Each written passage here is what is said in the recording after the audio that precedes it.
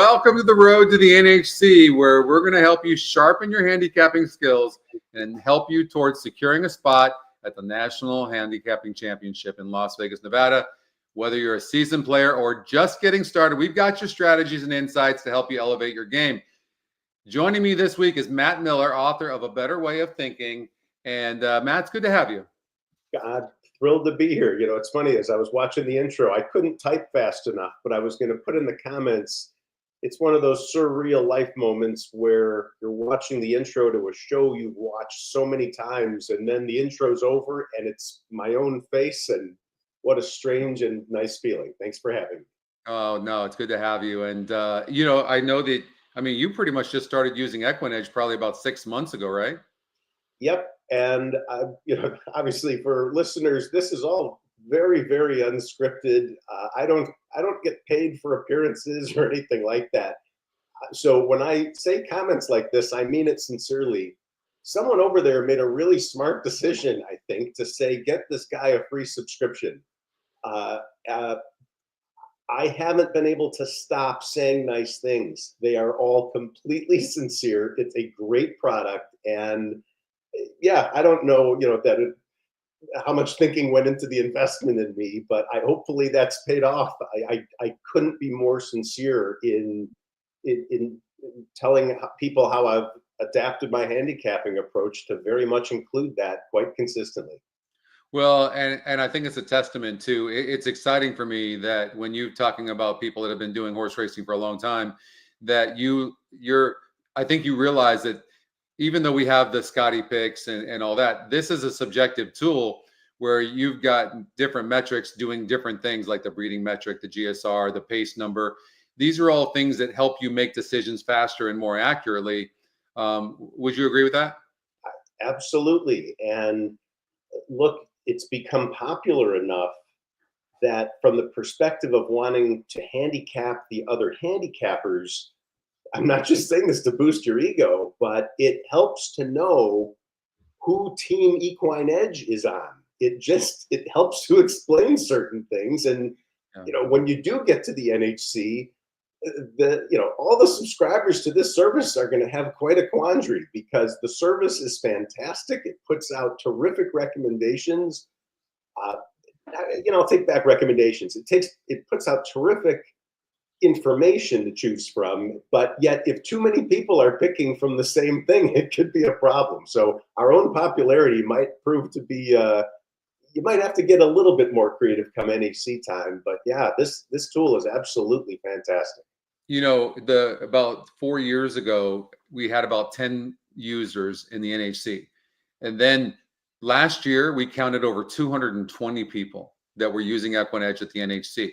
The only thing I would say, and I understand, like, I see, you know, where I see what you just said, where I see that influence is in the EquinEdge long shot. I'll see it there, Matt. Like, other than that, it's still subjective, where you have to interpret the GSR, the pace number, the win percentage, the EE morning line, right? You do have to interpret that. And so I don't think any two people are playing the same thing. I will say that when the EquinEdge long shot wins or is in the money, some of the exotic payouts I've seen are a little bit lower.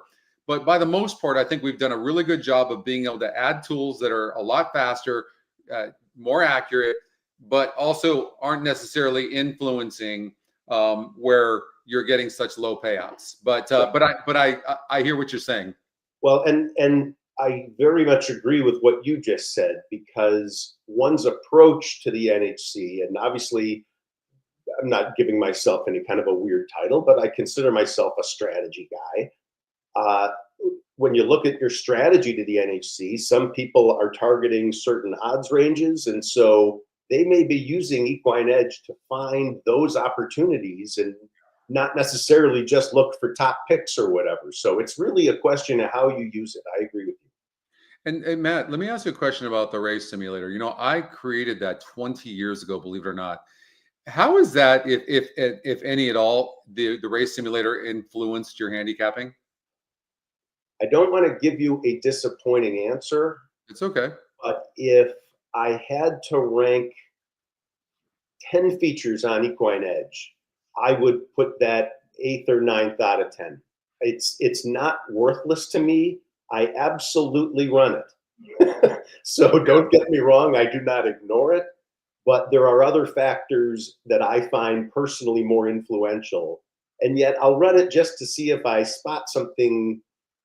Just every now and then there's something, and it's not just in the finish, it's very much in the progression of the race, that every now and then I'll see something of value there. So it's definitely something I enjoy and use, but I think I'm saying something more positive about the other aspects of the site that I find more value out of a couple other. I'm actually really glad to hear that, to be honest with you, because the tools are supposed to be a guide. And sometimes we have some people where the influence of the race simulator is actually too much. And so it's really important that you actually look at those metrics and not, I use the race simulator every race. I want to at least see, but where I use the race simulator the most is in the first call. And I don't know if you realize this, but our pace number is 73.5% accurate to predict who will be first or second at the first call. That's unprecedented in horse racing. Nothing even compares if you're a pace player. I'm a pace player and a trip player. But where I use the race simulator, the first call in the race simulator is 77.5% accurate. So it's actually more accurate than the actual pace number. And so I use that. I use it as a guide, but I also kind of want to see how the trip might play out, right? So that's where I use it. So not as a show me the race and who's going to win, but show me the race simulator based on the pace, show me based on the trip. So that's where I use the race simulator, where it becomes important. And I think each person has to find their own way on how they use things. Yes. And something I'll add, and again, I'm being a little crude in the way I'm saying it, but I'm just being myself and being direct. I was just thrilled to find out that the simulator wasn't some BS pictorial representation of what the other numbers already showed.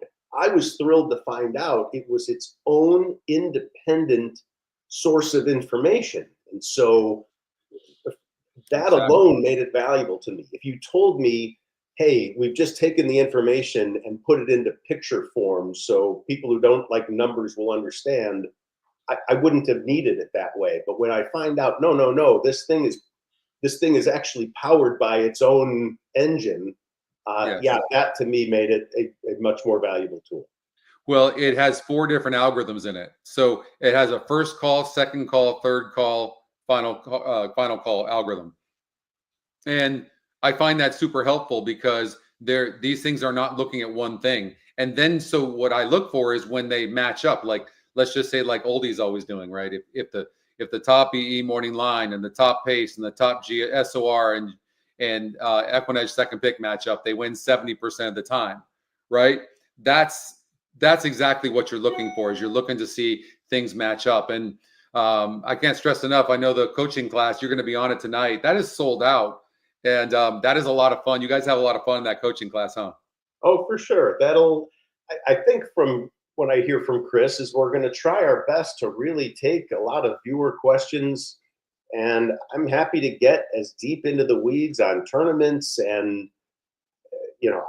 as much as I like talking about tournaments, I really try to steer people towards the integration of cash play with tournaments. I mean, that's really my message. It's not just the tournament strategy, but yeah, that should be a terrific time. And yeah, look, you've built a terrific community of people around here. As I'm looking in the chat and whatever, it's fun, and it's like hanging with friends. So for groups, especially for people that don't live together or in the same cities, it's nice to have this kind of close community. Well, it's just going to grow. There's a lot of tools coming up in the next few months that we'll talk about. We'll talk about your book, A Better Way of Thinking, and we'll just talk in general about horse racing tournaments, and we'll talk about strategy of handicapping. I'm really looking forward to your way of thinking, if you will. And but why don't we start off? We've got Aqueduct race number 2. So the first thing we're going to do, if you're new to the show, what we're looking for is the feeders first. So we're looking at a feeder. It's $18 to get into the feeder. And now you need to have an NTRA account. Go to ntra.com. It's super, super easy to do it, guys. It's $50 a year, and then you're in. So because if you win one of these or if you qualify, you want to be able to make sure that you can make it to the NHC and join us, because it's going to be a good time. I'm assuming you're going to be there, Matt? Absolutely. Yes. Okay. Looking forward to it. We're going to have a lot of fun. And so we first have to pick 6 different races. This is Aqueduct race number 2, 3, and 4, and Gulfstream Park 3, 4, and 5. And Matt and I are going to handicap those races with you. We'll do the feeders, and then I've got a feeder that I'm in the feeder as well, and we'll put our plays in. So let's run the race here at Aqueduct race number 2. And so can I awkwardly call timeout immediately and make Sure. this a different show than normal? Sure. Can we go back to the last screen we were on? Because to me, and I'm trying to be funny in the way I'm saying this, so much of the strategy of what goes on here and is going to be dependent on exactly what we're now looking at. This is 6 races, and it's not 12 races. So someone who might be a long shot player might say, I have less opportunity for lightning to strike in a 6-horse sequence versus a 12-horse sequence. So again, I'm not telling anyone what to do, but as I look at something like this myself, I look and see it's just 6 races. The next thing I did, and this is going to take me 2 seconds, Scotty, I promise. Oh, you're fine. Please. I ran to EquinEdge, and it was only 6 races at 2 tracks. So just very quickly, I just put, I think it was Aqueduct 2 was the first one, and I put it in there, and I saw very quickly the top 2 picks were 2 favorites. No issue with that. That's actually my preferred outcome when I'm using this. So I don't get disappointed when favorites are recommended. I then click the next race and see something similar. I click the next race and see something similar and say, wow, Aqueduct's going to likely be chalky if Scotty's right. Let's flip over to Gulfstream. Okay, the first race looked a little wonky, but then the next 2 looked a little chalky. And so I then backed up and said, I'll check one more source real quickly. Ran over to In the Money, where I get a daily email from Nick Tamro with his picks. Without revealing their confidential information, I'll just say that they matched up pretty darn well with EquinEdge in a lot of cases. And so within 3 seconds, I knew this is going to likely be a pretty chalky sequence. And with only 6 races, I have to come up with a strategy. What am I trying to do here? Am I going to try to hit all 6? Am I going to play Scotty long shots, just hoping to catch 1, maybe 2, and that should do it? Again, I'm not telling anyone what to do, but from my perspective, that's critical first work before I start diving into the specifics. It's almost like a pick 6 where I just want to get a sense of what the whole sequence looks like before I then get into each individual race. Right. Yep. I agree. And so so your strategy initially, I know that you, from what I've heard, you really tend to favor, you like to go for more of the favorites. And why not? I mean, they're winning 33% of the time. One of the top 2 favorites wins like 53% of the time. So, I mean, you're going to find the winner there a lot of times. What I will say, though, is when you're playing in these mythical tournaments is that if you do play, and I tend to lean towards favorites too, to be fair, and I've had to adjust a little bit because it just takes one race where you get a price horse, and then you could win 3 of those 6, with favorites, and then one price horse comes in and you're out of it. So when you do choose those favorites, Matt, for me anyways, you can't be wrong. You have to make sure that you're pretty confident that favorite is going to win. The other thing is I'll take the free money. I'll take a 1 to 2 shot if I really in my heart believe it has a big chance of winning. And then we'll talk also about, and I want to talk to you about how you use the pace number, because I use the pace number also to find vulnerable favorites, and we'll discuss that. But let's get to this race number 2, and we'll give an example here. So when we run to the first call, it looks like the 2 horse will have the lead. And if you know anything about Aqueduct too, pace really can hold.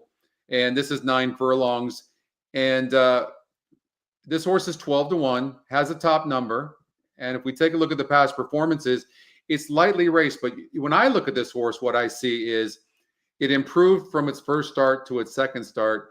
And so a lot likely you can see continued improvement. with horses like this. Not that I like this horse or not, but it is 12-1 on the EE morning line. But let's run this race. Here we go.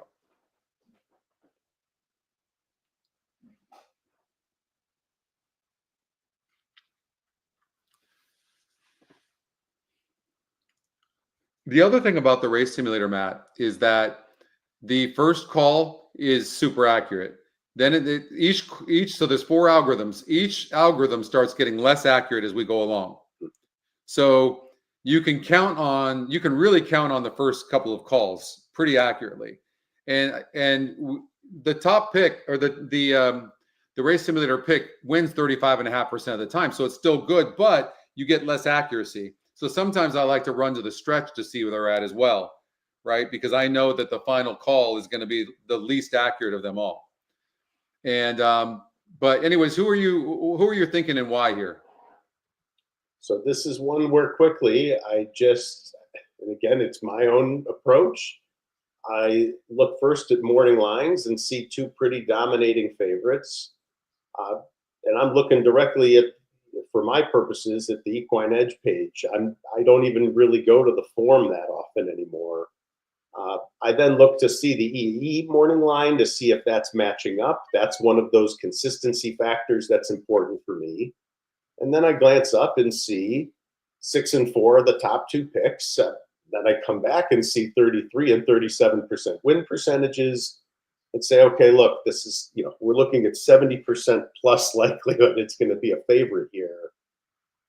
I then go back in my head to my initial strategy and say, but wait a second, maybe the one horse where they've got a 3-1 morning line projected and it's the Scotty long shot, maybe that's all it's going to take is, just getting one of these Scotty long shots to win and another to place. That might be enough. And so again, for me, and with the strategy I employ, just my high level view of this sequence would likely be to be playing 2 entries in this tournament, to be largely following your first or second picks. And I think there were 2 races where I would get pretty wonky in terms of what I would try to do beyond that. So it wouldn't be favorites in every race. But for me, I'm almost overwhelmed in a race like this, looking at 33 and 37% win percentages. I'll also point out, as the first race of the tournament, you get a look at the board. I know it's a pick and pray, but you get plenty of information off the live tote board. And so I would most definitely be utilizing that before entering my picks. Yeah. So when I look at a horse like the one horse, the first time starter, it's 3-1 EE morning line. It's 12% to win, but look at that massive GSR. And it's also the EE long shot. It's such a big GSR. The horse is obviously well bred. We take a look at the mother wasn't much. And but what I will say is, and I'm sure this horse is bred to run all day long, and it is. You can see the GSR plus grid, 9 furlongs, 10, 10.5, 8.5. It's very difficult to win first time out going 9 furlongs. I mean, it's asking an awful lot. I think we could be looking at a horse that's going to be sitting far back and then making a run. And then when I looked at the top 2 picks, the 6 and the 4, here's what I think I saw. I saw a horse, if I look at the 4 horse, Matt, I see a horse that ran a decent 3rd place finish against 4 other horses and then stretched out. The GSR went up. And if you look, the horse really didn't improve. It just kind of ran, finished 3rd. I'm looking to see improvement in that start. And since I didn't see that, for me, I'm going to assume that with Chad Brown, Manny Franco, the 6 horse. So the 6 horse will be my play.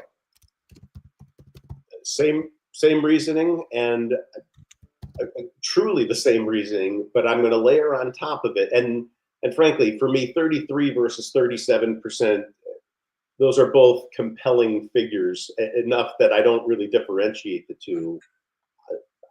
The only thing that might get me to switch off that 6 again would be the tote board. You're going to have the benefit of the win pool, and you're going to have the benefit of the second half of the daily double to see how those horses got played. And if somehow, let's just pick on the one horse as an example, because it is a first starter. If that horse was just getting pounded in the doubles and whatnot, that might be enough, especially with your point about the GSR that stands out so much. That might be enough to get me to switch, but otherwise, yeah, the 6 feels pretty good here.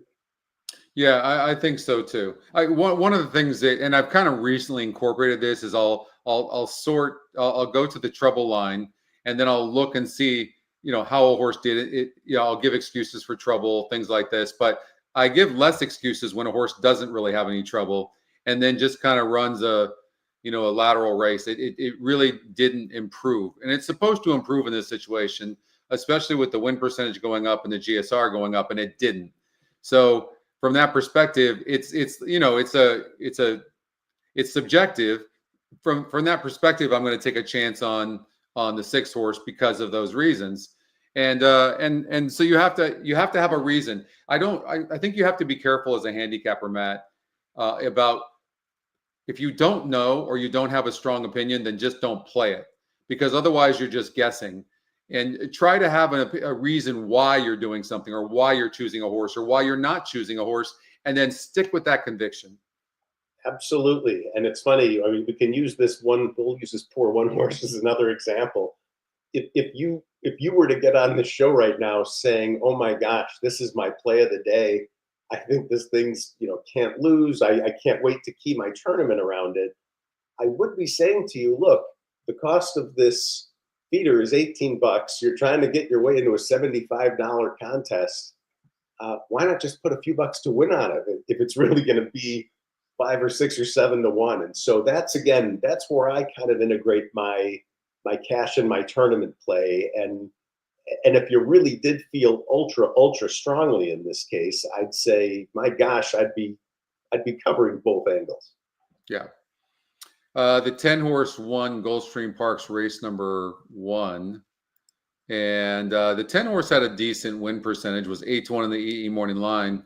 And if you run the race simulator, I mean, it had the 9 winning for fun first time starter, who I don't think that horse got third at 6-5, went off as the big favorite.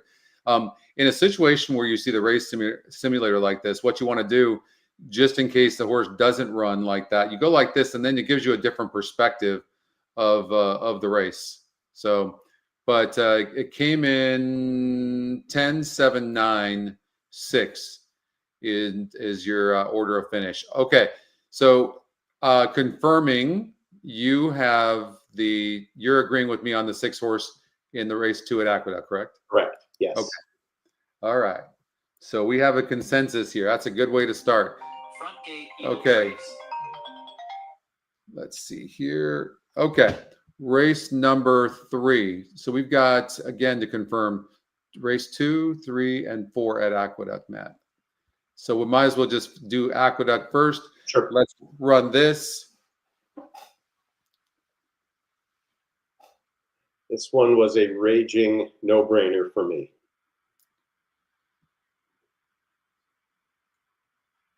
Okay, talk us through it. The 80 pace edge seemed overwhelming. I don't think 6-5 as a morning line is assigned lightly.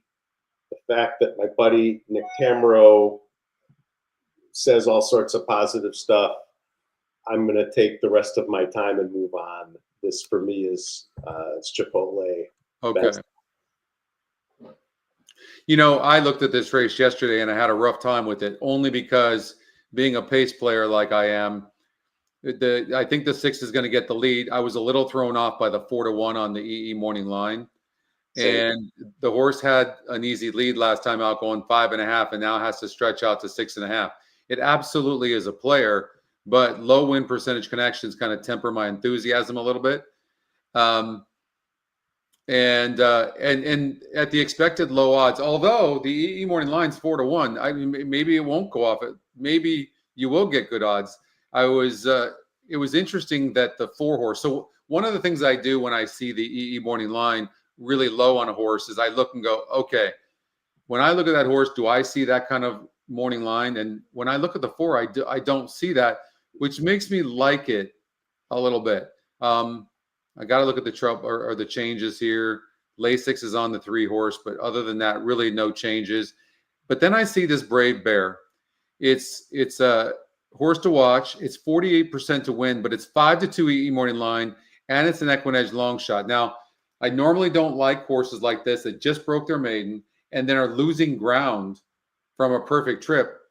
Like, there's a lot of conflicting information in this race. There really is. And so now I'm even looking further. I'm going, okay, this horse also doesn't look like it should be 48%.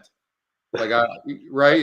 It just doesn't. Like, so, and sometimes the system gets it wrong. Maybe, who knows? Maybe it won't. The connections win 25% of the time. Lascano was aboard for that maiden breaker, but the horse really improved last time out. But that was within a drop in class. Now it's going back up higher.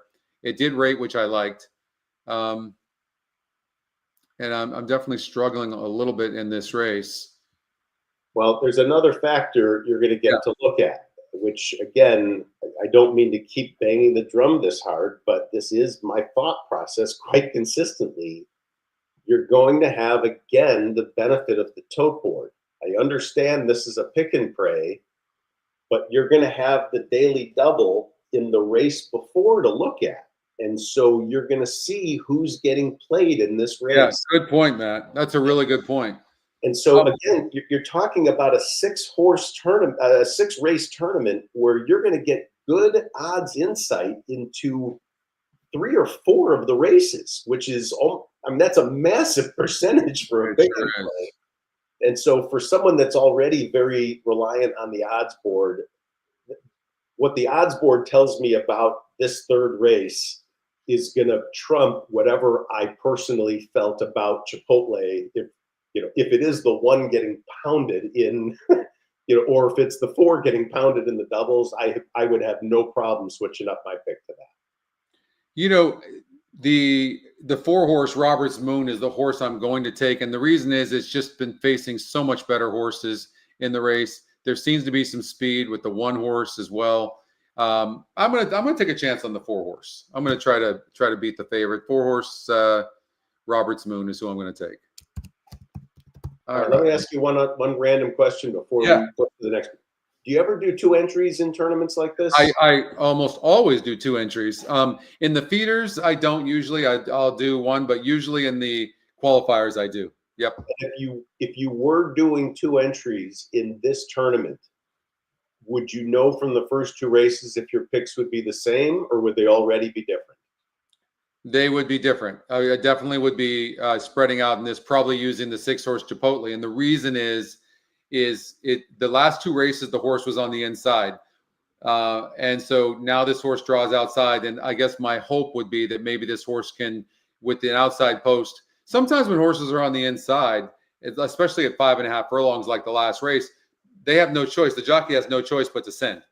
Right. So now this horse draws an outside post, and now it can probably relax a little bit more. I am thrown off a little bit by the 4-1, but I'm also thrown off by the 48% win on the 1. What also is throwing me off is not only an EquinEdge long shot, which, it's only 6 horses. There has to be a long shot, but the 5-2 on the EE morning line on the 1 kind of throws me off as well. That horse goes over and wins and, goes off at 3 or 4-1 because the 4 and the 6 are taking action. That would be frustrating. So I think this is just a really, really hard race. Yeah. Well, I'm going to answer my own question here and say this is exactly the type of tournament where I would do 2 entries. I would adopt a different strategic position for both. And so for the first, you can see it, and from my comments already, that I do think this is going to be a pretty favorite-dominated tournament for 6 races. I could absolutely see playing a second entry that focuses a little bit more on the Scotty, on the long shots and on, I'm not going to call the 4 a long shot, but, something other than the logical favorite. And maybe it just takes hitting a lower percentage of those for this particular set of races. So again, each to their own, but if you're playing 1 entry versus 2, I pick a strategy for each and follow it. And hopefully what we're saying adds some value to one or those or the other. If it helps a little bit to put perspective in why I'm taking the 4-horse, I'll take you back from the beginning. So this horse gets a second place finish in his first lifetime start going 5 furlongs. That also is not an easy distance, especially from an inside post and you don't get the lead. Then immediately goes on the turf. GSR goes up and wins that race against a 52 maiden group optional claiming. Okay, then immediately goes up and faces much tougher. First time going 2 turns, goes on the dirt against a tougher group of horses and doesn't run well. That's completely understandable. That's asking a lot. Then goes to Keeneland at 8.5, around 2 turns, 8.5 furlongs, was only 1% to win. So I have to forgive that race. That was a 66 group. Then last time out goes to Parks. I mean, this horse has been at 5 different tracks in 5 different races. This is the 6th different track. I mean, I don't know what they're trying to do to this poor horse, but it's got to be thoroughly confused. And now it's dropping 10 points in SOR. I would have loved to see, though, the win percentage go up on this horse. So that does throw me off a little bit. But this is a big class relief for this horse. And so, again, we're looking at a really tough race. Now we could do the same thing with the 1 horse. What's going on, Sylvain? Mike, Justin, who else do we have here with us, Matt? We've got John and Scotty and Brad's here. Gary, hi, Gary. Hello to you all. Gilly's in the house. And appreciate you guys joining us. And please chime in. I'm going to start asking Matt a bunch of really, really tough questions. And him being a former attorney, I think he can handle it. Former. So that's music to my ears. Thank you. Okay, let's look at okay, so you're going with the 6. I'm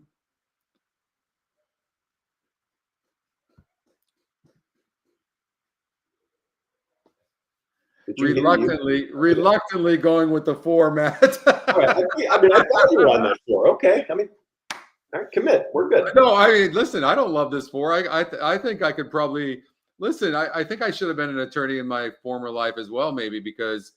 Or I might have been actually, because we can turn here's what I always tell people too, Matt, and you know what I'm going to say. You can turn anything into a positive, but sometimes that hurts you. And so you have to be able to look at the other side as well and make sure you're looking from 2 sets of lenses. Would you agree? I definitely agree. And again, getting back to the concept of 2 entries, maybe after our conversation on 6 races, people feel confident on 3 of them and say, okay, I'm picking those 3 the same, but I could tell these guys on Aqueduct's 3rd were struggling. And so I'm going to pick 2 different horses on the 2 different, and so maybe you split up 2 entries that way where, okay, you are going to need a little bit of luck in the end that hopefully you match up. It's not an even distribution. However, the 2-ticket insanity you can go through, but again, it's maybe another strategy. But no, I actually think, for what it's worth, I'll make a bold prediction and say if the 4 wins, I'll bet you end up winning a seat in the feeder. Yeah, I mean, well, I don't know what it's going to go off at. We'll see. Again, I probably wouldn't be using this horse if it wasn't 3-2 on the EE morning line. That's when you're talking about the 1 horse being in this race and the 6 horse being in this race. That's a really aggressive morning line. And so, look at this horse wasn't that low in all these races. All of a sudden, it's 3-2. No, I think I'm going to stick with it but the 1 horse is intriguing from the win percentage in the EE morning line. It's a horse to watch, but all right, we got to move on. So I'll be fair and say you reserve the right to look at the double pool and change your mind. Yes. Okay, that's fair.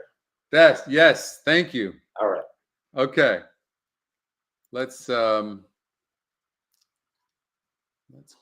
to race number 4. Okay. Let's go to race number 4 and run this thing.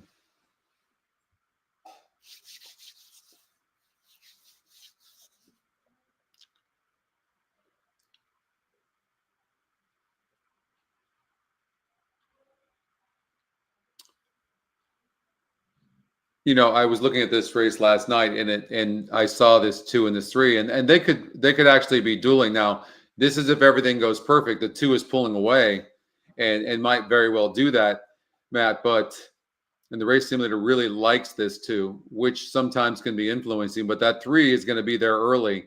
And tell us what you like and why.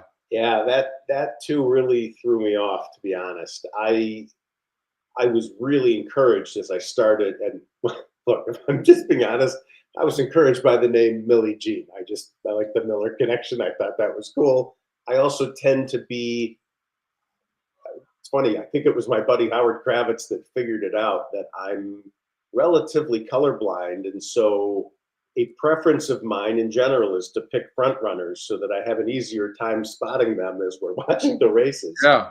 And so I do have a preference for front runners. I also very much at Aqueduct right now have a preference for front runners. And so I was thrilled to see Millie Jean get out to the lead. This is what, especially looking at, so I don't, and this isn't a critical comment on EquinEdge, I don't get it. I don't understand how the usually accurate race simulator saw this one way. I'm looking at a massive pace advantage figure here with a box around it, which I know is a big deal. In this case, I don't buy the simulator. My guess is that the 3 hangs tough. You know, maybe they're battling. I'm not sure how much I care, given it's not the largest field in the world. But my guess is that 3 hangs in there way tougher, actually, to the point that that's my pick. And I think it's actually the 2 that's going to be backing up, or at least that's my hope. All right, Matt's on the 3. Very tough race. John, we're not covering Aqueduct race number 1. We are covering Aqueduct race number 2, though, so we'll be doing that. And we have 30 minutes to get in our plays, but we're in the 3rd leg of the feeder. This is super interesting, Matt. If these are your favorites, you know we're in big trouble. But look, you want to talk about burning money? This horse favorite here, the 2 horse Tempting Lady, losing by 8 lengths. The favorite here losing by 10 lengths is 40 cents on the dollar with 63% to win. I mean, just because it's got a change in scenery doesn't mean anything. And the 3's not much better. Same thing. And clearly the 3 needs the lead. The 2 is pretty fast. And from the race, what the race simulator is saying. So do we maybe see a complete meltdown of these 2 horses, and a horse like this one, Goulian, gets up and wins the race, has a new trainer? I mean, you look on paper, it doesn't look likely, but if you look at the race simulator, maybe you're looking for an angle of the horses that are going to finish. And if you throw the 2 out and you look at this race, even the 3 horse barely wins this race. What about the 6 horses? The 6 to 1. Okay, so here's an interesting horse. The 6 political spin, Matt. When you've got the 2 and the 3 in this race at 5 to 2 and 6 to 5, this 6 horse is 2 to 1, and it hasn't burned money. It's not been the favorite. I got to go with the 6. I mean, I got it. It's the EquinEdge second pick as well. Well, the 6 is certainly at a minimum, as I'm looking, it's fair to say it has been running to its odds. And so if the odds prediction here is remotely accurate, I think you've got that's a way better value than 6. You know, again, if the odds predictions here are accurate, which it's a different question, but yeah, to be getting double the price on the 3, I think they very much have very even chances. So yeah, I like it. It would make sense. Maybe a horse like the 4. The 4 got a nice second place finish last time out against a similar group. Same kind of win percentage, same kind of setup. I mean, certainly this, I wouldn't be surprised. Jackie Davis is aboard. That wouldn't surprise either. Agreed. Although, again, in the context of a tournament, the question is, what kind of players are we playing against that are going to be taking horses like the 1? Let's just pick on that. So yeah, I just kind of look at that and say, if that's the kind of horse in a 6-race tournament that wins, I'm going to have a problem. Me too. This just isn't going to be for me. And so it's to the point that those are throwouts when it comes to this. And I say, I'm just not too worried about it. I'm also I'm not too worried about too many people in the tournament even having that. It's I do think, again, in a 6, it's 6 races. I do think people are going to get a bit more conservative and maybe hit a little harder on, you know, a slight long shot, thinking that's their differentiator. So Yeah. in that context, to me, I'd be surprised to see people taking horses other than the 2, 3, or 6. And for that reason, I don't feel as stupid for taking the 3 because, okay, if it wins, great. If I'm wrong, I just have a feeling a lot of other people are going to be wrong with me. No doubt. No doubt. I will say this. The 4 horse, this is an angle. This 4 has not run a lick in its entire life, except for its first race. And all of a sudden it gets second in its last race here at Aqueduct at this level. It's maintained. It's not like the win percentage drops to 2% or 1%. The GSR, in fact, goes up from 58 to 65. So this is not a bad angle here on the 4, because I wouldn't be surprised if both the 2 and 3 just stop. I mean, this is what they've been doing every time. So, yeah, these aren't good horses. I mean, they don't perform super well. So if they won, I think if they won and get first and second all the way down the track, I'm not going to be surprised. If they both come in second last and second last, I'm not going to be surprised. So usually in races like this, with projected really low odds, the value just doesn't seem there. For me, it makes sense to play a horse like the 4 or the 6 horse. And since the 6 hasn't burned any money yet, I'm going to say 6-4. I'm going to go completely away from these 2 favorites that have they're not only burning money. One of my plays against is you're the big favorites like this, and you're losing by 15 lengths, and you're the favorite. And the 2 horse is no better. Look at this. Agreed. 40 cents on the dollar, 63%, 33%. Look at these losses. And the trouble line's not even suggesting really it was all that bad of a trip. And for people playing 2 entries that are adopting a strategy of, I'm not going to try to catch 4 favorites, I'm going to try to catch 1 or 2 mid-priced horses, it would make complete sense to me if this was the race where you said, okay, I'm going to take the 4 over here, I'll take the 1 over here, and hope that one of these 2 pulls a rabbit out of a hat, and this can be a differentiator type race. I don't think you're giving up that much if the 2 or the 3 ends up winning. They're going to pay so little that you'll given up very little ground, in my opinion. Okay, so I'm putting in. I am playing in this feeder. Okay, now let's go to Gulfstream Park to confirm you are on the 3 horse, Billie Jean, right? Yes. Okay. Agreed. Yes. The 3, and then I am on the 6 horse, 6-4. Okay. All right. Let's get to Gulfstream Park, and we start in race number 3. Actually, just to mix it up just a little bit, we've got 3 minutes before Gulfstream Park, race number 2. Should we? You feel like getting a little bit of action? Phones in hand. Let's go. Okay, let's do it. All right. I actually handicapped this race, and I thought that the 7 horse Matt might be a little bit vulnerable from that outside post. Even though there's only 6 horses, it doesn't really particularly have that much more speed than the others. I'm hoping you're going to tell me you like the 2 or the 4, because I do like the action of it. So the 4 horse is another one that I wasn't sure about because it has burned some money as well. But I do like the 4, but I like the 2 a lot. Yeah. And low. Just to be clear, we've got low win percentage connections here, but I think this horse saves some ground from the inside and might be tough. And let me give you another long shot, because I know you'll play a long shot once in a while here, and it might be the 6. So for sure, the 2 long shots in the race, and that obviously there's going to be a long shot with only 6 horses. But I think the 6 horse is an interesting horse. What was my points of that? I had a point of that horse. Let me see here. It's had tons of trouble in its last 3 races. Tons. I mean, look at this.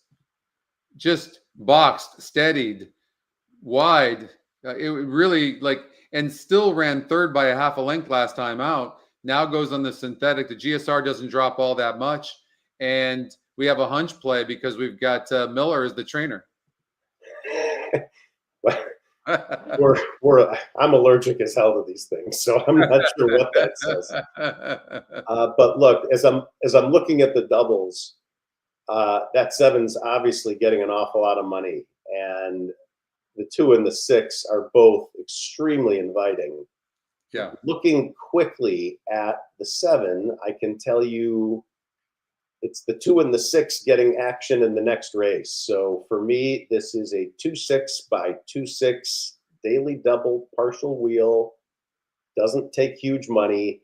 I do think the 2 is a better value probably in the double pool than the win pool, at least presently. But as we know at Gulfstream, what we're looking at doesn't mean anything until at least halfway through the race. Yeah. By the way, yeah, the one horse, I thought the one was a horse you had to look at. I thought the one, it doesn't seem to have a lot of speed in this particular race. If you run the race simulator, I think it was pretty good. No, it was actually right there. I thought the one, and I don't think the one has to be that close actually. So I actually liked the one 5.5 furlongs last time out. That was a really good effort, especially in a race where maybe the 7 could be vulnerable. It's got Irad, it's on the outside. I get it. But at this level, and I think, we could maybe beat that horse. And I think the 1 is a player. I'd feel a little better about the 1 strangely, if the price was a little lower.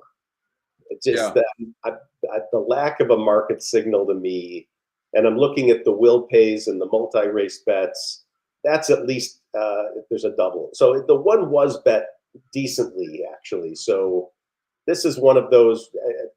This is actually one of those where I'd be willing to bet right now that by the time the race is halfway over, the horse is 5-2. Yeah, I would agree with that. That's a really good point. And when you look at this, look, the 2 poor. Look at this horse 1 going 5.5 on the synthetic, 5 back. Then goes on 2 turf races, ran like hell. Throw that out. Then 2 races back on the dirt against a 54 group. Throw that out.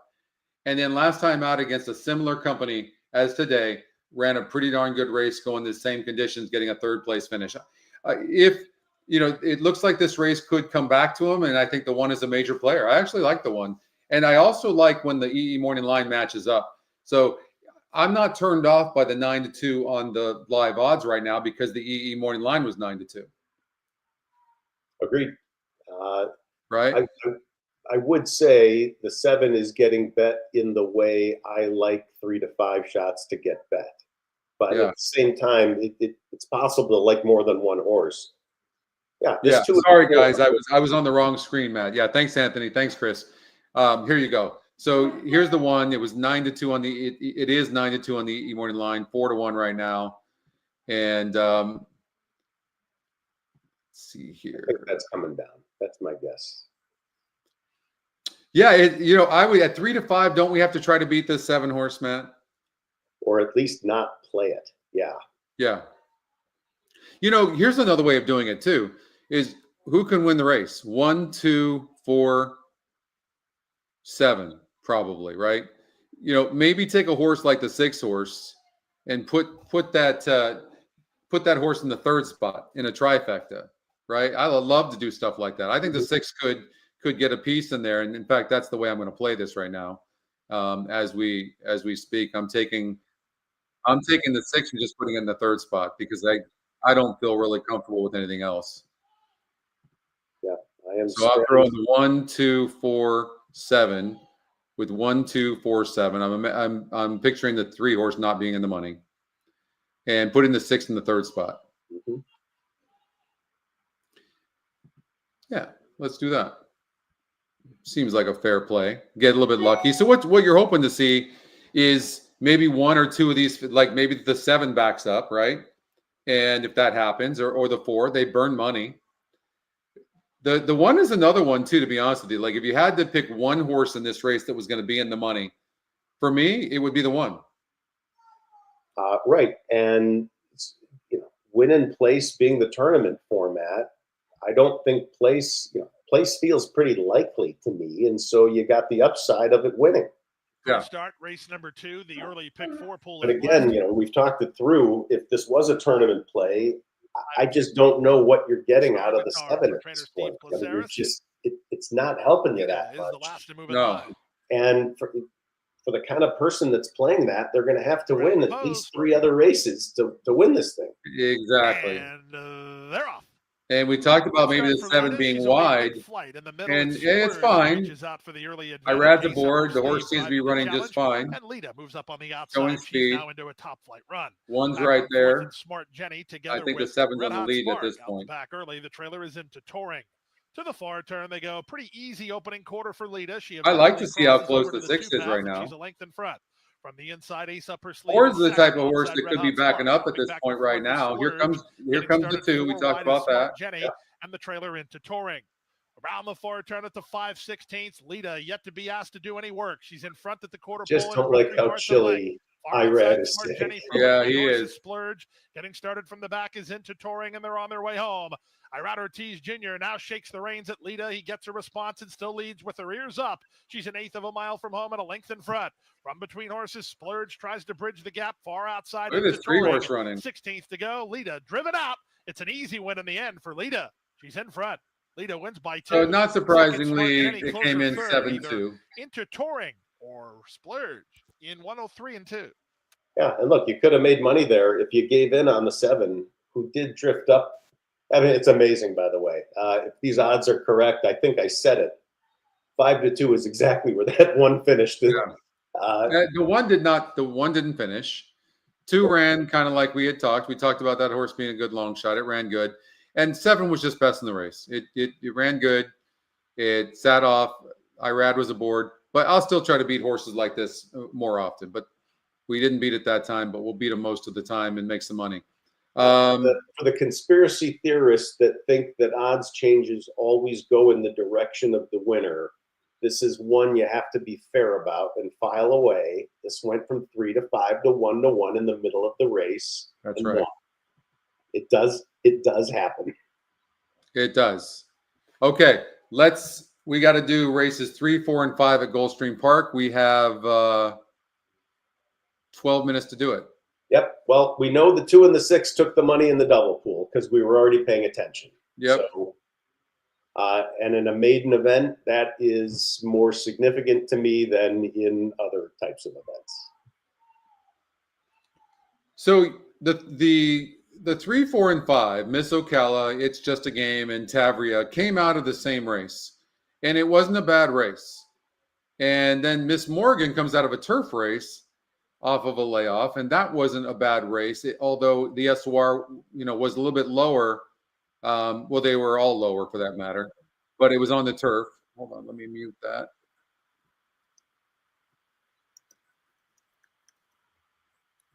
So 1, 2, 4 is your order of finish.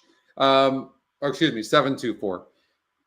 Take Me to Paris. This horse didn't look bad as well, but I just couldn't go. It had actually the win percentage just dropped on this horse.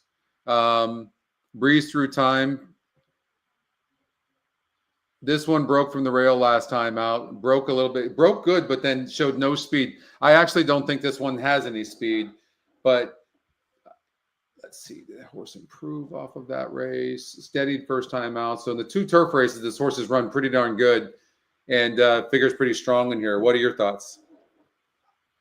2 horse, not a close call. I looked at the double probables. When you have 2 horses basically paying the same in the double, and then you go look at the morning lines, and you see that one of them is a tick higher than the other, and they're still paying the same, that's a good signal to me that at least the market's looking at the 2 and the 6 similarly, and I'll take what I think is going to be the higher price. So 2. Okay, it matches up. By the way, again, it's also the top pick. I don't mean to discount the handicapping side of the equation. Yeah, I'm looking at a top win percentage. So there's a multitude of factors lining up for me, but market signal, admittedly, is tops for me. Yeah.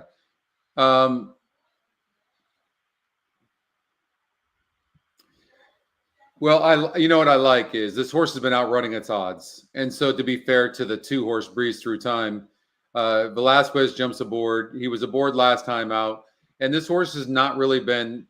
It's been 12%, 5%, 11%. Now it's 27%, and I think maybe it's time for this horse to win. So I've got to go with the 2-horse as well.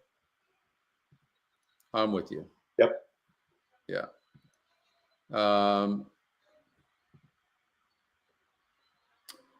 Okay, race number 4. We're going to have Oldie joining us as well, Matt. So that'll be nice, the 3 of us, and we'll do some chatting here. I got a bunch of questions for you, but let's get through this feeder first. Of course. As this was a tough race. The 1-horse Smokin' Jack Flash has. I put a note on this horse. I remember this horse very well. And this horse has been losing ground in its last 4 races, Matt. And but for whatever reason, they added blinkers in the last work. Now, this horse has had blinkers before, but for whatever reason, that horse just crushed that work. Now, it's a low-level maiden claimer, but supposedly this horse is doing very, very well. So if I'm just trying to be gracious and honest, my gut told me you were going to pick that 1, so I tried to stay out of your way. So I went with the 3. If I'm wrong, I'm willing to switch back. But for me, again, I don't mind taking a morning line favorite. Especially when I feel like I might end up getting some value if EquinEdge morning line really thinks it should be that much lower. And so with the top win percentage, I feel pretty good about that. But if we were going in reverse order and you had just taken the 3, I'd be making an argument for the 1 right now.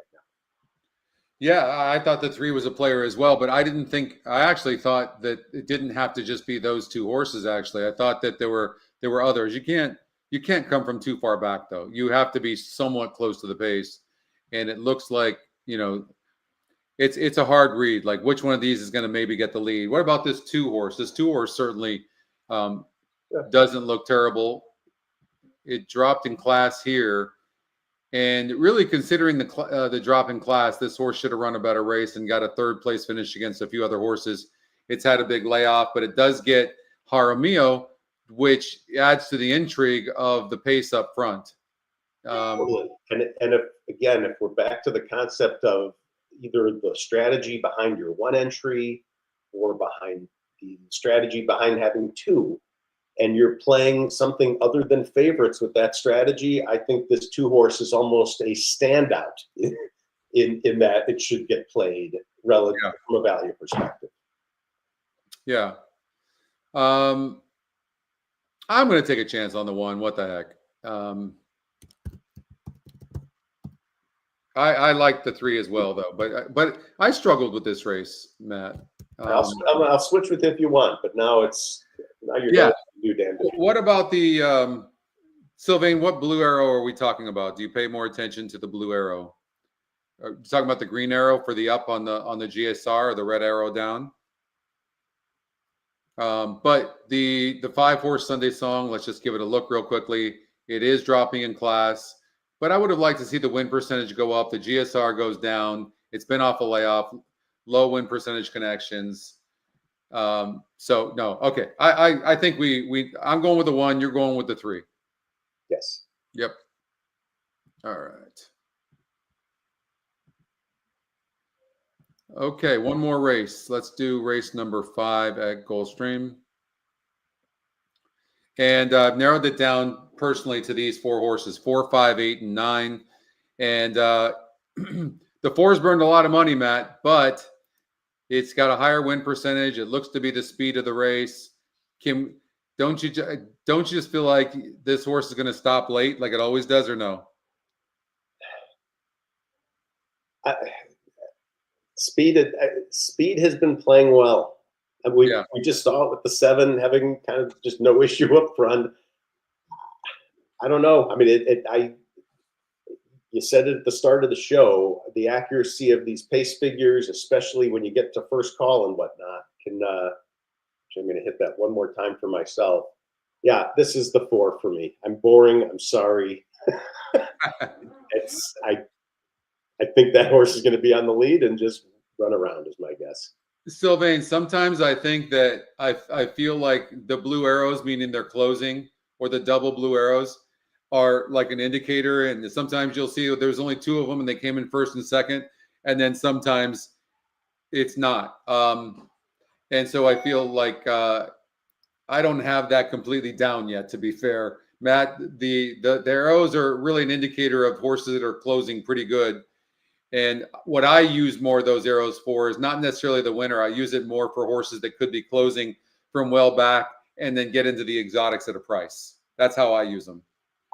Yeah, and I think on a few of the other EquinEdge shows I've seen lately, there were a few kind of flukish cases where they had one of those arrows in front of a winner. And so that was kind of an indicator of the source really might have something, might really have something to be given at the end if they still have an arrow in their, and it's projected to win. So that, I don't know, but I have the same sense, yes. So the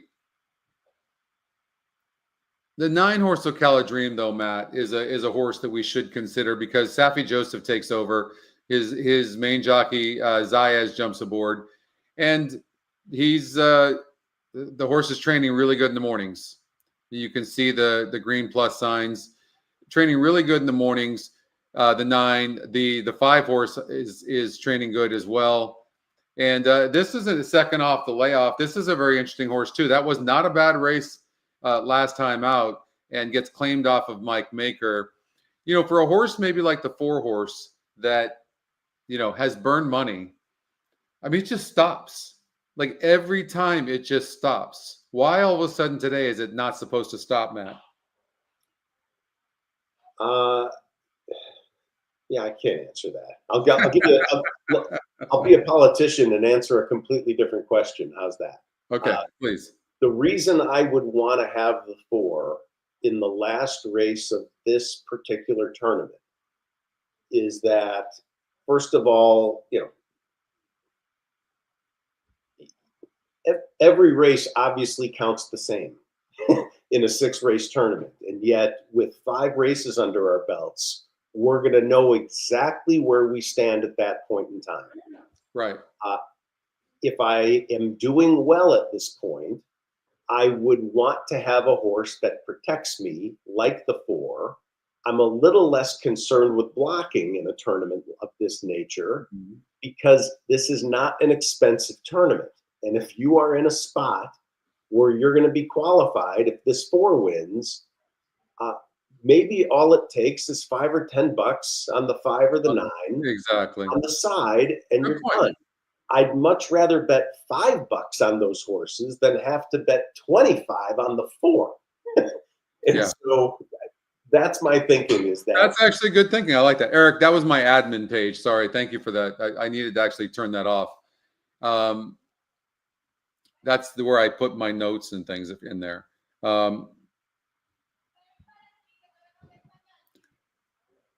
Ken says you can use the same thoughts as to why you should use the 9 who hasn't won a race in a year to win.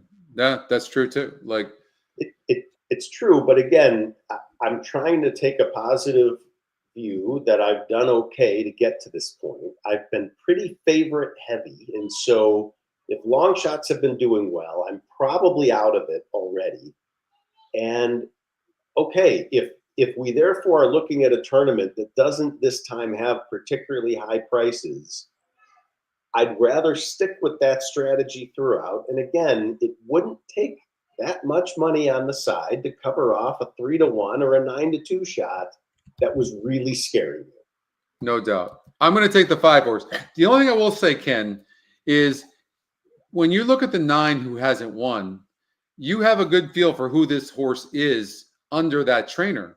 So that horse is easy to not use. But when you get a new trainer like Safi Joseph, who's 30% with first-time horses, 23%, then now it's a little bit different. Now you have to, this is something you can't see.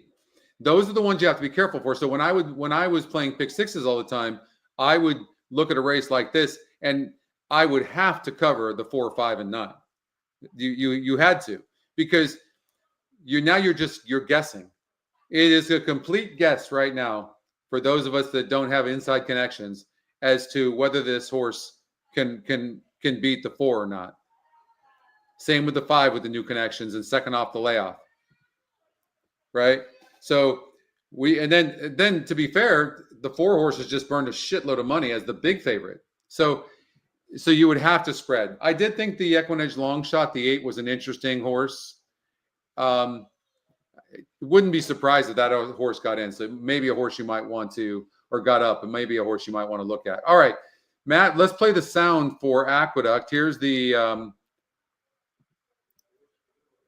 they're at the gate, and you are on the 6, and I'm on the 6 horse, who's even money right now, Uncle Holka, and a bourbon for Toby, the 4 horse, who's the other favorite. I went away from that horse because I felt like that horse didn't improve enough in its second start. And Chad Brown and Manny Franco have this Uncle Holka that's not, I don't think it has great upside, but in this field, I think it's a horse that can be tough, and it's a nice purse, $80,000. Agreed. And I didn't have the benefit at the time of a current odds board like this. This is one of those I get more emboldened seeing 4 to 5 instead of 9 to 5. So I'm liking what I'm seeing. Yeah. And the 4 horse, we talked about that first time starter, Chowser, who's got an amazing GSR. Chowser right now is pretty dead on the board at 9 to 1. Yeah, and look, I'm just going to point out to people still keying in bets, the 6-6 double pays a fraction of what all other doubles pay. And so if you're looking for 2 likely winners in a 6-race contest, if you're looking for likely winners instead of value or long shots, this would be a pretty clear-cut case. The 4-6 is the next lowest combo. The 6-4 exacta is $4. I honestly would have expected that to be lower. Yeah. 3's taking some action too. So 3 is taking some action.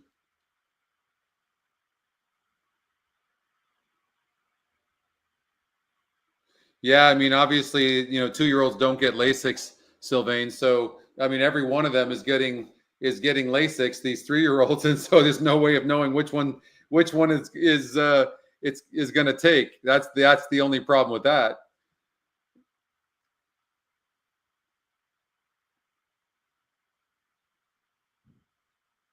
But yeah, 3 is taking a lot of play.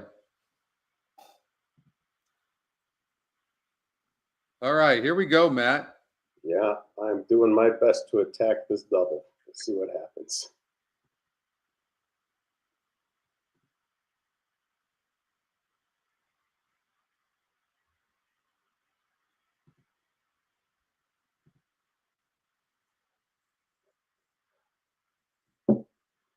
They're going 9 furlongs here on the dirt. All right, I'm going to try and look and see if I can find contest. And 9 wants the lead. I mean, Manny shot this horse. Oh, he just wanted to get position. So he did get position, but the 4, a bourbon for Toby, is on the lead, 9 to 5. Uncle Holka, the 6 horse, ended up getting off Matt at 4 to 5. And the 2 horse that was projected to get the lead couldn't get it, but the 4 wanted the lead and got it. Yeah, if I had played the 4, I'd be happy with this.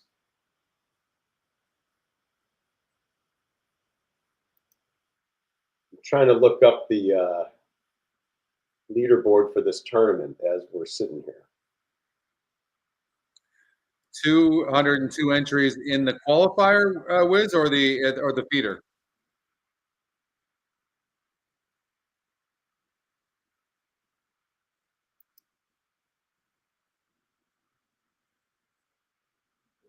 Right now, I see the 6 with better strides than the 4.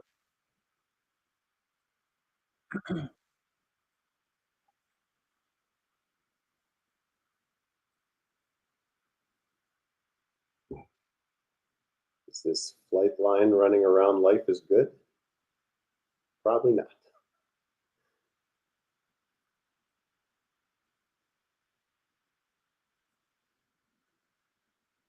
Mm-hmm.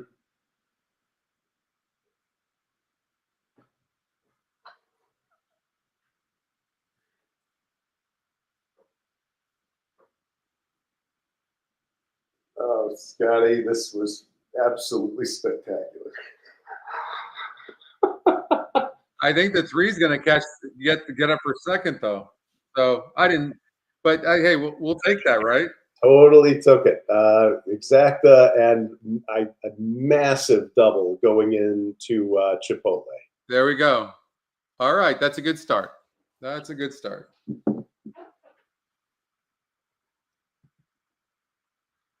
Yeah, I mean, 4 was all out from the beginning. You know and look, the 4 horse didn't improve in its second start, and that was a major negative for me.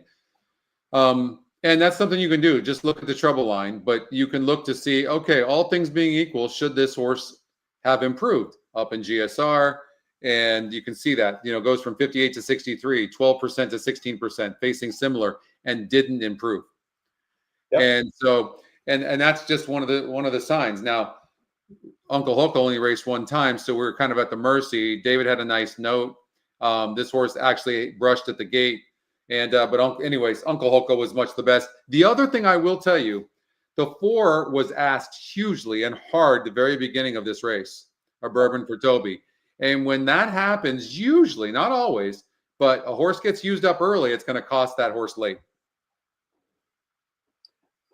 Yeah, I mean, the other way I look at it is if they're that sure that the horse is that good, and they just say get the thing out of trouble and get it right to the front.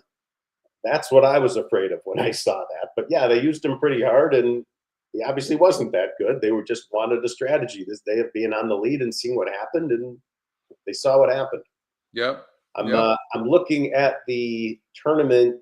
I mean, the leaderboard obviously hasn't updated yet, but 202 entries. Okay, in the feeder. Yep. Okay, got it. A remarkable 40 get entry to this thing. Yep. And it's comical to get their money back. And yeah, the 6, I'm not that colorblind. Looks like it got about, I'm going to say a 5th of the picks, maybe a 4th. So 20 or 25% of the people chose that horse. Yeah. Right. Okay. So I'd say the people who didn't, I don't think it's that big a deal. I would be upset in this if I had entered this thing, and frankly, I got so distracted with everything I didn't. I would be upset if I had played an entry full of favorites, but not this one for some reason. But otherwise, if I wasn't a favorite player in this thing, this would be like, okay, this was the least damage that was going to happen to me here. Yeah. So we've got Gulfstream Park race number 3 coming up in 5 minutes. We'll wait for that. Okay. So I wanted to talk to you about so you have a strategic betting approach. So what I read was, let me read so you focus on how to wager effectively rather than predicting which horse will win, highlighting the importance of strategy in betting. So can you explain that? I feel that people like you, people like Howard Kravitz, people like Nick Tamro are better at this than I am. No matter how much time I spend, some of it is frankly a function of the effort I'm willing to put in. But I don't feel that I'm the best handicapper out there. I feel lucky that I know a bunch of them. And so rather than spend my time and energy on something to only be almost as good as my competition, I'd rather focus my efforts on what I know to be good at, which is betting.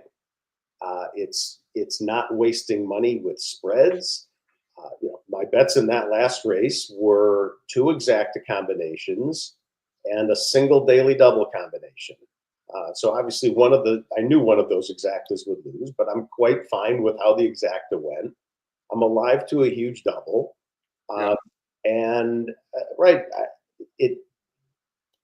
maybe the one thing I didn't do that I might have done, but I didn't want to see 3 to 5 was a win bet.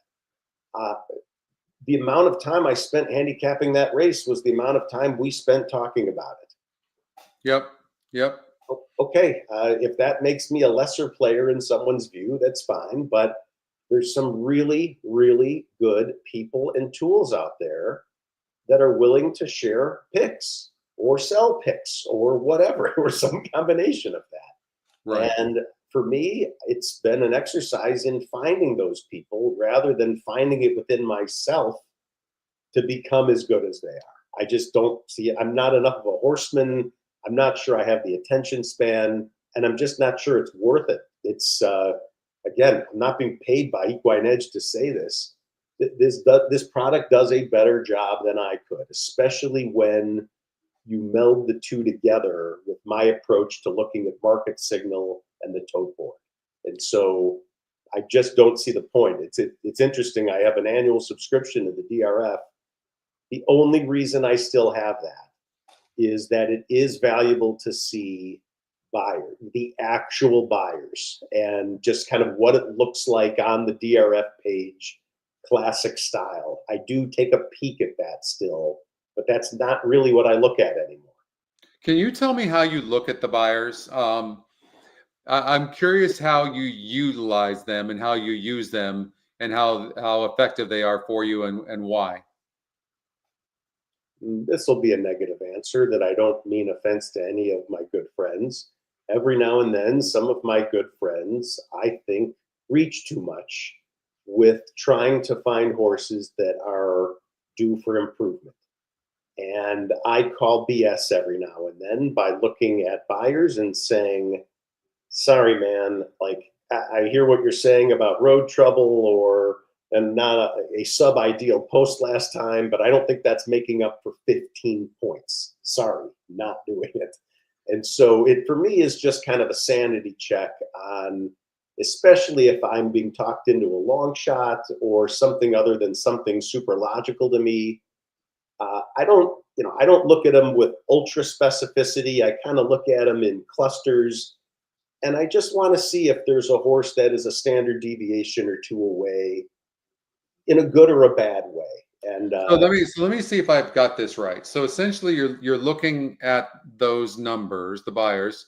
You're looking at them, going, okay, so this horse has got an average of 60 buyers in the last 5 races, but all of a sudden now you can see in the last 2 times it's been 62 and then 64, and then this one's averages are 50. So very quickly, I can kind of decipher who the main competition in the race is. Would that be fair? Absolutely. And in my opinion, again, any race could be different. A horse with with an average of 64 towers over a horse with a 50 average. I do think that is a huge difference. If you told me it was a 3-point difference, I'd say, well, I'd rather be on the high side of those 3 points than the low. But no, it's much more when it's a large scale difference. And right, I'll just be honest. This often happens with buddies on some podcasts that will want to take up and coming horses entering stakes competition, and the buyer par of the race will be 90. And these guys are picking horses with 76 and 77. And at least to me, you got to really have a compelling case to make up that big a difference. I'm otherwise not parsing the numbers that closely. But look, sometimes you get a particularly rotten field where the average buyer of the average horse is 45, and some shipper comes in who's been coming in last somewhere, but their average buyer is 68. How do you not get confused though? As an example, let's just say you've got, your 7 races for a horse, but let's just say one of them was on the dirt and the others were on turf, and the horse doesn't like dirt. What do you do? Just throw that dirt race out? Yeah, okay. Just forget it. I think that's a fair handicapping angle for any race. Just about any race, you should be able to sustain your argument for your horse while crossing off one race on the form. I give you a pass on the horse throwing in a dud. I'll also give a pass on the horse throwing in something spectacular that it's never done before. I think you should be able to draw a line through a race and for the most part still be capable of making a case. Yeah. Let's see here. All right, we've got Gulfstream Park race number 3, and you and I agree on the 2 horse as well right now. Breeze Through Time, who's the top EquinEdge pick, 2-1 EE Morning Line, 27% to win. Here's the negative, and I don't know if you consider this, but the GSR is low. It's a 44 GSR, and so the only reason why I use this horse, and I saw that, was that I feel like the GSRs, if they we have new ones coming in a week or two from now, but I feel like if the GSRs are weak in an area, it might be on synthetic. Because most of the time you're going to see these down arrows constantly because every horse that's jumping in on the synthetic is got a down arrow. I think that's actually a good time to bring in Oldie. Oldie, can you come in? And I would love to know Oldie's opinion, Matt, on how he judges these synthetic races. Here, let me bring you in, Oldie. The Chris answer would be I try not to, but I don't view synthetic as any different than any other surface. Okay. I kind of view it as in between turf and dirt. I think speed plays better on synthetic than Justin does. But I don't see a statistical difference in horses winning on the front end on synthetic versus dirt, as an example.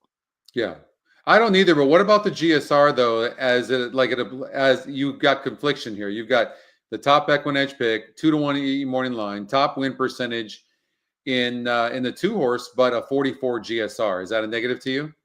That is a negative to me, but again, maybe that's a difference on synthetic is there's a lot of lower GSRs. Like if you look at Turfway, you see a lot of down arrows at the beginning of the meet when they're moving from dirt to synthetic, but horses still win because they're not running a lot of horses that are bred for synthetic there, just like they're typically not at Gulfstream. Yeah. Where, at Woodbine, that might be more of a difference. Speaking of that, they've already taken off, and I was not paying attention. There we go. On top by a length and a half. Miss Morgan is second. It's just a game encouraged to keep up by Castellano. I was going to be a smartass and predicted that the one got the early lead, but he got the video on too fast. Through time. Another 5 or 6, maybe even more than that now to Miss Ocala. She's not keeping up. It went the half in 47 Who's struggling, and 2. guys, They swing from behind. Turn. Gulfstream, This one had a morning line at 12-1 and went off at 5-2. Second, it's just a game has been working hard. Got to lead easy. Between horses, I think that's all we need. In hand right now. In hand. 3/4, 111-3. Gulfstream. Mary D tries to stretch him out. She's a length and a half in front with a 1/4 mile left to go. Moving in from the back. Maybe Tavria riding too confidently. They start to queue up. Tavria just lugged in a touch with an 1/8 of a mile to go. Maybe not. Gulfstream, Mary D still 2.5 in front. Tavria down the center tries to go get her. Tavria back to third. Here's Tavria gonna get caught. Gulfstream, Mary D. Mary needs the wire, but Tavria's got her. 10-1. Tavria and Joe Bravo. That'll move the contest a little Mary bit. D was second. That is definitely going to move the contest. That was the EquinEdge long shot and a price play, 6-1 EE Morning Line. This one came out of the same race as the 3 horse and the 5 horse, and has never really been that great of a breaker. But wow, this horse really improved. One of the things too I think is important. Now the 4 horse improved last time out, but it did drop big time in class. But sometimes we have to look to see, if lightly raced horse is moving in the right direction, and clearly that horse was. Yeah, I mean, the question is whether the kind of person that took the 6 is the kind of person that's going to take the 4, and whether it makes a difference at this point. I mean, again, this is a 6-race contest. I would say that the people who just hit this horse are home free. I'd go that far.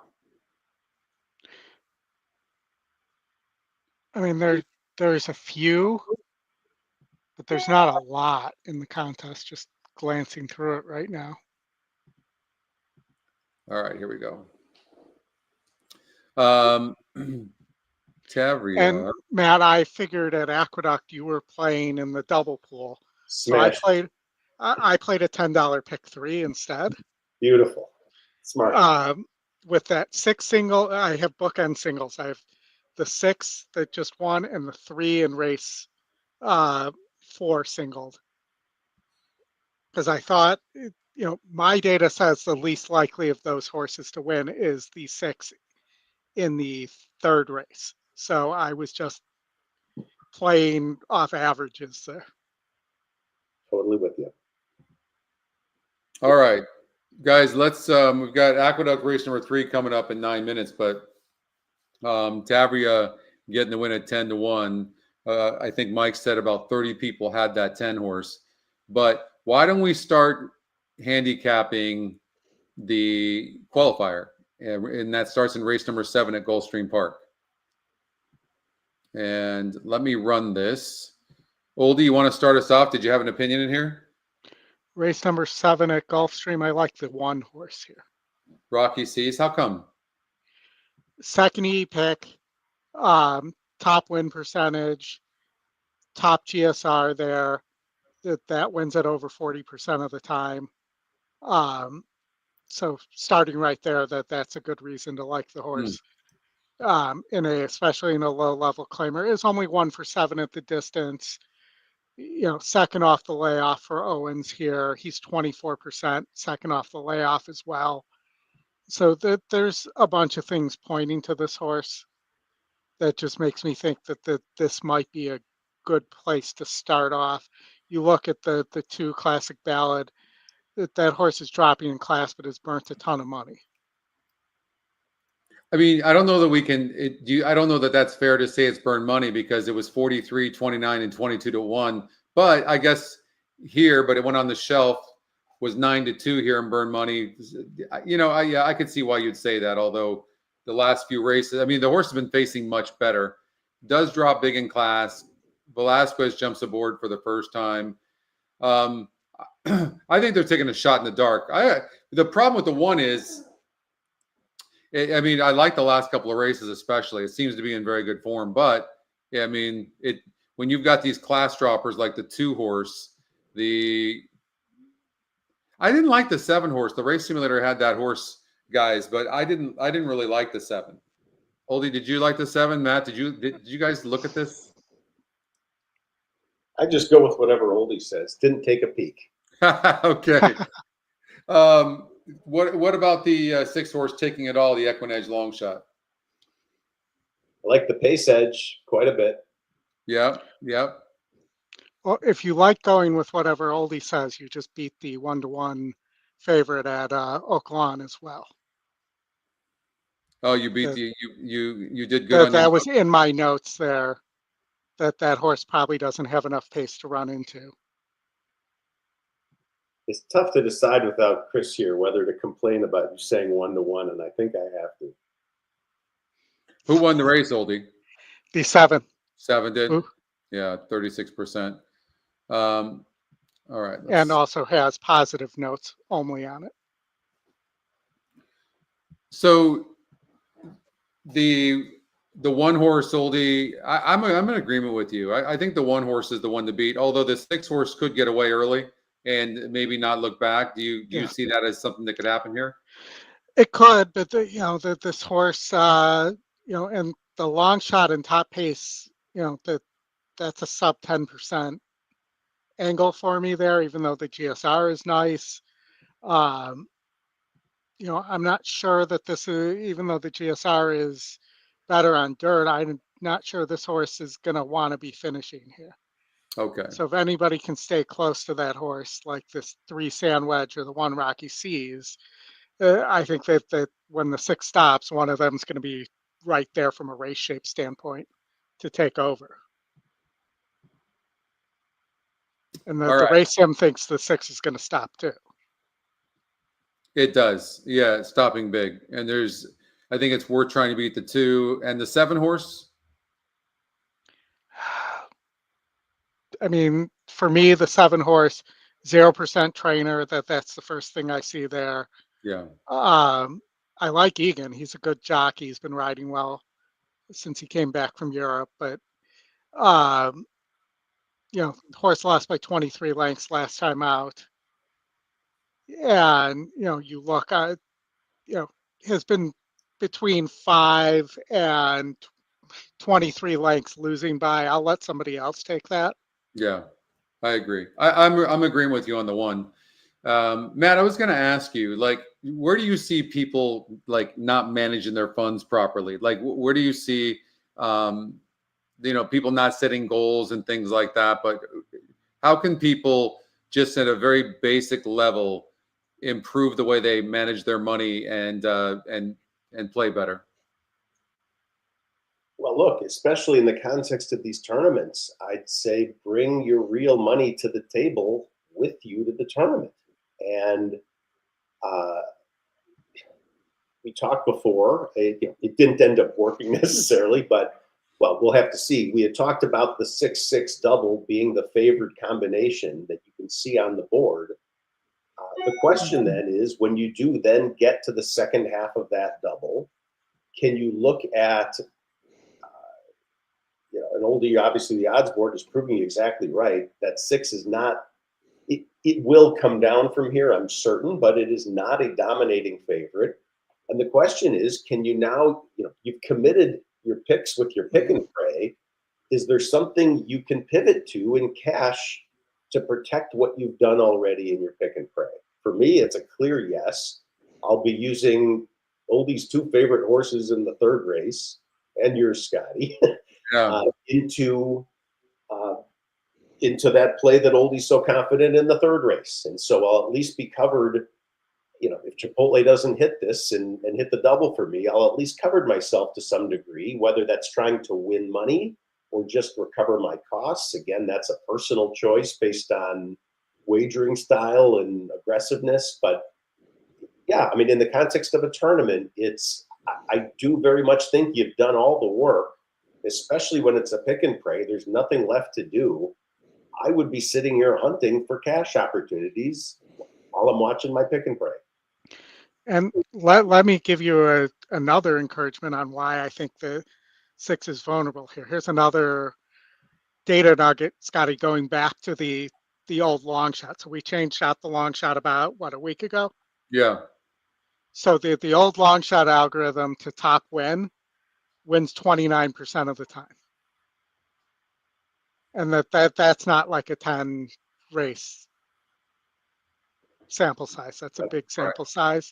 Right. So, I'm looking there. The win percentage algorithm's telling me 48% there. I'm seeing 5-2 on the morning line. And I'm seeing in my data 29%. So I'm hoping from a pick 3 standpoint there, as that I played and everything like that horse comes in at 5-1 and provides me a nice will pay outside the contest. Let me awkwardly pit the 2 of you against each other. Scotty likes the 2 in the next race. What'd you think about that? I just think the 3 is going to get an easy lead in the next. I'm on the 6 horse. You're on the 6. That's right. That's right. You're on the 6. Sorry. On the 6. I also give the 4 a good look. I think the 2 and the 3 are going to duel each other into submission. But I just don't like how the 3 horses burn money. I just don't see that the 2's shown any speed other than the 1 turf effort, and maybe this horse just wants turf, and that's the answer there. The question for me on the 3 is, will it get brave on the lead? Because it really hasn't had it other than. Yeah, that's what Matt's rooting for. What Oldie in here? Which horse do you like the most? The 1? Either the 1 or the 6. The 4 I'll say I used defensively. The 5's getting bet. Somebody's going to have to rate here if the 6, if all these horses go, though. That's who's going to rate would be my question. Who can rate? And the 1 did show that it could rate in breaking its maiden. The 6 really hasn't shown that. The 4 hasn't shown that. And I really don't see it. And maybe the 5's the other one that has, but it's cheap and did it against a very cheap group All right, let's get out from to a this. handicapping standpoint. It's either that or the 6 goes gate to wire. Okay, now you're sounding like we did when we were first handicapping the race. Like it was really, this is a very tough race to be able to narrow down. It really is. This is a super tough race. Like you can make a point for all of them, and after the race is over, we're gonna go, yeah, see, I mean, I still lean towards the 4-horse because of the 3-2 EE morning line, oldie. Matt and I were talking about that. I don't, we've seen these anomalies once in a while with the win percentage algorithm. I mean, it loves this 1 horse, but we've seen this before where it does so well. I mean, it wins 36% of the time, but I don't see this horse at 48%. I mean, Lascano's a good rider. It beat 42s last time. This isn't a huge step up in class, but you look against 50 SOR, it didn't run all that well. Didn't run well at all. Yeah. I'm going to feel a lot better if this 6 is even money when they open the gate. You'll feel a lot better if the 6 is in the lead early. That's what you need. Yeah, I agree.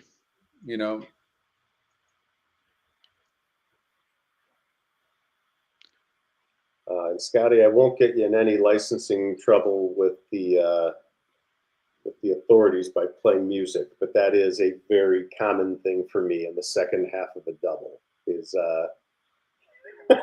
it's very therapeutic. I find 6.5 furlongs, I find 1 minute and 20 seconds to be just excruciating. Well, if you didn't like the 6, that's a dream start. I disagree. I think that the 6 is having to really be asked to keep up with this 3 early. So I don't think that was a good thing. I think the 6 has been struggling to try to keep up there. I'm rooting for you, though, by the way. I have no action in this, Matt, so I'm rooting for you. But I think that the 5, who got bet, is sitting nicely. Even the 2 is sitting nicely at 15-1 on the inside. 1's well back. 4 is really well back.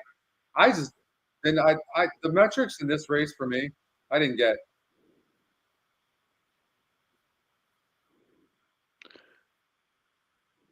Come on, 6.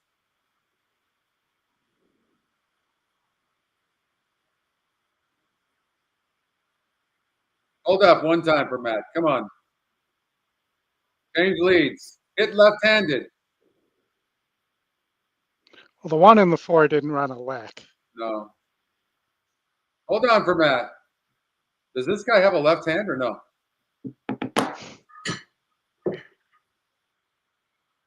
Matt's happy about that.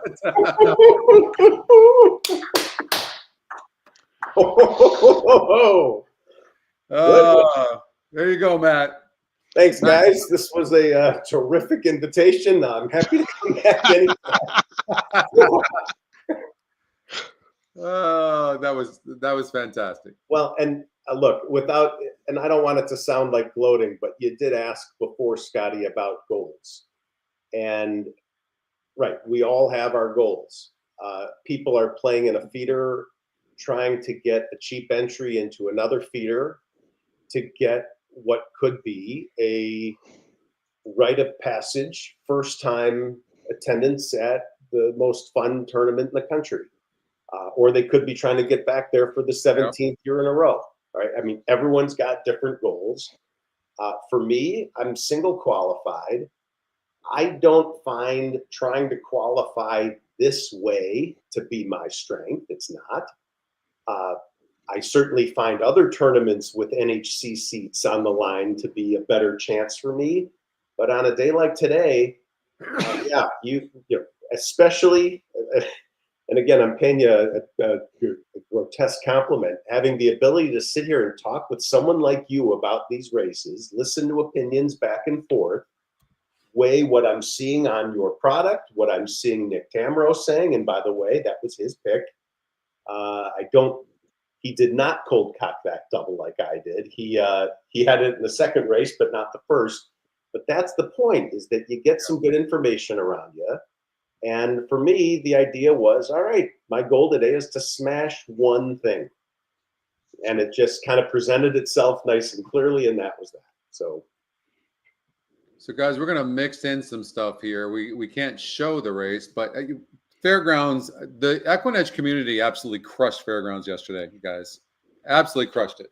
thank you. And partly, and maybe even mostly, Justin's notes have been phenomenal.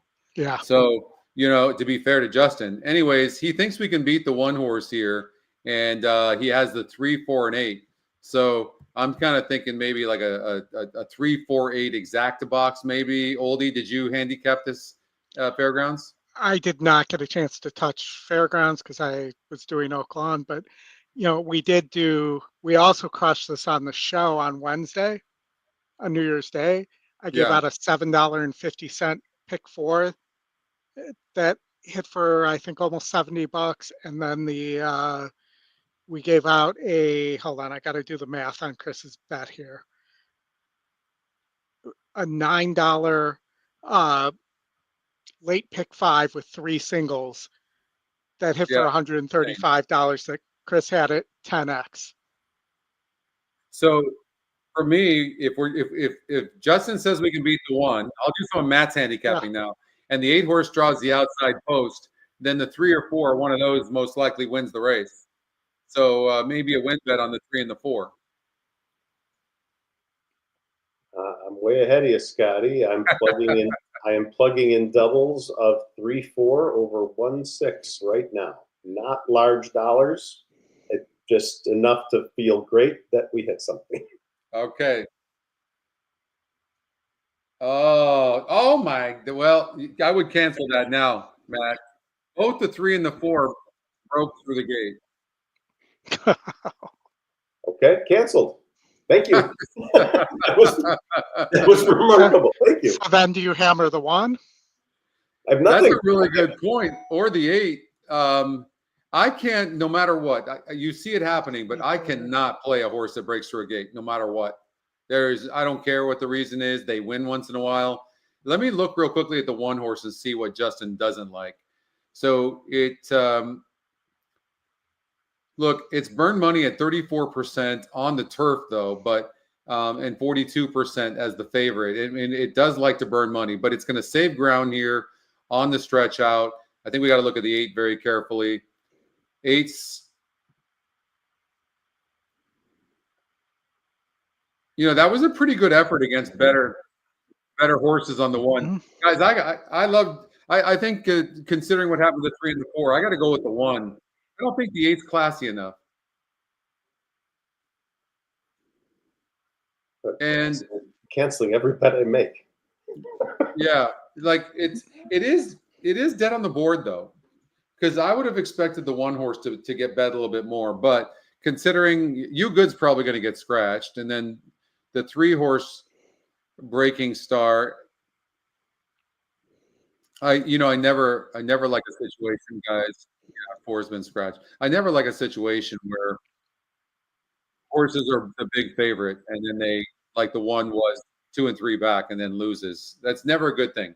That being said, maybe they figured something out off the layoff, because this horse was off of a 3.5 month layoff and then faced the toughest competition it's faced in its career and ran a good race and was only 6% to do that.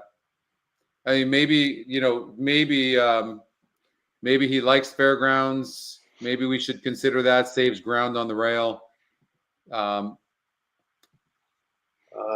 Well, let's see if this impacts your thinking at all. As I'm looking at the double pool, I can tell you that the 7 has emerged in the next race as a pretty clear favorite. And is getting bet much harder in this race with the 3 and the 8 than the 1. Interesting. I mean, it's not a huge pool. I don't, and especially for a 10,000 maiden claimer, these odds change around a ton. I mean, this is a very hard track to be applying these sorts of principles at, but I mean, based on what I'm seeing from a market signal standpoint, I'm a little puzzled why the 3's getting bet so much harder in the doubles than the 1. That's a little strange. But that could be just a couple bets.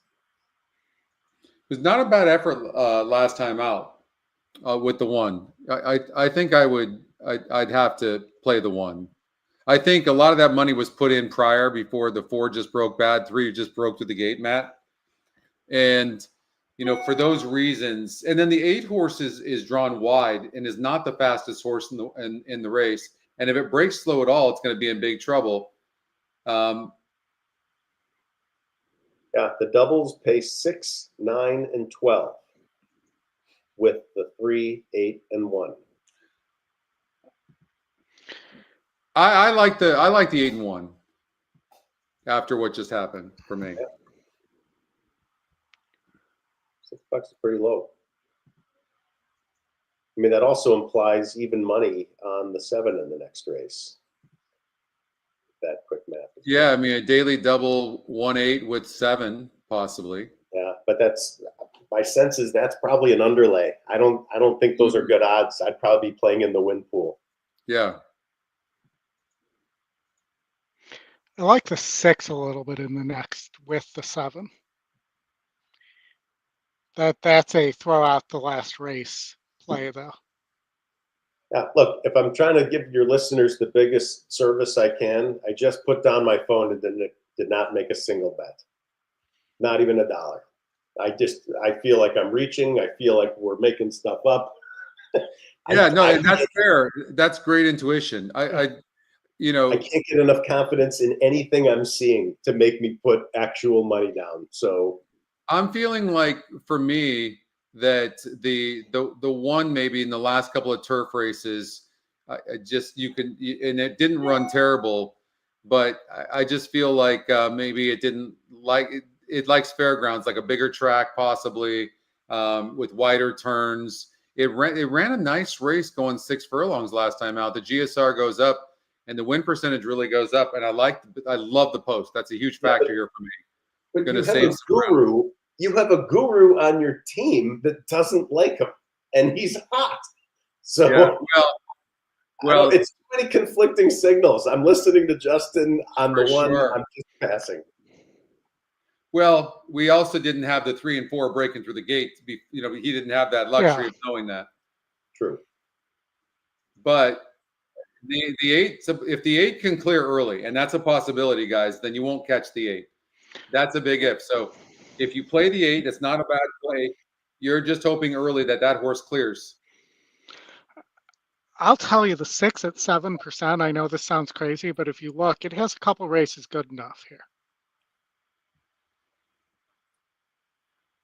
If I can bore you for a second before they open the gate, 3 races into that tournament, to that qualifier, every single person in the top, every single person who had that 4 horse is still very, very in that, that long shot at Gulfstream is still very much in the clear. All right, there they go at Fairgrounds.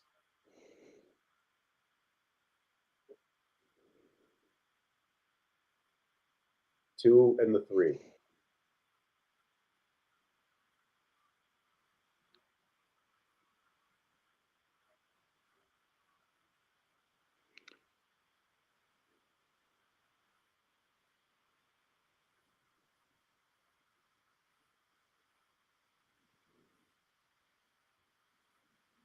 Three might be difficult at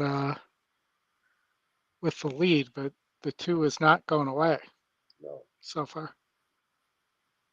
This is where I'd like to see how far apart they are from each other. And sometimes they're in the horses in the middle of the track and can't even see them practically. It's tough to tell.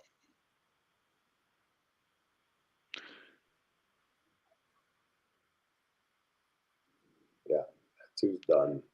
Yeah.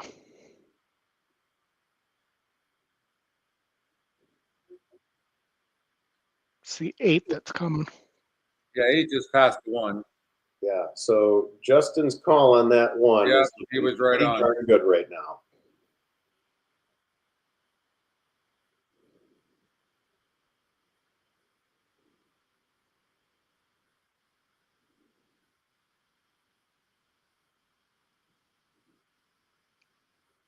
Love when they do that.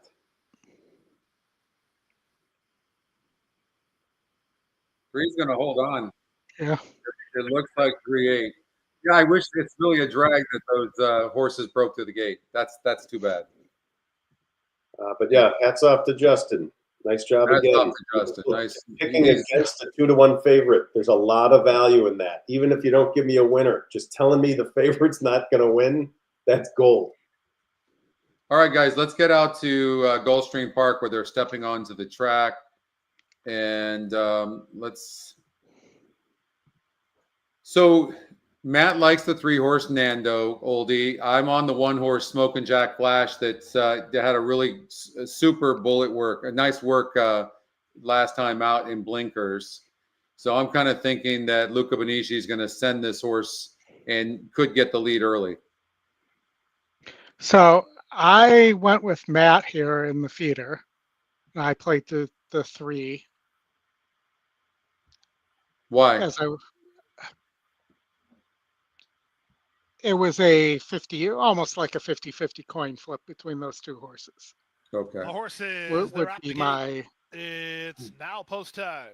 And this, what about this 6-horse Eastern Extension, who's dropping big time on the synthetic? This is a big drop. 2-1, 3 horses currently sit at Kathleen O'Connell's been on fire. Jack Flash with 3, Nando. I mean, hasn't run a lick in any race. You're looking at a severe IRAD tax. The horse has not been bet heavily in the double or pick 3s. It's the 1 and the 3 that have gotten the play.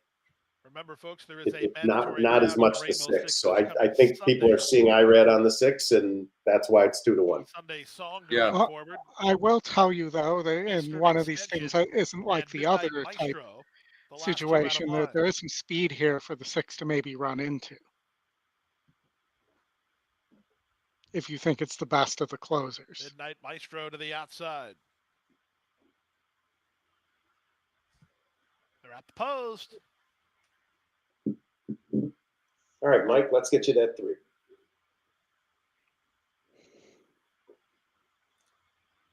Good luck, Mike. And they're off.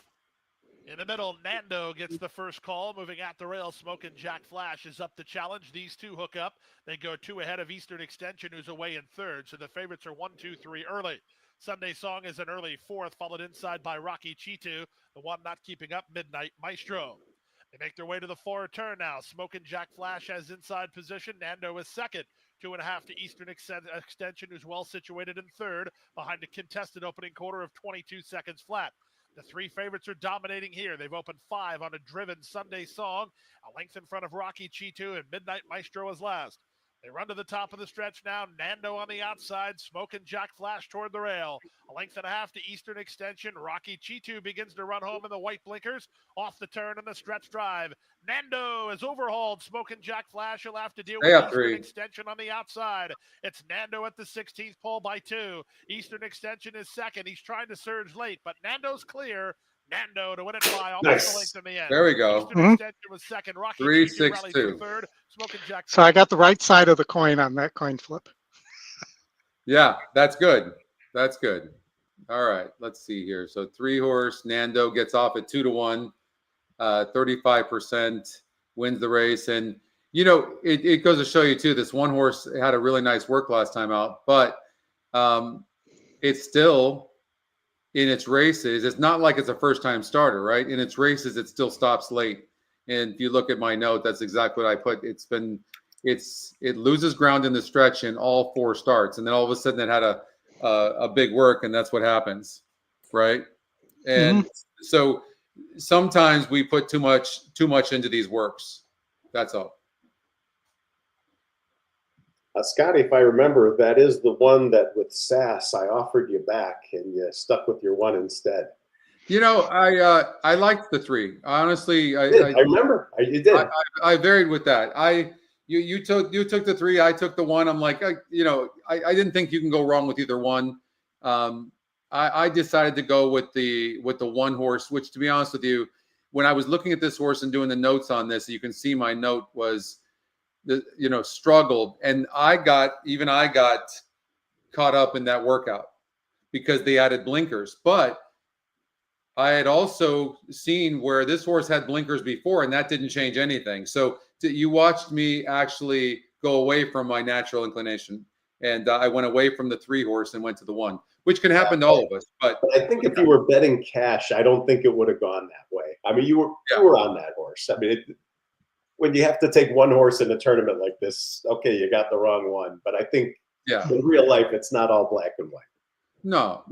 And I'm more taking the qualifier more seriously. Anyways, so speaking of that, let's get out to race number 7, guys, at Aqueduct. That's the second leg, and I'll run the race. Oldie, did you happen to look at this race? I did, yes. And as much as I want to like the 4 there, and maybe that's a tournament play, depends on how I organize my tournament ticket there. I mean, it looks cheap, but I'm only good in a tournament like that. I'm only going to take 1 or 2 big swings and look for a vulnerable favorite. And maybe that's the big swing there. Noble Huntsman potentially would be a horse, but the 4 just has such a big pace advantage there. It's 33 points. It may be just your best play there, and you hope you get all of that 9-1 or more. And the 1 horse who's dropping a little bit in class goes way up in win percentage. Mm-hmm. But this horse is just a horrific breaker. Hard to key a horse like this, but this is certainly a horse that can win. And that's a big win percentage. If you look at the win percentages for this horse, at least in the last 8 races, 4% has been the highest. And all of a sudden this horse ends up with a 20%. I think that shows you to the degree of how difficult this race is, guys. I mean, the other one I like a little bit is the 6, Incantation, who might just take over via default if the 4 stops. I could completely see it. 12-1. Yeah, look at that horse has had trouble in its last 5 starts, and it still ran good in the last couple of races. Win percentage goes up, GSR maintains the same, and I could completely see that. 6 horse looks like a good play. The 7 horse Boys Code has no speed, which is not a good thing over here at Aqueduct, and this horse is not particularly a good breaker either, Oldie. Yeah, and it does get Dutro, so let's not miss the claim there. And it did spend a little time with him. It's not just that he's moving this horse back quickly. So there have been a few works here for him to get this horse straightened out. Yeah. And but only 18% to win and has no speed. Yeah. 5-2 lukewarm. That wouldn't be a play for me in the tournament, that's for sure. Yeah. What about this 5 horse? This 5 horse is moving up in class a bit. Seems to have good form. Coming in from Parks. 1 win in 43 races. Is that for real? This horse just broke its maiden 2 races back, guys. And it's a 6-year-old. Wow. I think I'll let somebody else use that horse. Yeah, at 3-1 on the morning line. Yeah, and then Fake Celebrity. I mean, it is 3-2 on the morning line. It is a claim off of Chad Brown. Or actually, no, it's just it looks like it was more of a private sale. I do like the move of a Practical Joke going to the dirt. I don't particularly like them on turf. So there is GSR that. goes I up. wouldn't roll this horse out. Yeah, GSR goes up, I would imagine. Matt, what are you seeing in these pools? What do you think in this race? Well, there's not enough in the pool. I mean, I can't see anything there yet. Oh, that's right. I would just say nothing. The only thing that jumped out at me looking at what I'm looking at is that differential between the morning line and the EE morning line. And so, I like the fact that it's got the top win percentage, although it's, what's the term for that? It's much more by plurality than majority or whatever. Right. It still comes out on top. So that's probably the one I would have my eye on. But this, again, without being the most boring guest you've ever had, No, that's not true. this might be a pass race, depending on if I don't see value there. No, to expand on that though, you're bringing a different perspective, which I think is so needed to EquinEdge. To be honest with you, it really is. We have to start bringing that part of it, the bankroll management, money management, looking for value identification, all those kind of things. Why do you think bankroll management is so overlooked by bettors? Because the more they look at it, the worse they feel about themselves. People are horrible at this game. 99% of people lose, and no one wants to be honest about that. And so, to some degree, people look at it as, they justify it as entertainment, which it most definitely is. For some people, I think it unfortunately probably goes a little bit or a lot bit beyond that. And so it's tough when the score is being kept. You can't get away from that scorekeeping on the 80Ws. They've got your numbers, and you can go look and see exactly how bad you are at something, or you could look the other way if you don't want to know because you think you're having a good time. And for me, I love playing tournaments. Thankfully, I got off to a nice start in doing those that was able to fund this other stuff. But the other stuff I do, I keep a very close eye on, because if I realize that I'm not good at something, I'd rather just devote the money to something else. And so I think you kind of have to look at the ugly part. And for me, the ugly part, it's pretty obvious. It's when I know I'm tangling with 80Ws, the CAWs. It's there's just I know when I'm playing around versus when I'm being serious, and having those numbers in front of me has a way of keeping me honest. It's also, again, we talked about goals at the very start of this. My goal for the upcoming year is to not make a single deposit.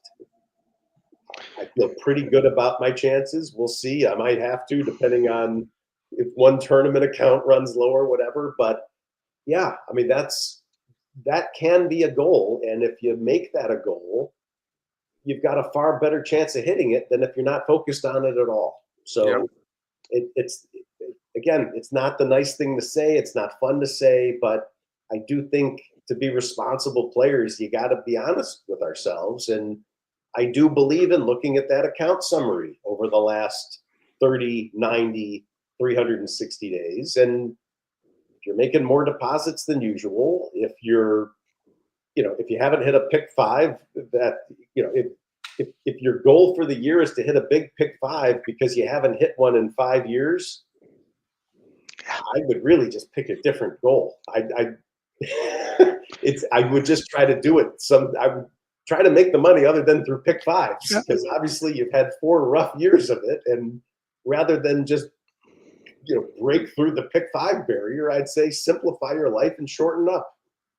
And Scotty, let me pile on top of what Matt is saying. I actually, not knowing Matt was going to say this, but I actually started running numbers and posting them in the chat. We'll call them the good, the bad, and the ugly, and encouraged everybody else to do it in the WhatsApp chat to learn more about what tracks they're good at, what bets they're good at, and to trim out the stuff that they're not good at. And that I do that periodically because, that's also how you stop yourself from getting into bad habits too. So, by the way, our guest is Matt Miller. Matt is the author of A Better Way of Thinking, and it's a book more on how you should, it's not necessarily the handicapping, but learning how to actually bet. So, Matt, how would one learn and start? What would be the basics? Give me a basic way you can start to learn to manage your money better. I'd start with dedicating a bankroll. So end your practices of regular deposits or weekly budgets or anything like that. And I'd say, this is the amount of money I have for this extended period of time. Just trust me, the act of doing that, it was like when I sent my kids to college with a budget. It's one thing to send them the money weekly.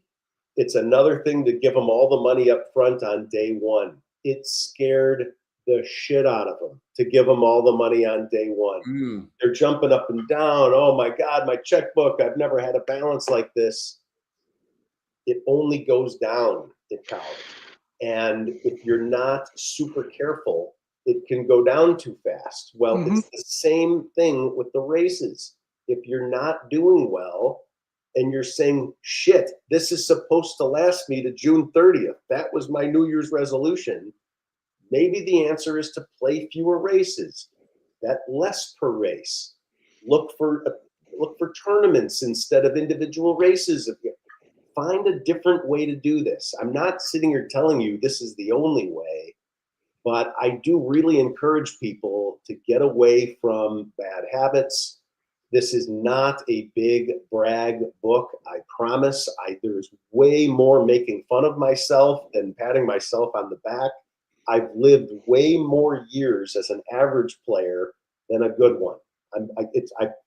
It took a lot to get me to finally say one day, okay, I'm a good player, because I had so many years of good hard data to show that that wasn't really the case. And so, yeah, be honest with yourself, dedicate that bankroll, protect it, and that in and of itself becomes the goal. And I'll make a joke. I'm on a show titled The Road to the NHC.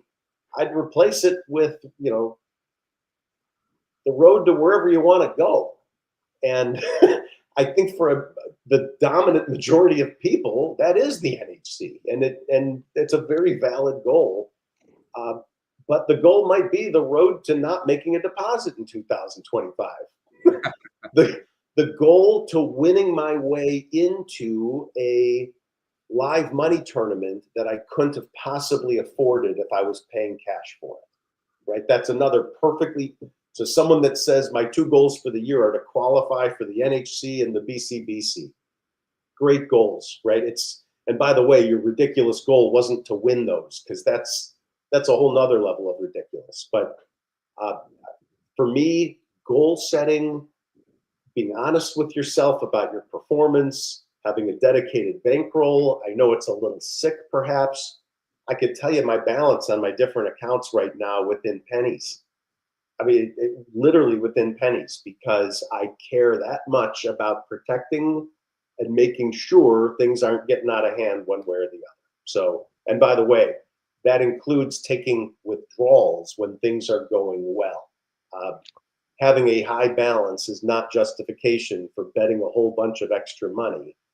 You still have to go back to what your goals were. And I know it sounds offensive, but at some point, it's the amount of money doesn't matter that much. If your goal for the day was to make $5,000, I don't really know what changing your goal to making $7,000 does. I think 5 is amazing. And so what I get from all that, Matt, to be honest with you, is you set a budget, a daily budget, and whether that's $100, $200, whatever it is, that makes sense. So you go, if I lost every single day for a month, then I would lose this amount of money, and would I be okay with that? You start there. Then what happens is, because if you do that and you stick to it, no matter what, if you lose that in the first race, you don't put any more money, you're done for the day. What that forces you to do, if you stick within your budget, is get better. So you go, I want to last longer. But by the way, guys, I told you that the 2 and 3 wouldn't even be in the damn money. And in that race, it came in 6-4 in the exacta, and that was the play. Beat the 2 and the 3. By the way, possibly the greatest Bob in the history of horse racing on the 6, who was never in front until, including at that Bob, except for it timed the Bob better. Yeah. Yep. Yeah. I mean, no. They showed the replay. So 6-4 exacta was $16. So Yeah, and it's funny. let's just say I'm happy with this result. And the 6 was my top play in that race, 6-4. And that photo, you're right, Oldie. I was like, but it's we got it. Once in a while, it goes our way. Nice pick. So Matt, like, would you agree if you create a budget for your for the day, and then you're out and you have to sit on the sidelines? Nobody wants to sit on the sidelines. So then all of a sudden you're like, okay, well, I've got my $200 budget for the day. I better figure out how to make this work and get better. And it teaches you to. So I think that from the very beginning, if you just set a budget, a daily budget, and 100% you don't go over that budget and you stop. If you do that, then you have a chance. You have a chance. I'd say a necessary second component is to be capable of answering the question, what are you trying to get to? What are you trying to do? To say to kill it or to win a lot is not an answer. It's you need something specific. And so one of the parts of the book I'm most proud of is one of the parts of my life I'm most proud of. And that I'm just going to name him by name. He's tired of it by now, but it's fine. I would say the Jedi training of Drew Coatney was one of the coolest things that I ever went through with someone, because we basically took a player who felt priced out of most tournaments based on his particular wagering style and approach at the time. And we essentially set up a learning scheme where he would simulate fake tournaments just on a day like today.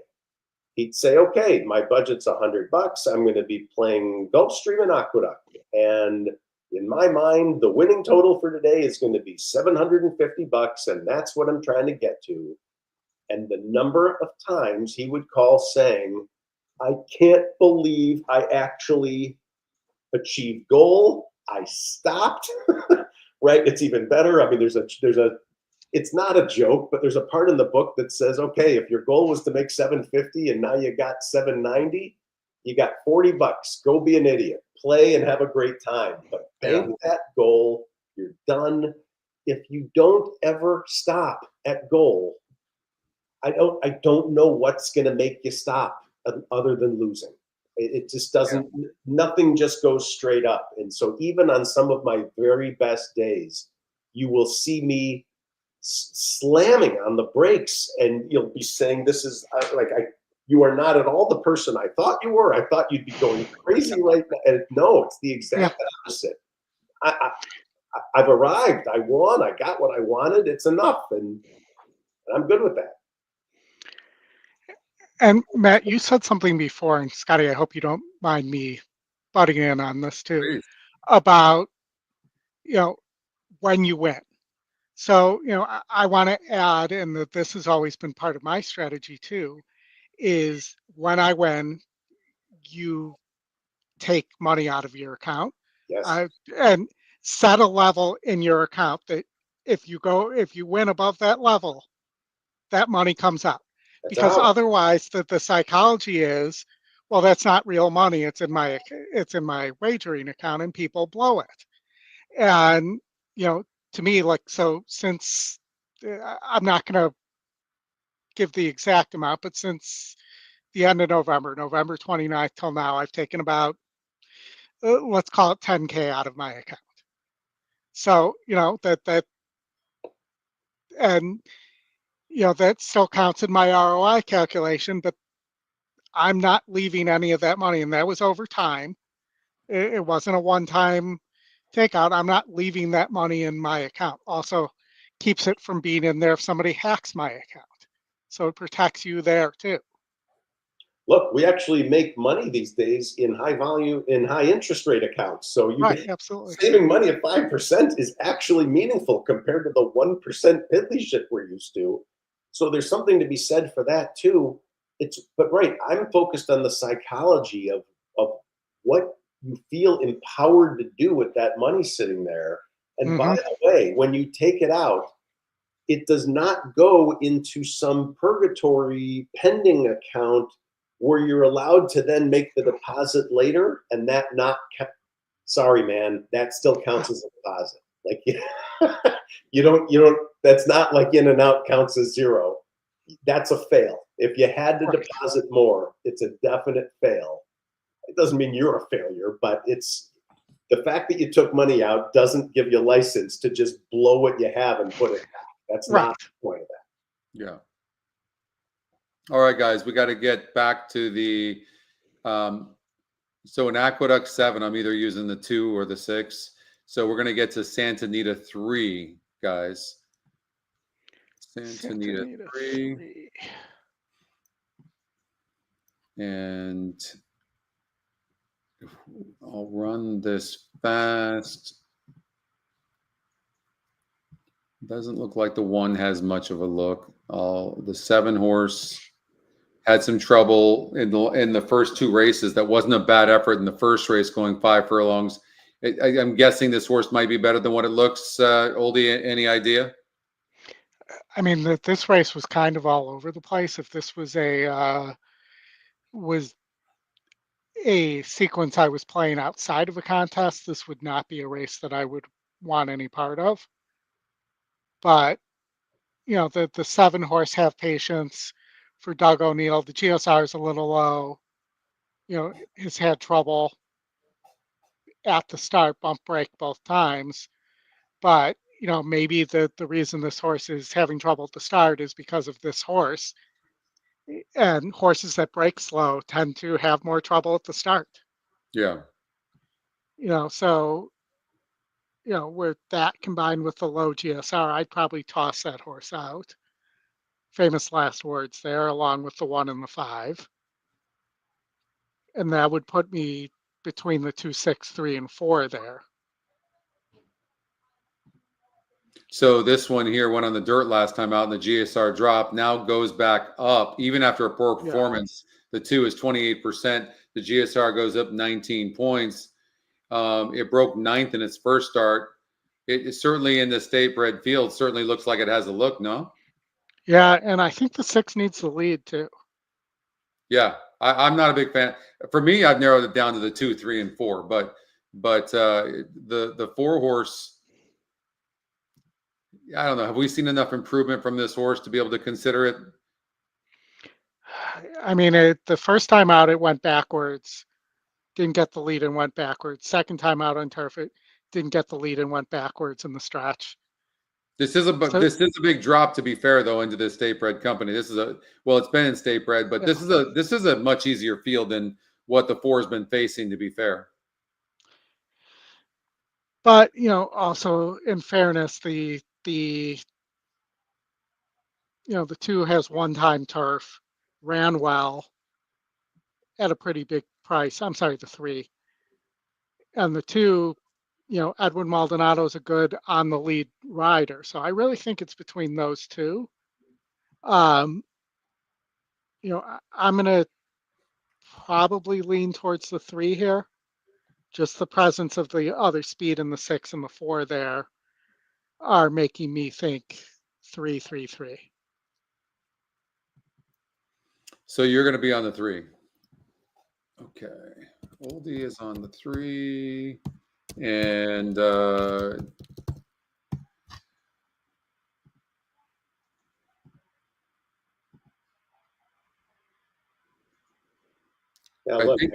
I think I've got to give this. I think I have to give this this 2 horse another try. So I'm gonna go 2-4. I'm gonna go 2-4, guys. Let's see here. 2. and 4. Well, and it's important to step back and look at the broader framework of this tournament. This isn't a 6-race tournament. Mhm. This is more traditional, where I think, just snatching up a bunch of quick winners doesn't necessarily do it, or hitting the one long shot of the sequence that wins That's doesn't right. necessarily do it. Good point. And that's going to end up proving to be the winning formula for the earlier one this morning.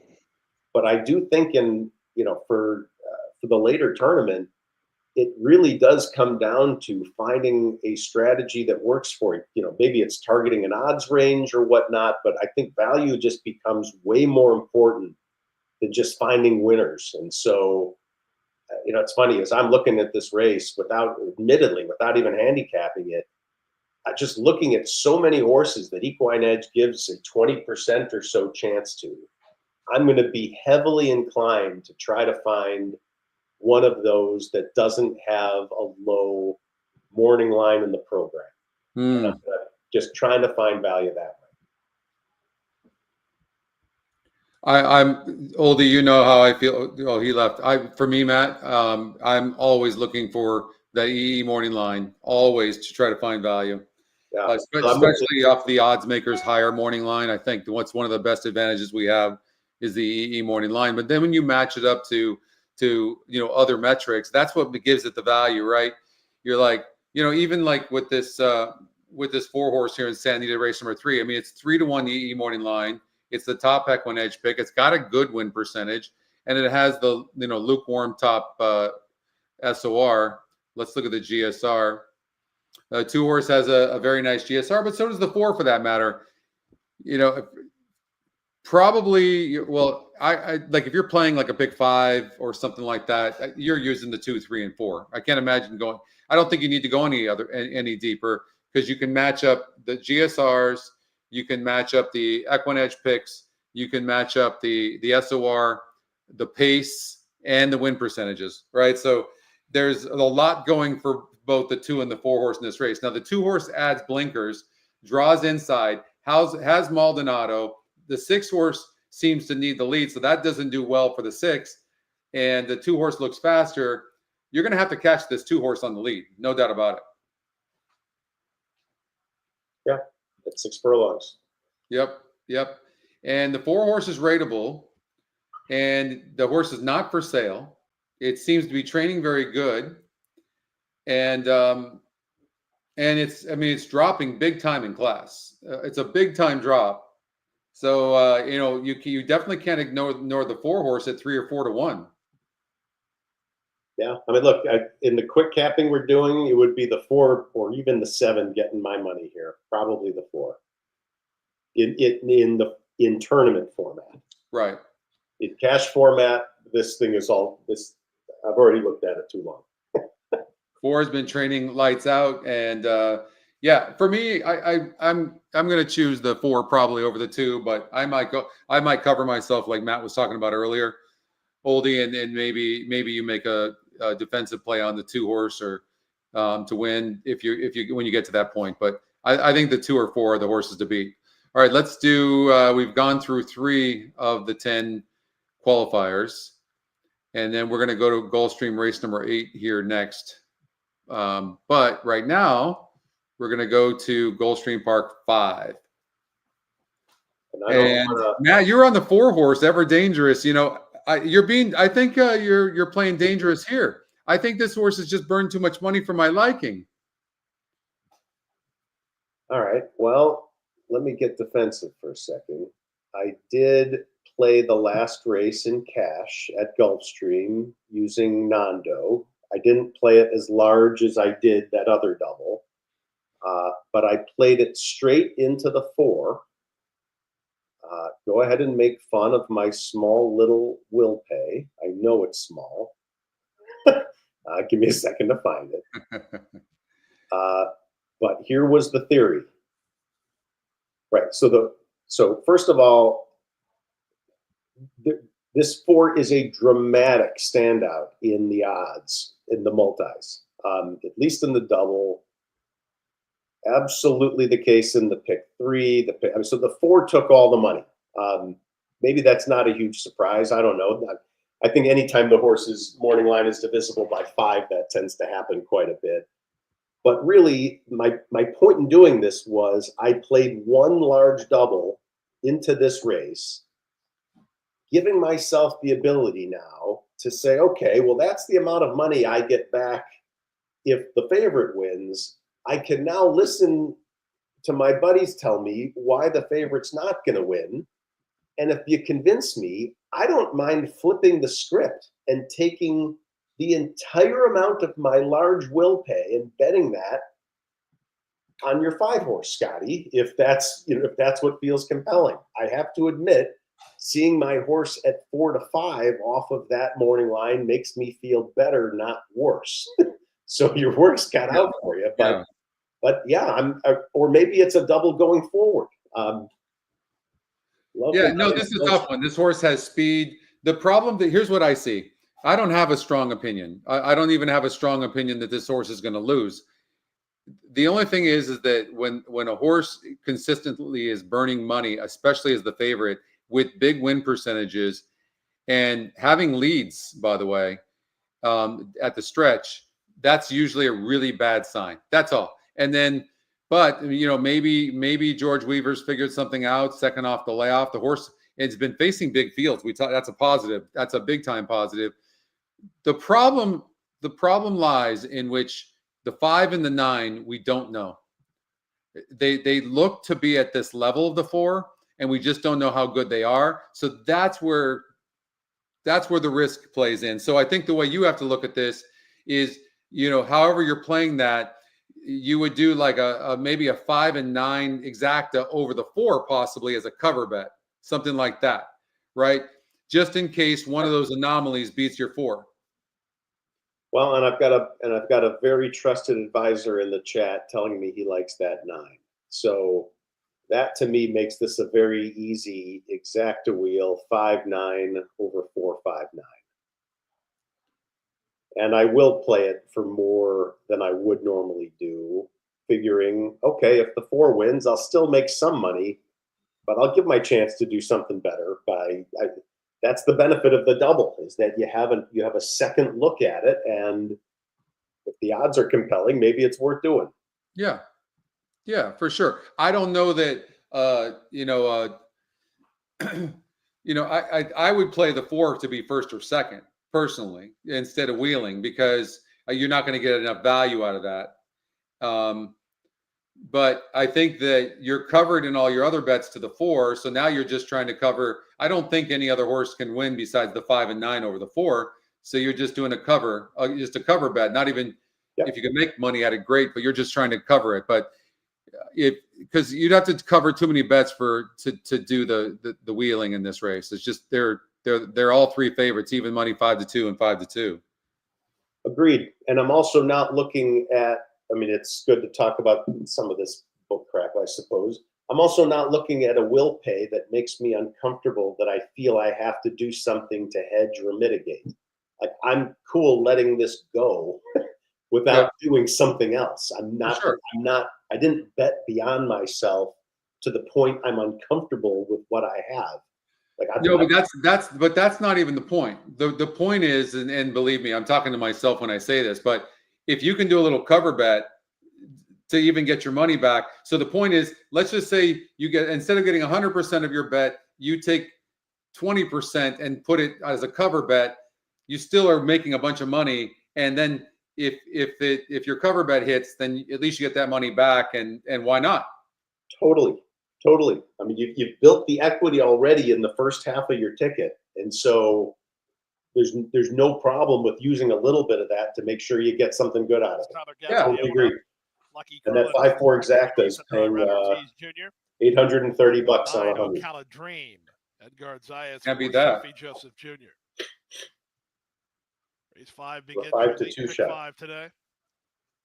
Battle of Dover. That's actually really good value. Yeah. Then Our Country and O'Caladream. I just think the 5-horse and the 9-horse are very hard horses to read. O'Caladream, and so it's smart playing. Hopefully the 4 has an easy lead. I didn't play this race, but They're at the post. in the tournament I used the 5. Only just trying to get a little bit of value from the They're 4 off. source projected low Good odds. start. In between horses, Ever Dangerous, one of the first to begin. From between horses, here's Our Country moving up and taking over Battle of Dover. Battle of Dover to the top as they have 1 lap to go. Ocala Dream is now second from the inside. The Mar is an early third. Ever Dangerous had a sharp break, but is taken back to race in 4th. Followed 5th by Lucky Curlin. Well, you know, for those of you that have been talking about the 9 horse being 1 pace, it's perfect when you have a 9 post. So if you're 1 pace and you have the 9 post, it's great because you don't really have to worry too much about. And this horse obviously has natural speed, so he's not going to have any problems from here if he's 1 pace. In fact, it's only going to help him. Strong and fighting the rating is TB12 always. The trailer is Our Seems to Country. be cruising right now. Make their way down the backstretch. They have just 5 furlongs to race. 23 seconds for the opening quarter, and Battle of Dover has the lead. Ocala Dream has latched onto him second from Ever Dangerous, who's in the clear, 3 wide third. At the rail, that's an improving TB12 always with the Mar between runners. Then Lucky Curlin, and closer at the back is Our Country. That's the 7 of them as they swing to the far turn through a 48-second half mile. With the advantage, Battle of Dover taken on by Ocala Dream. Asked to do some work now as a race favorite, Ever Dangerous, and he is exactly that, 3 wide on the outside. Driven and not responding yet is Lucky Curlin. The Mar is at the rail. Off the turn, and they're on their way home. From the outside, Ever Dangerous tries to overhaul Ocala Dream, who tries to kick away. Ocala Dream just in front. Ever Dangerous surging to him. Ocala Dream inside. Ever Dangerous outside. They're putting on a show. Ocala Dream refusing to yield. Ocala Dream back inside. Ocala Dream. Howard. Ocala Dream pinned his ears and said, sorry, Ever Dangerous. Wait for another day. Howard. 141 and 1.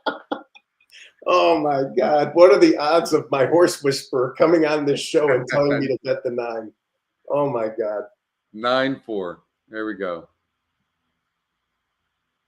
There we go. Yeah, I did exactly what I said and flipped the script. I took the entire amount of my will pay on the 4, and following Howard's advice, he asked me not to bet in the win pool. So, so I played exactas, and yeah, this was quite good. So thank you, Howard. There you go. Nice. Right. Look, there's a good lesson there, which is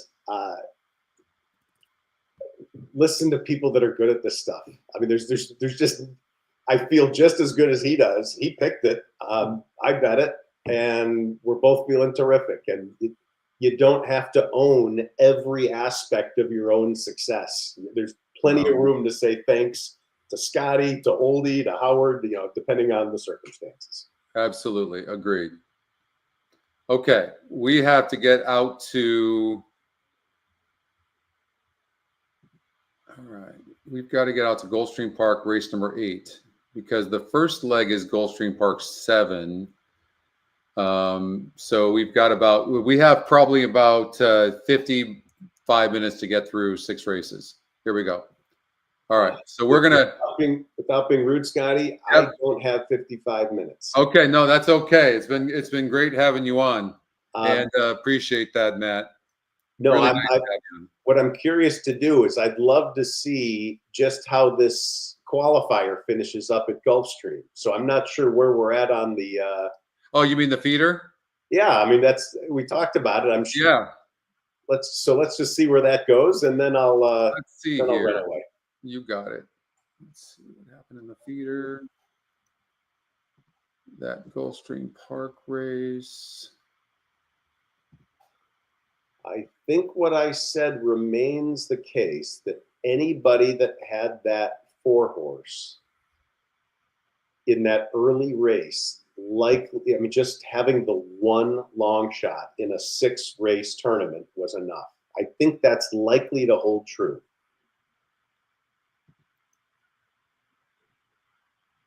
But I think we're waiting on photos and all that. Yeah, it's not. It's probably going to take about 3 minutes before it becomes official. Photos up. That's done. Yeah, that 4-horse. Yeah, if you had the 4-horse, you know, one of the 30 people that had the 4-horse, then you're going to be in, because it's been chalk other than that. And we talked about it being mostly chalk, most likely.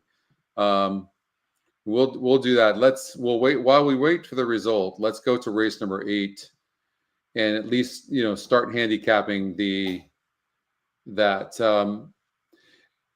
Oldie, did you handicap this race?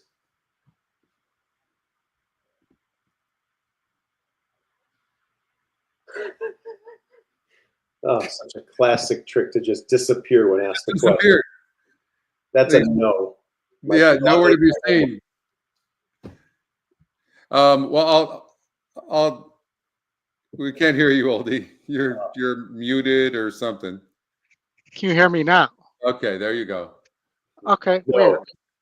weird. This whole time I was sitting here thinking you could hear me. All right, so Gulfstream race 8. Let me pull that back up here. I had it for a second, then I had to go. Oldie and I like the 1-horse, Manny, in Gulfstream Park 7. Gulfstream 8, I like the 4-horse. Title Forces. Yeah, I do too. I gave a shot to the 1-horse Bay Street Money as well. Yeah. I thought this horse might be able to run. Casey Chief had Irad aboard and just stopped, guys. And then now now Irad jumps off. Like, you're just, I don't know. I think something's amiss with this one. And Icelander's fast on the inside, and this is a quality animal as well. And I think really the horses that just sit in the garden spot are both the 1 and the 4. And I don't know that I would throw out the 1 necessarily, but Irad gets off of the 1-horse as well after a 2nd place finish. So I have to agree. I've got to go with the 4-horse. Oldie's got the 4 as well. Okay. So. All right, results are up. Results are up. Okay, let's see here. The leaderboard. So it goes to the top 40, which is fascinating because most everybody had that 4-horse that finished in the top 40. So the last person who had it finished 40th. So it was exactly correct. Yeah. You needed just the 1 long shot. And if you were in the other half of the people, let's just look for some familiar. I'm almost positive Mike Staletta finished 13th. So Mike, way to go, Mike. Mike did. Nice. So Mike has just been on fire, guys. Mike Staletta has been really doing well. Steve Grutner. Terry Frank just missed. He had that 9.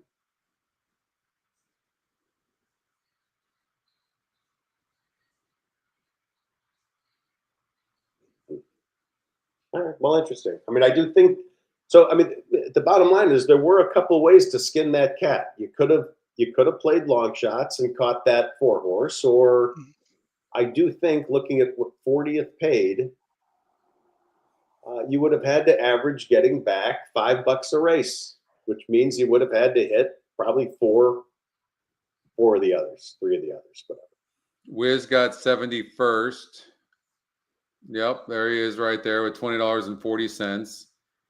I got 1780. So I got 84th. I just missed the advancement spot. I literally am the next spot. I finished 42nd in a tie for. You got your money back. You were one of the. I think you got breakage. I did just outside the contest beat the 3-5 favorite at Aqueduct with a 5-1 horse. Nice job. Okay. All right. If we're cool, I'm going to sign off. All right. All right. Hold on one sec. Did I see longtime wrestling announcer Tony Schiavone on the list of competitors in that? Yeah. 40th. If that's the same person. How many Tony Schiavones do you know? None. Yes, exactly. All right. I'll let you go, Matt. Thank you for. And if we're talking wrestling, by the way, the Mr. McMahon series on Netflix is a fantastic throwback if you are in the age range of, I'll call 55-40. It's whatever. It's a good show, whatever, but it's all the old wrestlers. It's all the old crazy. So it's fun stuff. You guys, great to have Matt aboard. Matt, it's been great to have you on, and thanks for joining. And I had not nearly enough. I had so many questions for you, but it just goes by so fast. And you were great, and looking forward to seeing you on some more. Okay. Yeah, my pleasure. Anytime. I'm back tonight actually with Chris at I don't know, in 5 hours, something like that. But genuinely, I love doing this stuff, and until I'm sick of it, I'm more than happy to come on. And this was a profitable day too, so all good. Thanks. Good.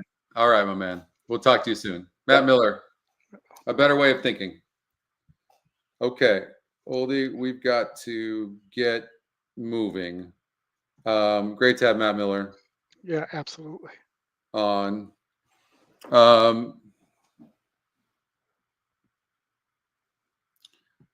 Okay, so we're in agreement. I think you kind of like the 4 a little bit, the 1 a little bit as well, right?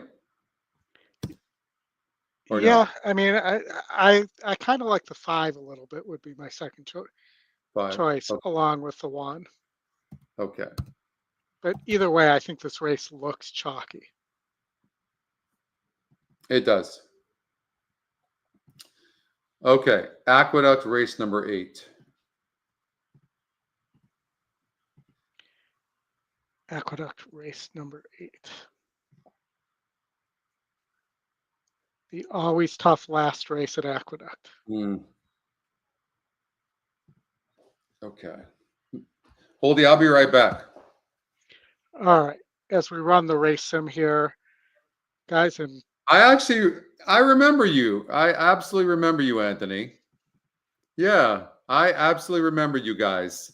You were right across, I believe you were like to the right of our booth, correct? I'll be right back.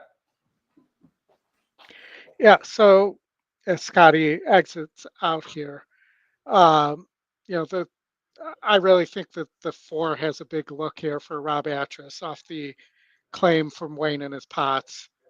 Hazardous Humor beat 56 his last time out.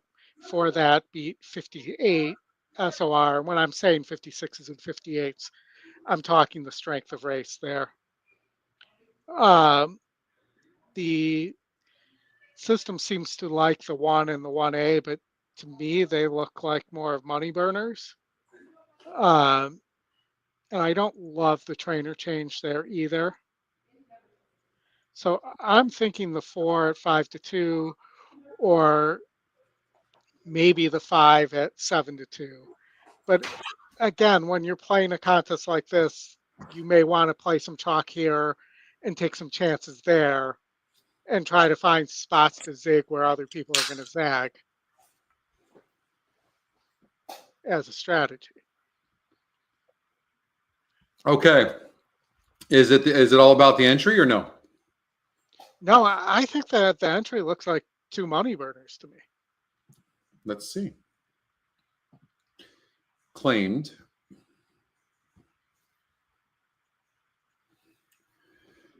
Well, I will say this: the 1 horse improved last time out, but it was 36% to win as well. But it did improve. It's 3-2 on the EE morning line with the other one.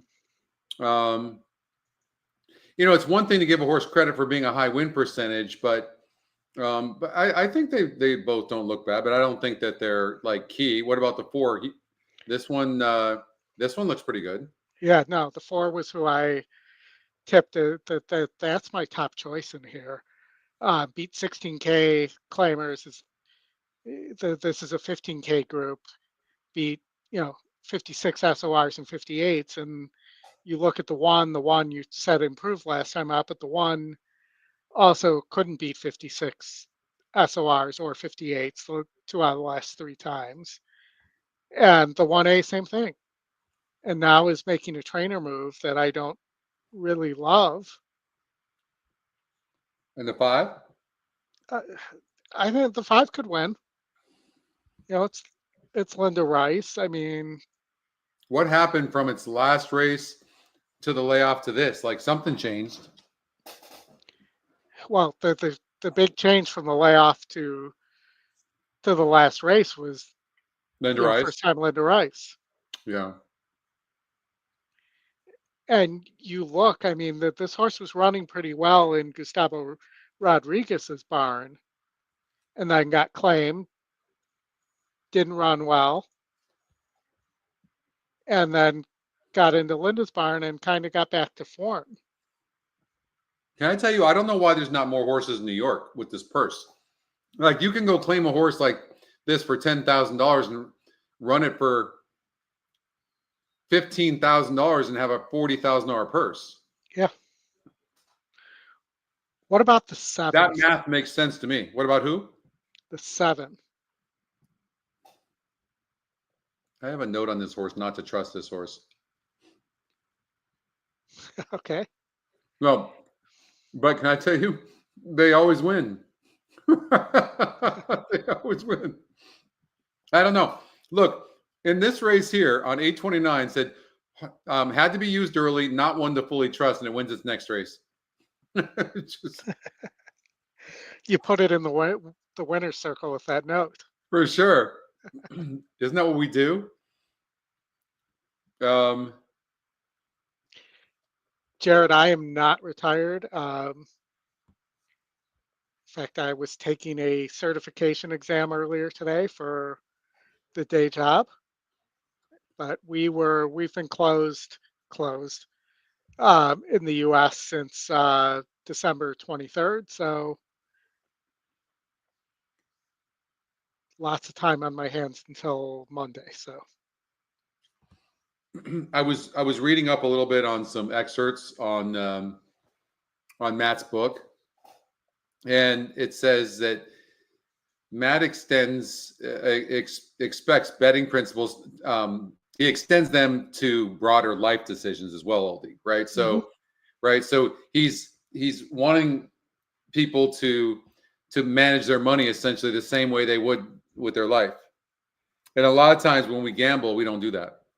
And true. right. And then, you know, I think he made a broader point, but I simplified it a little bit. And that is, take a budget, really what you can afford, and just make sure you don't go over that in a day. And if you think about that, now, if you think about that, it forces you to become better. Because if you know, let's just say it's a $200 budget and you lose that $200 after the fifth race, you're bummed out. But no matter what, you can't spend that money. You are going to get better because you're going to want to go throughout, you know, the day and play. Like, I think somebody that's been playing for 45 years and somebody that's wasn't always disciplined in the betting side of it, that makes the most sense. Because that's going to force you to get better. So I hope for some of the new people that want to get into this game and play that you're very cautious, and it can be an amazing game and so much fun. But it also it's a tough game, and you have to respect that. All right. That's my 2 cents for the day. So who do you like in here, Oldie? Race 8, I like the 4. 4. Exactly, Chris. Hazardous Humor. You know, the only thing I don't like about it's won 2 straight races and it's doing really well. Wayne Potts won 2 races in a row with this horse. It must be a good horse. But I don't like using horses that run in small fields at all. But look at how bad the trip was last time. It was in the 6 and 7 path. How can there be 5 horses and you end up in the 6th or 7th path? How does it even happen? There's 5 horses. I didn't write the notes. I'm just reading them. Oh. And then it was the previous race, it broke slow and still won.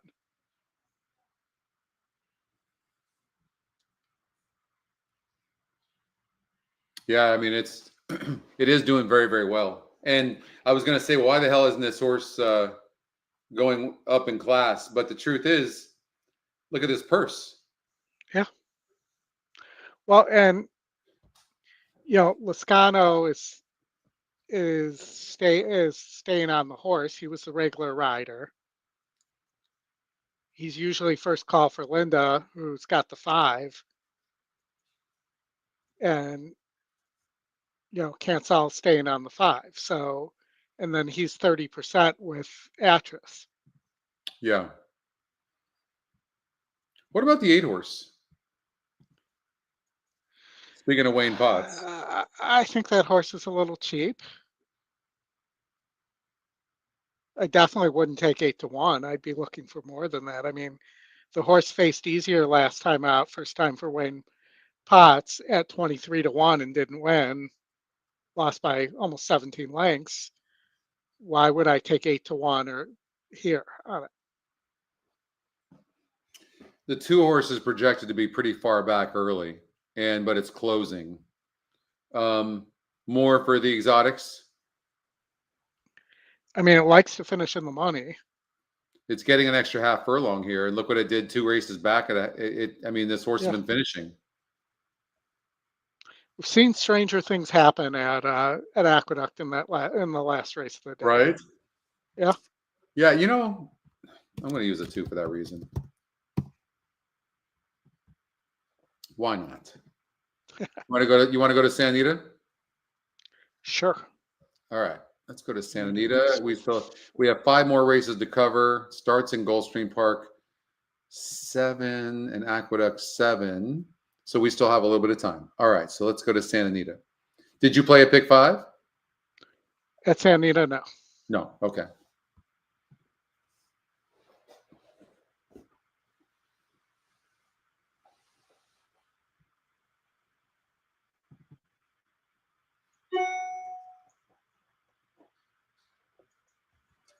Four first-time starters in here, Oldie.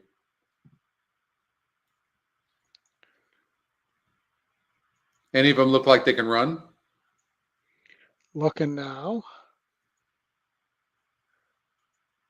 And McCarthy's been red hot, and this horse does have some good works on the 2 cultural.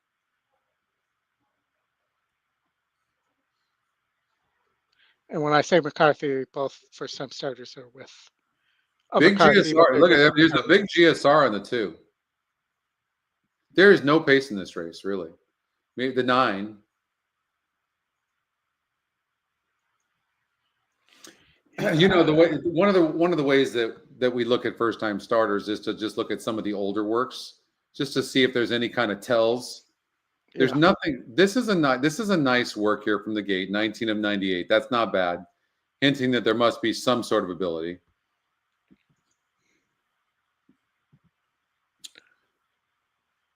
The 2 horse was throwing bullets here and here. That's not bad. That's not bad. I mean, the 2 horse is hinting at some ability. I just don't know what happened between July 11th and November 23rd. Yeah, that's a really great point. Great catch, too.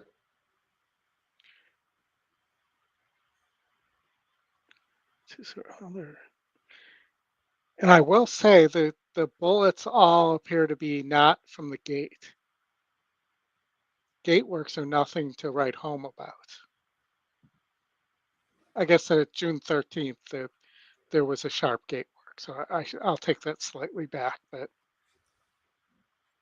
see, look at the 8 horse needs a lead. And even though it's dropping a little bit in class here, the SOR is not really going down that much. And the 9 and 6 seem faster. And who knows about the first-time starters? I'm trying to beat this 8 for sure, right? Yeah, I mean, at 6-1, I like the 2. I mean, the 5's getting bet, but I think it's going to be too far back. Seems cheap. It's moving up in SOR by 10 points. Yeah, and it's but it does have a little bit of It's faced better horses. It's post time at Santa Anita It's not Park. been in They're there. moving Yeah, in and the for the horses look first. much better. It is the EquinEdge long shot. God, I just got to believe one of these first time starters. You know, Get there. the 9 is going blinkers off. So I wonder if it's going to show the same kind of speed. And Senor Del Oro. I can.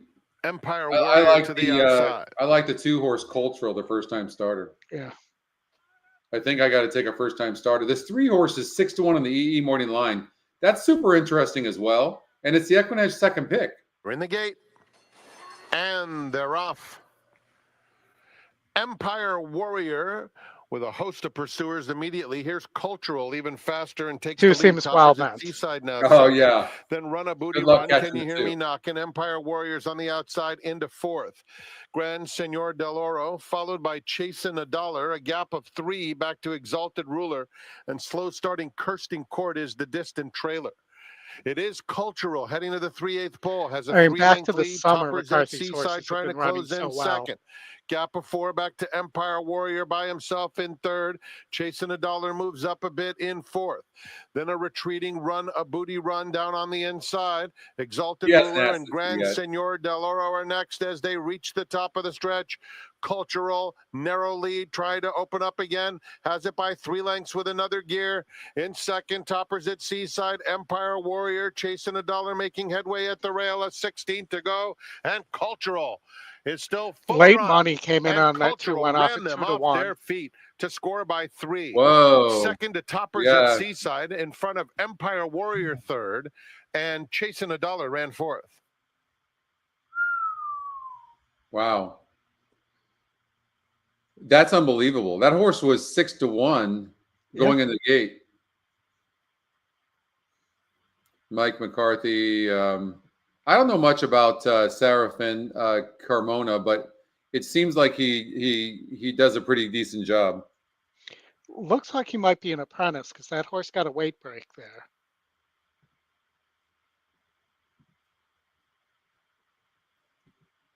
All right. Let's go to Gulfstream Park, race number 6, and then we'll get back handicapping for the Number 2, Cultural was first. 8 Toppers at Seaside second. Okay, let me share that tab and let's run this thing. I did look at this race. The 5-horse Aaliyah's Faith, I noted that got off the rail. She got off the rail and then improved in the last start. I did think this race was wide open. The 3-horse I know is not training bad. Yeah. Frida, what do you think of this? What do you think of Frida?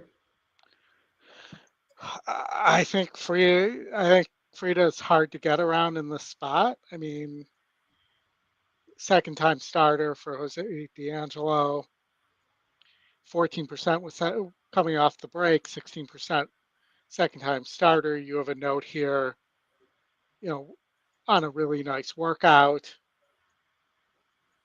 So for me, I mean, I think I like that horse better than the 6, Marty's Gal.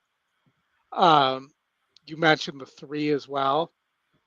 The 3, I only really like Jack Sisterson horses for the most part as first-time starters. He's 21% with first-time starters, but only a 10% trainer. Yeah. And, it has some nice works. Did you see Anthony's message? That's happened to me, Anthony. That is the most brutal. You keep replaying that in your mind. 30 cents. You almost qualify by 30 cents. I'm so sorry for you. That's brutal. You got this though. There's plenty of opportunities still left. And but yeah, that's happened to me. It's incredible. It sucks when it does. Real quickly, Oldie, let's talk about Aaliyah's Faith, the 5-horse. So it's been on the rail. Now it gets off the rail here.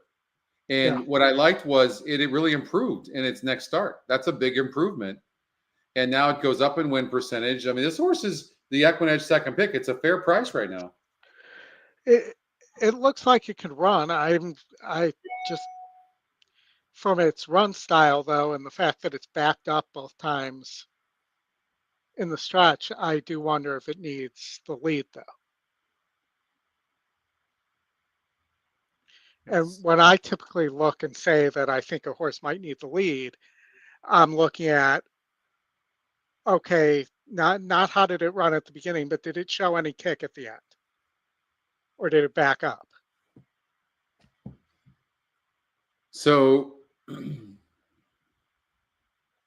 mean, it's 1%. So, and it broke ninth from the rail. So I'm not going to kill it too much. But yeah, I agree with you. That's how I will look at horses. But I'm not sure that would be fair with the second time starter in the situation that he had or she had.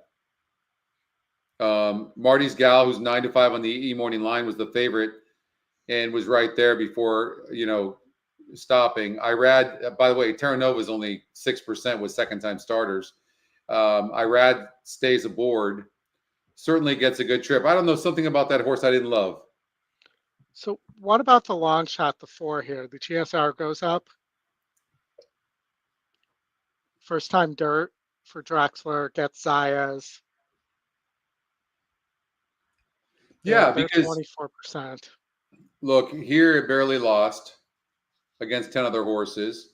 It barely lost here. Here it drew the 12 hole and was in the lead at the stretch. But I mean, it's a tad bit of a money burner. The GSR does go up. It did race on the dirt at Gulfstream Park in its first start and didn't run bad. I definitely, Zayas aboard. Drexler, third time with Drexler. I don't know. There's something about this horse, though. It feels like the same old thing. But the race simulator seems to like the horse a lot. State breds, it's by Gervin. I do not know the owner. I don't have a strong feeling in this race other than I think the 2 horses the 5 horses a fair long shot. Okay. And I didn't know what to think about the 7 horse off the break. I know it's training good. Dan put a nice note here, but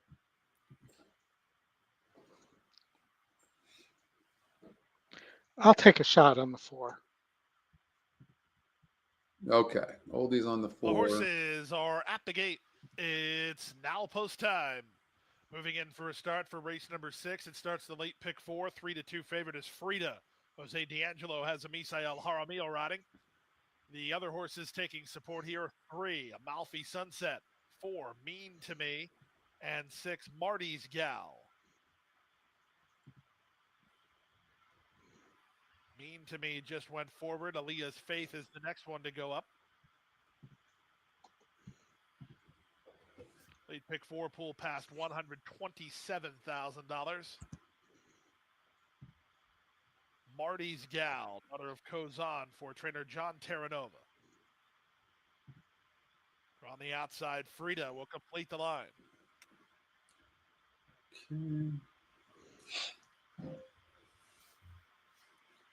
Frida and the late pick 4. They're in the gate. And they're off. Disastrous break at the start for Empress Strikes Back. Veered sharply to the inside and is 10 lengths slow.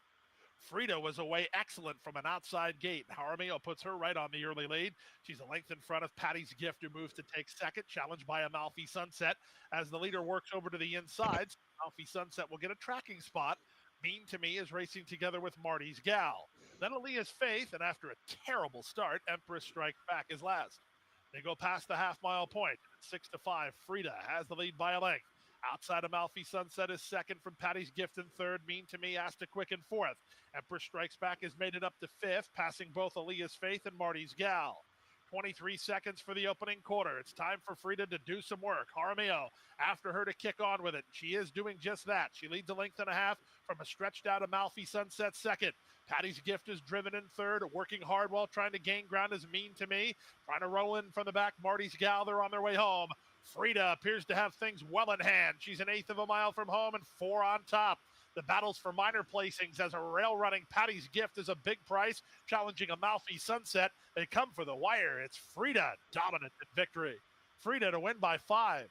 At a big price, it's Patty's Gift for second, Amalfi Sunset third, Mean to Me fourth. 170. Well, the favorite was good enough, Oldie. For sure. I didn't play that because I felt like I didn't know what this horse was going to be or do, and I didn't like the 6. I didn't really like the 5 going into the gate. The 3 horse was working out okay. The 4 looked okay going on the dirt for the first time since its first race. It just looked like one of those kind of races, you know. What do you do in those kind of races when you're playing horizontals, Oldie? You take a chance, or do you just hit the all button, or cover most of the horses? What is your strategy and stuff like that? Well, I mean, it depends on what I see there. I probably would have went pretty narrow there. You know, if I'm playing a horizontal, I probably would have played the 7 there and not gone too deep. Right. But and I just think that sometimes the pace advantage there, that's typically where I like to single, is when I find a pace advantage like you're seeing on Bold Ambition there, the 4 horse. Yeah. Who, by the know, way, like the 6 horse didn't really improve last time out. I kind of like this Mo Rhodes, the 3 horse, a little bit, but it's burned some money. Like this is a very hard race as well. But the 4 horse could go gate to wire. When it clears, it's tough, and I think it's going to clear here. And it's also got Kieran McGee, so I would maybe take a flyer at Aqueduct on the 4. Yeah, and also as the apprentice Christopher Elliott, Stuart Elliott's son, who's been riding really well aboard, so it's getting the weight break against all these horses too. Yeah, why don't we'll watch that, and then we'll get to then we have about a half hour. All right. And I'll say also, so sometimes if you can, it's the zig where everybody else zags strategy too. If the race looks wide open, if you can have an opinion in that race, that can open up the rest of your ticket too. Yeah.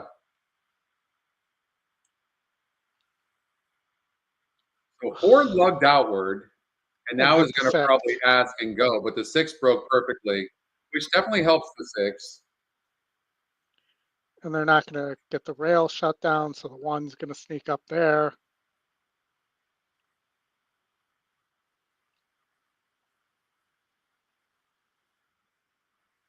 I mean, he's running easily, but you got the big favorite directly to your outside who broke perfectly. We'll see. 6 horse is not exactly the best finisher either, to be fair. Well, the Dutrow horse, the 3, took a lot of money. 7 really is moving nicely on the outside.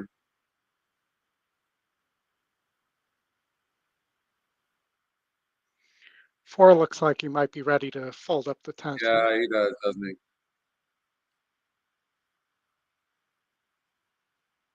It was all about that start where he lugged out. For sure.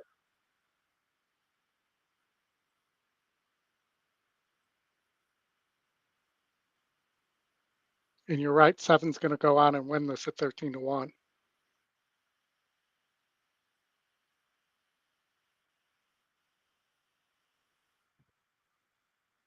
Yeah, 7 horse at 13-1 is going to win. Hey, look at the favorites look vulnerable. They did in that race. Yep. And ended up coming in 7-2. The Blame It on Daddy was going up, actually going up. Big GSR jump. Yeah, big GSR jump, huh? Wow. In a race where the favorites look vulnerable, you're looking for that kind of edge, right? To find something like that. Yep. Right? Like that's what you're looking for. Did you look at Justin's notes have been on fire? Notably, the winner won. He wires the fields 5 and 6 back at LAD. Notably, last winter he won off the layoff. If he gets loose, he could be dangerous. So isn't he going to get loose I think so. I mean, the maker horse, the 2, looks like it needs the lead. for his best, right? Yeah.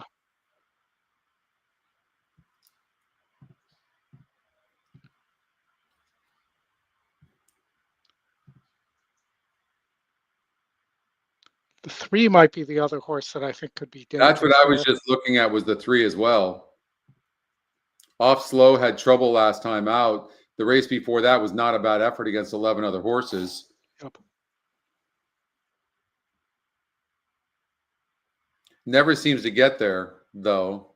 What about the 4-horse River Raft? That's too cheap. But I mean, look what he did against the 52 group here. It's a tough one. Yeah. I'm not sure that that Fairgrounds will play like Evangeline to this horse's late running style. I think the one's going to get the lead and be very tough, but I'm kind of like on the fence. I kind of like the 9 horse to possibly win as well. So I would be on the 1, 2, 9, but I think the 9 could have a big look. All right, I'm going to go 1, 1, 3, 4. Okay, 1, 3, 4 for Oldie. I'm on the 1, 2, 9. And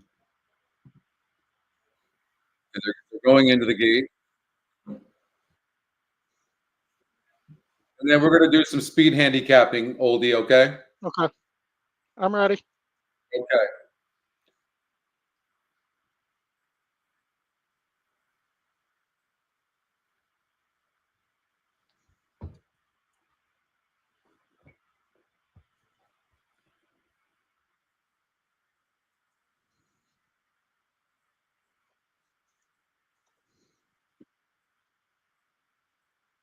Jockey did a really nice job on the 1. Yep. And the jockey on the 9 did a nice job of saving ground on the rail. That was a smart move. And plenty of, this is a long stretch here at Fairgrounds. As long as it doesn't check on the rail, the 9 has a big look to finish. Seems to be running nicely. Looks like is that the 7 at 75 to 1 that's making a little bit of a move?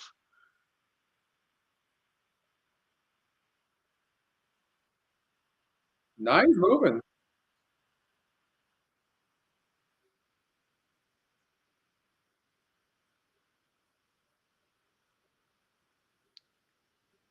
Come on, I 9, think get up. that's the 4 flying down the outside. Get up, 9. For the 10. 9 got up. Go. Very nice. Nice exacta.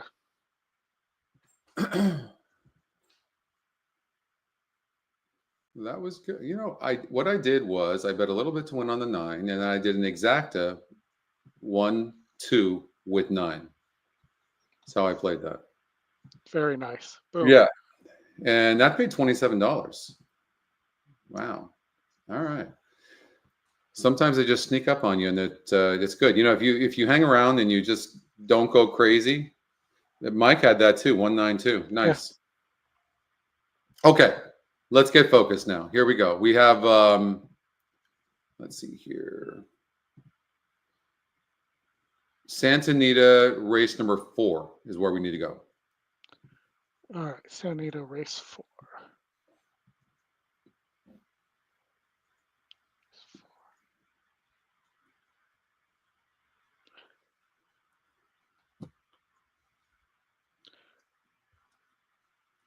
So Santa Anita race 4, I like a little bit of a price here in the 5-man overboard, who is the long shot and the top SOR in this race. Which one? I'm sorry, Oldie. The 5-man overboard. Okay. And what was your reasons?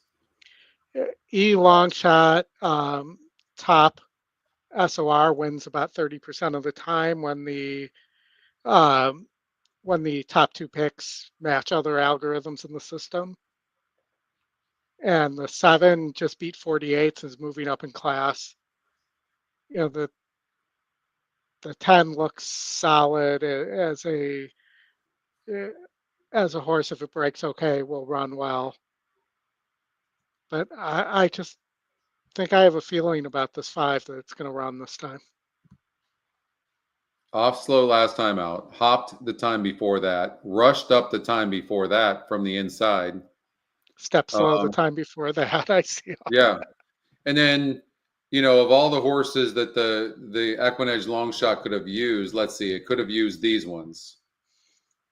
It could have used the 8, it could have used the 9, the 4, the 5, and it didn't.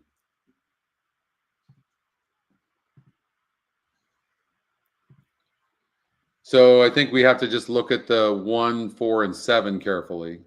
The 7 horse won easily last time out, but it's 62%. It seems to be doing good. And now it goes to Dean Peterson, who's, a very good trainer. The 1 horse Horse Doctor. What do you make of Horse Doctor? Just burning too much money for your liking? Yeah, and a lot of these horses are Pleasanton, Golden Gate types. And the 2 along with that is JJ aboard and goes to Blaine Wright's barn and is 9 to 5 on the E morning line. But they're all coming in from Pleasanton. I don't think you're going to see that much consistency in terms of good form. call, Aaron, on that. 22% off the claim for Blaine Wright. I mean, that's pretty darn good on the 2. 9 to 5 on the E morning line. I mean, we could see this horse run a good race. It's amazing. Look, it goes from 5.5 furlongs, 6 furlongs to 1.70 miles. Like, this horse is in really good form right now. JJ Hernandez jumps aboard, like you were saying. And the works are nice too. I mean, you have a 2 of 21, a 1 of 24. Yeah. What about the 10 horse? You had mentioned that the 10 horse looked pretty good. I mean, but it's been big win percentages, and now it's dropping to 20. Last time it was 22 back over at Pleasanton. It didn't do very well. Plus, it really looks like a horse that needs to be like on or near the lead for its best. Agreed. Right. But it might have the lead. That's the thing, though. Right. And when the 2 top pace horses here are both from the same trainer too, I would figure only one of them is going to go, and it won't be the cheap one in the 8. Yeah. So based on that, maybe the 10 gets the 7's got some speed too, but maybe the 10 gets an easier lead than we're thinking here too. Yeah. Yeah, I'd love to take a horse like the 1 who'll probably go off at 7 to 1, but just of late, this horse just doesn't seem to finish, does it? No, and it's 1, 2, 3, 4, 5, 6 losses in a row. That shows up most of the time, other than there's one race where before it went on the shelf, where it was in a stakes race. But for the most part, shows up. Somebody definitely to use underneath in your exotics, but I would want to play against that horse. On paper, this is just wide open. What did Patrick saying here? Yes. Yeah. Yes. Yep. All right. So you're sticking with the 5. Like, what is your point about the 5 again? So it's this is again another one of the old SOR or Scotty Longshot algorithms, matches in the algorithms, where top SOR and the long shot, when you have the match of the top 2 E picks to other algorithms, in this case top 2 win percentages, that it wins 30. Justin knows this too. It wins 30% of the time. Okay. And a lot of times they're horses that don't seem to make sense. So, let's call it the magic Scotty long shot algorithm.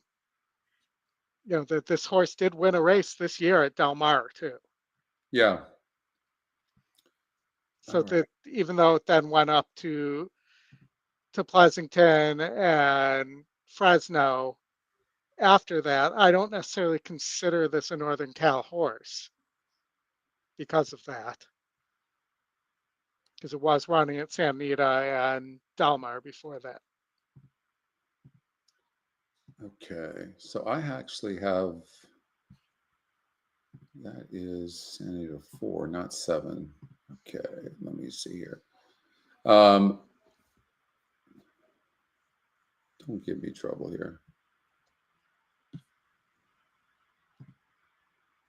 Okay, so I'm going with you on the 5. 5.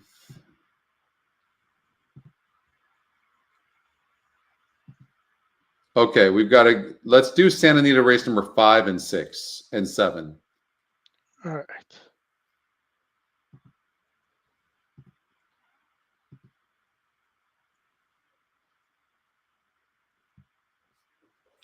I mean, 5's a tough race. Well, we only have 9 minutes. All right. We have 4 races to do. So is Nell's Legacy at 3 to 5? Is it all that? That's I mean, a much it's coming tougher out of a field to stakes tell. race. It didn't run poorly on the dirt, going back to turf. You know, if I'm doing something in a hurry here, I probably would stick with that horse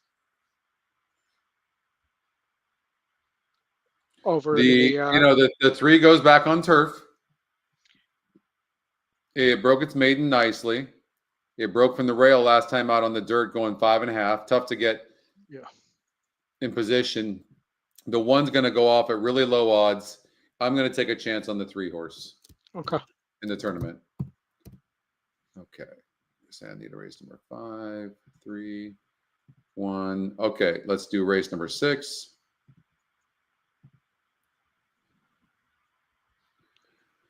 Six, I need a.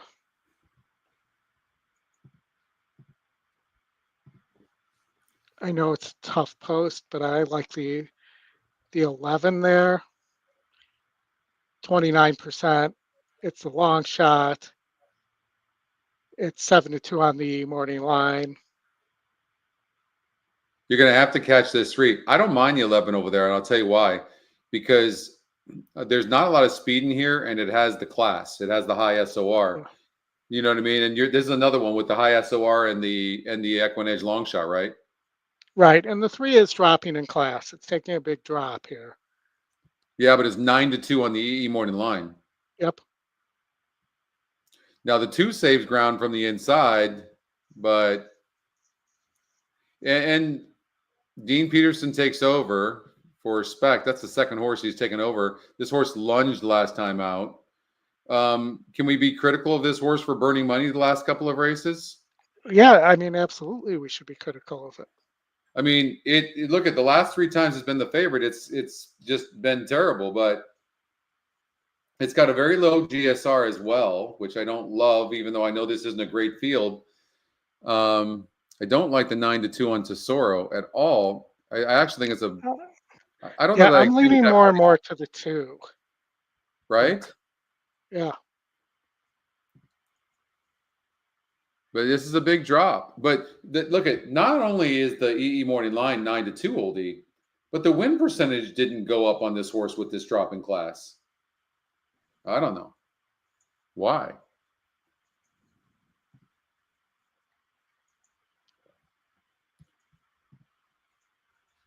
What about a horse like the 8 horse? It's an interesting long shot. Okay, we don't have any time, anyways. But I'm thinking the 8 horse is. I'm thinking the 8 horse is very interesting. Yeah, for sure. If the 8 gets a similar trip, I think the 8 for sure could win. Right? I mean, why not in a race like this? Rich as gold.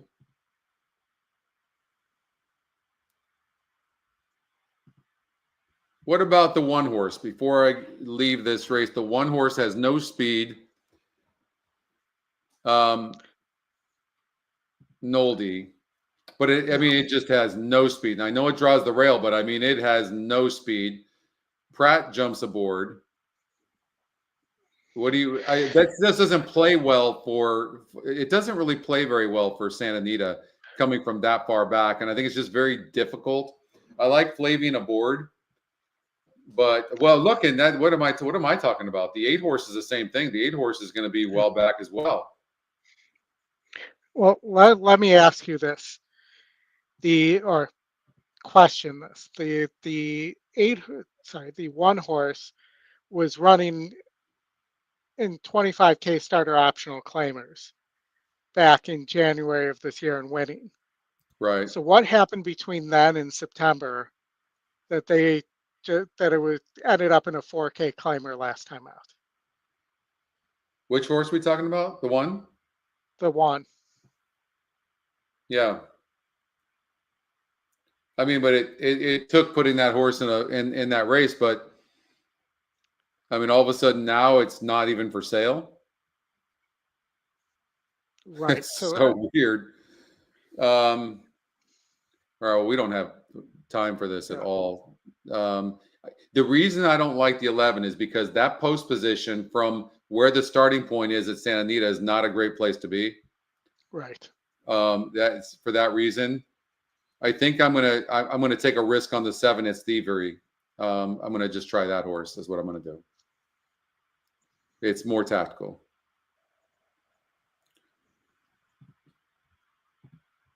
Okay.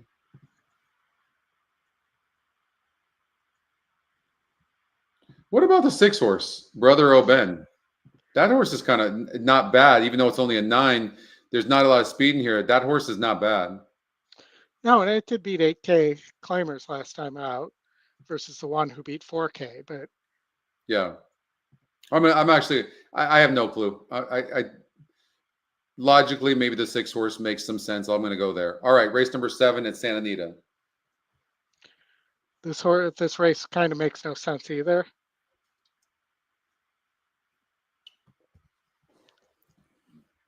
It does look like there's a lot of pace here, so it may set up for the 8 or the 5.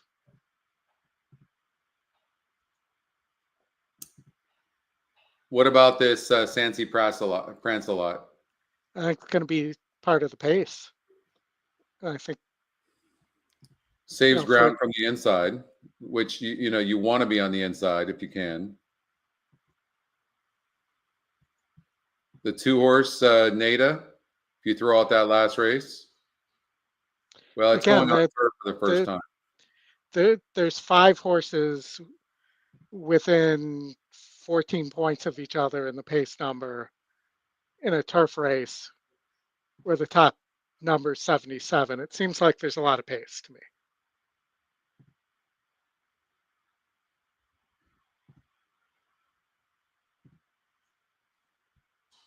I really think it's between the 8 and the 5.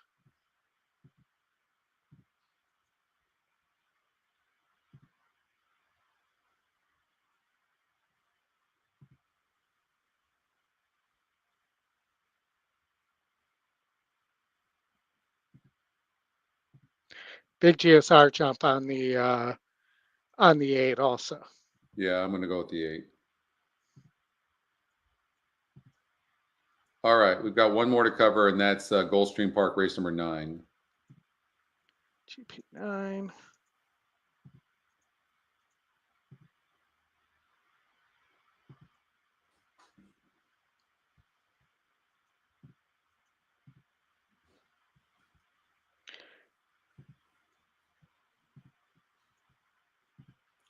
Looks like we have probably about 3 minutes.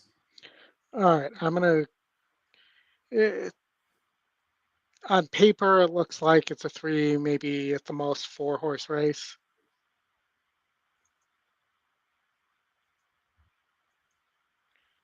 But I really,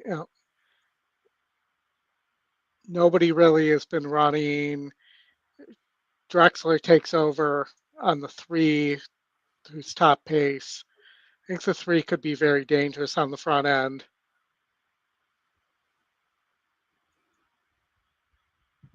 What'd you think of the 5? Hop to the Start has had trouble in the last few races.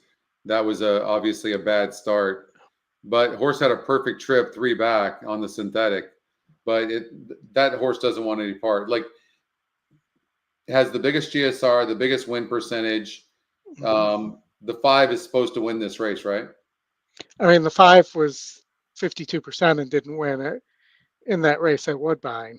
It was a smaller GSR though, and this horse obviously wants to run better on turf, but so you got a drop in class, bigger win percentage, and maintaining a GSR. I mean, just saying, like, and Irad jumps aboard. It is its best chance to run a good race, and that was a nice bullet drill. Sorry. No, that's okay. Trying to get the microphone away from my face when I did that. That's okay. This is a really bad field, and so Yeah. I really think that this time this everything has come together. Everything seems to be pointing towards the 5, so I'm going to go that way. All right, I'm going to go Oppo, and I'm going to go with the 1 for 23 horse. Okay. Looks like the 1's been scratched, late scratch of the 1. Swinging Solo has been scratched. Okay. Okay. All right. Somehow we got this in. Let's see. So good luck for sure. Looks like they're getting ready to go to the gate here at Gulfstream. I'm on the 1.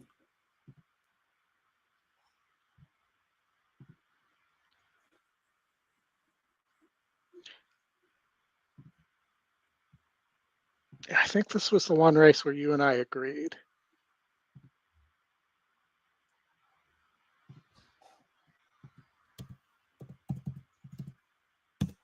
Yeah. Well, you took the 1 and I went with you, but it seemed logical to me. The 2 horse seemed like, if you just look on paper, the 2 doesn't look like a horse that you want to really.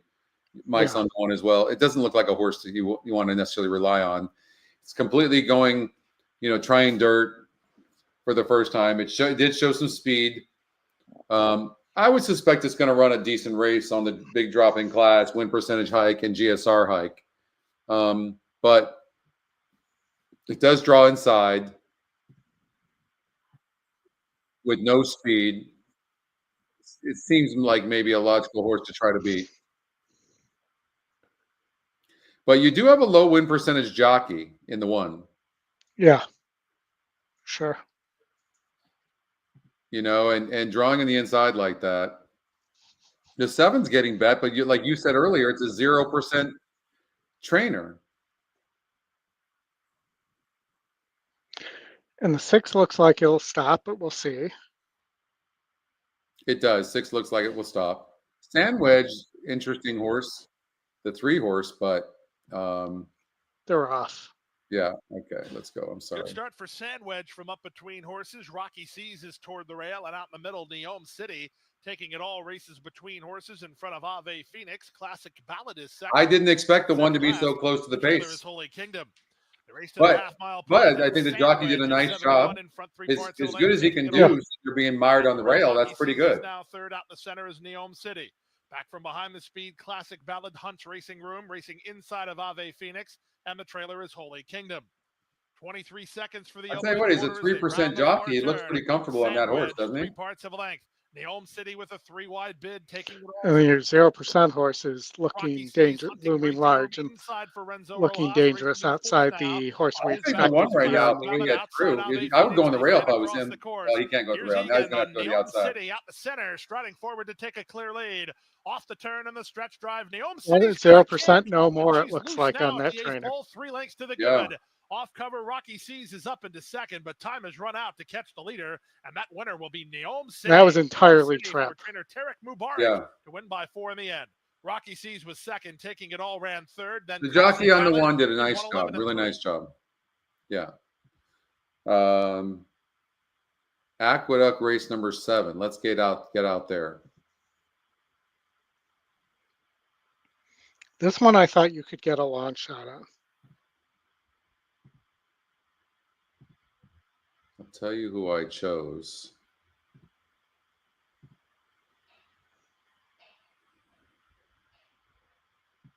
Yeah, 7 did it easily.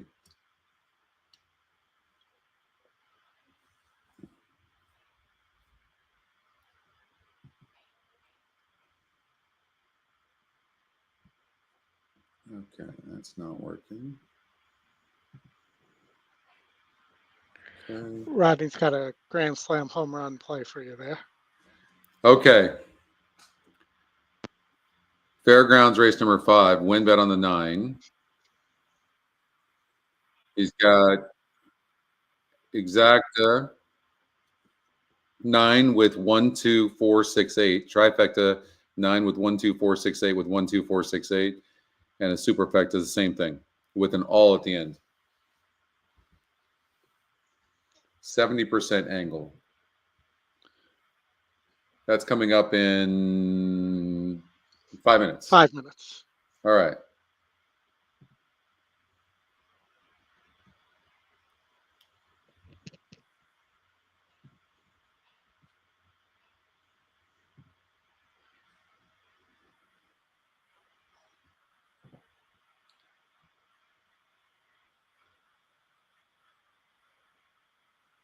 So here, the 2 horses I talked about were the 4 and the 6 at Aqueduct. I have the 6.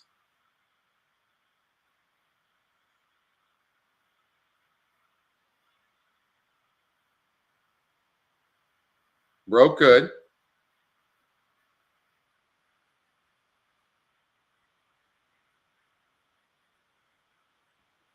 Sitting in second place right now.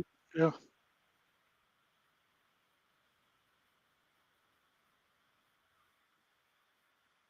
The 1 horse now gets second. The 6 on the outside with a nice trip. Kind of the 1 and the 4 are dueling. 27-1 on the 4 horse. The 1 horse, Noble Huntsman, is struggling already, and the 6 horse really moving nicely on the outside, all on his own. Yeah. A loose rein. I think in this situation right here, the jockey on the 6 just has to be super patient. Figure the 4 is going to stop. Yeah, exactly. 1's done. 5 is done. 3 and 7 are making a move. 2 is toast. 6 has got a fair shot in here. 4 might not stop, though. He's got a horse turning for home. Yeah, the 6 horse had every opportunity. I don't know if he's going to. Yeah, no, the horses are coming from the outside now. 4 is stopping.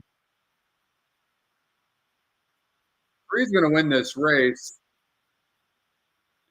I'm hoping the 6 will finish up and get second and pass the stopping 4. That's my hope. 6 isn't stopping, actually.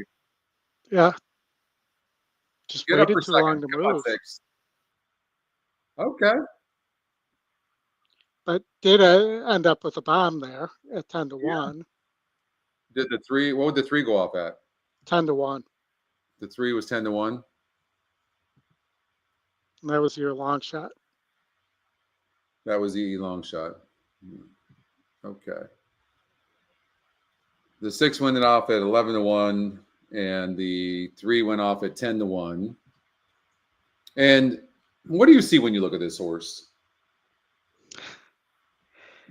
I mean, I don't think you can see much in terms of the horse running like that. I mean, well, we've talked about this, right? Like I chose the 6 and it ran good, but this horse was 5-1 on the morning line.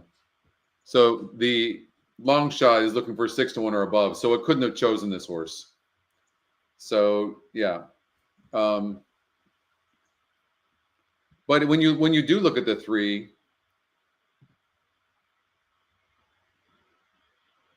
fourth here, third here, 7th here, like how do you figure you find a horse like this? What are the signs, right? Like the EquinEdge long shot. This is the long shot play. We've noted that the new algorithm is crushing. yeah, and I mean this is another example of where it not only crushed but paid a you know, nice ROI on something that you just couldn't on paper. I just can't see. No.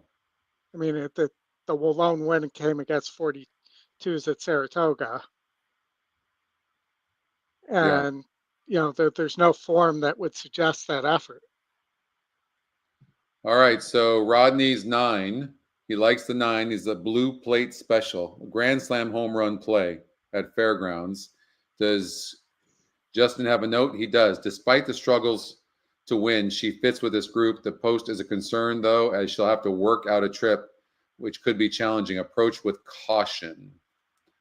The 2 horses are going to save ground from the inside. Given her past trips, post she's expected to be tough to beat today. She looks dangerous from off the pace, stalking the pace. It looks like these 2 horses, but Rodney really likes the 9. I think the 9 actually could get the lead early. If the 8 horse doesn't break great, I think the 9 could do very well. What do you think, Goldie? I agree with you. I think that it looks on paper like it's between the 9 and the 2. And you might want to consider a double to the 1 in the next.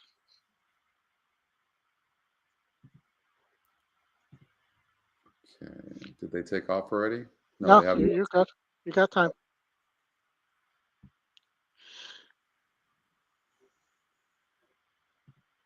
Boom, Dan. So Dan hit the try at with the 3 and the 6 on top. Did the 4 finish 3rd there? We're at? At Aqueduct. Hold on. Oh, at Aqueduct. I'm going to go back and look as they're loading the gate at Fairgrounds. That try paid 410. So boom, boom, boom. Dan. Yeah, that's nice. Nice, Dan. Nice going.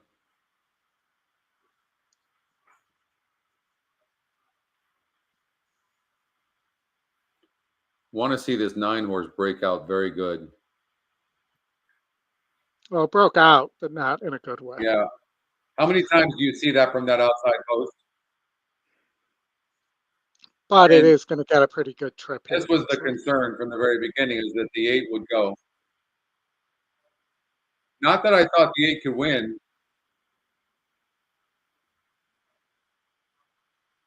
And 9 ends up getting off at 9-5.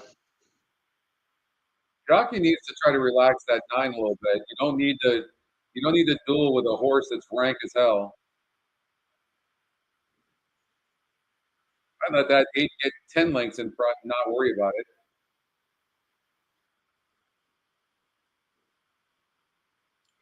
They're not going that fast though either. I mean, 24 and 3 on this track's okay. The early was pretty fast. I don't know where the 2 is. That's the 2 on the rail. 2's on the rail. Yeah, going the wrong way.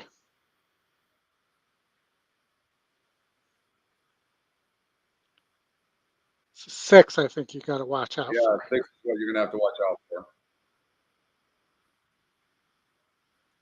The jockey's ridden with a lot of confidence on the 9. I will say that.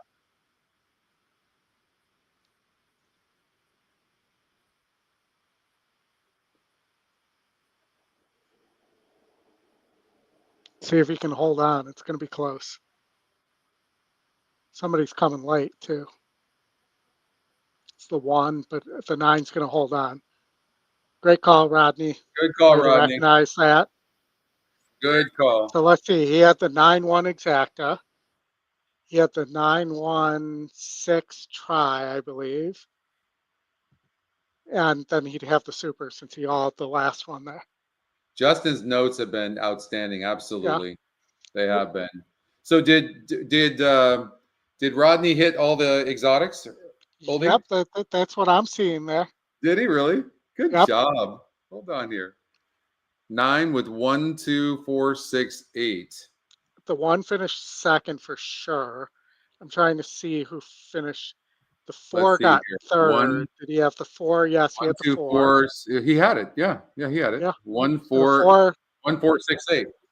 They hit them and all. look, so he got the favorite Whoa, he over got the 1 25 horse to at 1. 25 and the 4 horse at 22. Yes. Wait, did he have the 5? No, he didn't Yes. have the super. He He had had the try all. though. He had all in the last leg of the Super. Oh, he did. Holy shit.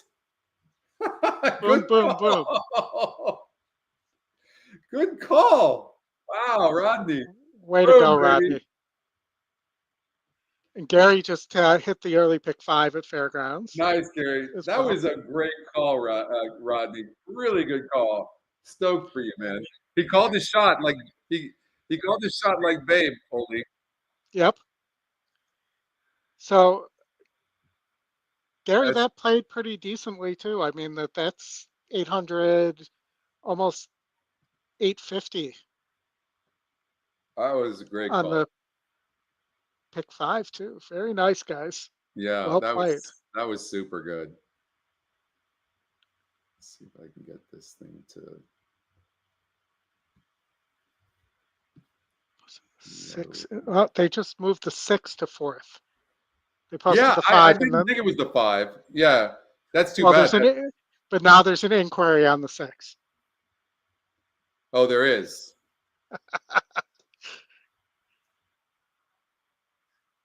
So maybe they just didn't see the number properly. I don't know. Strange. Holy, I say we stay till the 3rd race at Santa Anita and then we call it. Yeah, I'm Okay. good.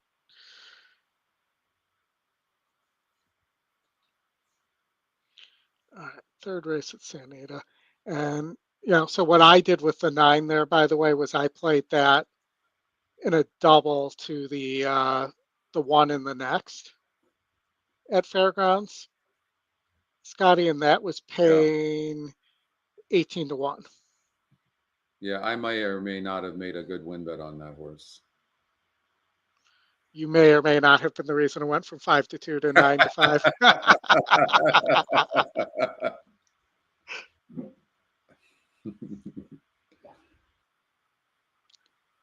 All right, let's see. Oh, Tisn't she lovely? Isn't she? 9 to 5 off on the 9.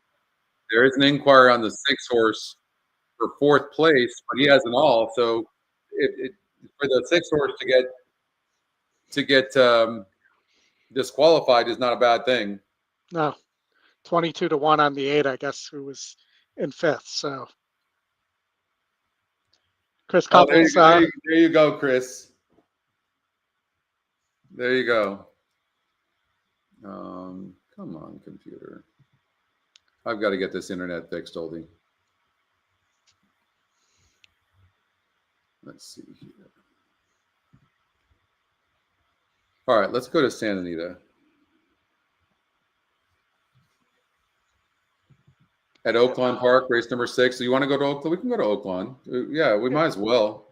Oldie, what did you like in here, Oldie? I spread here. This wasn't the. I thought, and correct me if I'm wrong, was its next race that there was a.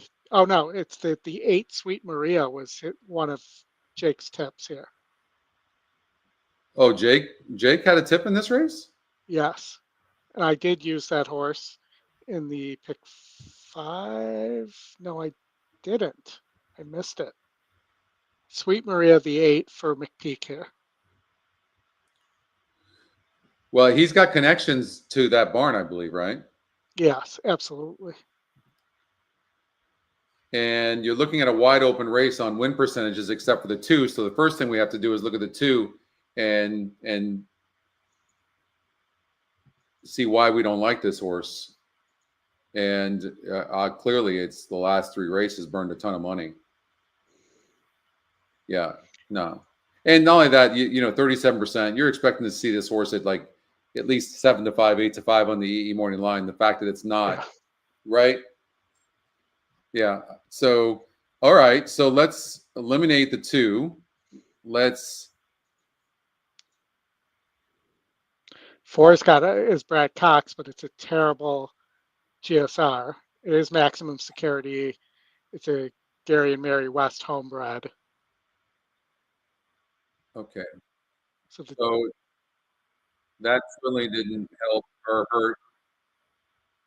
So the 8-horse, okay, that's huge. The 8-horse was put up to 4th, which helps Rodney tremendously. boom.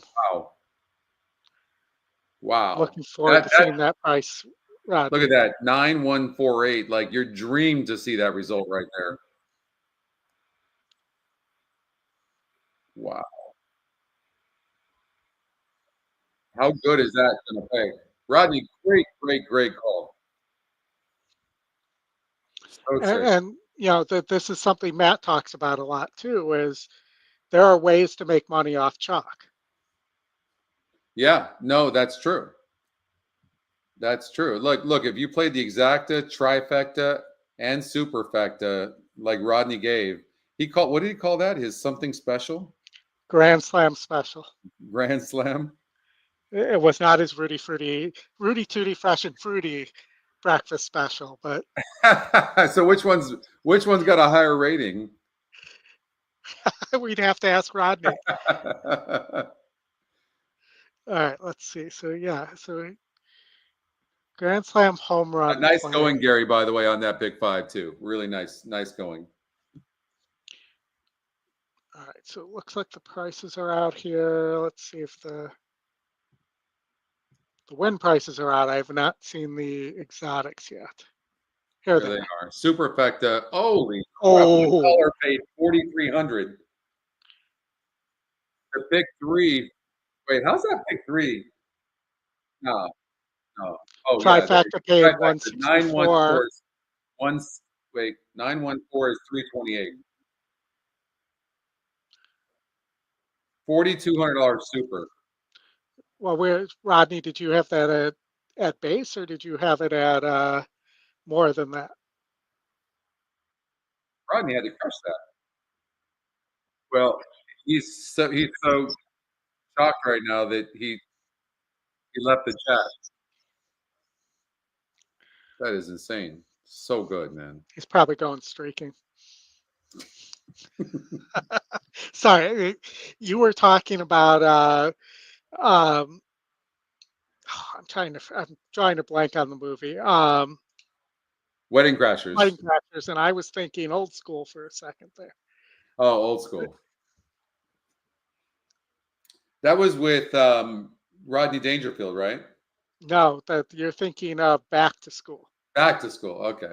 Another great movie though, with Yeah. the diving boards.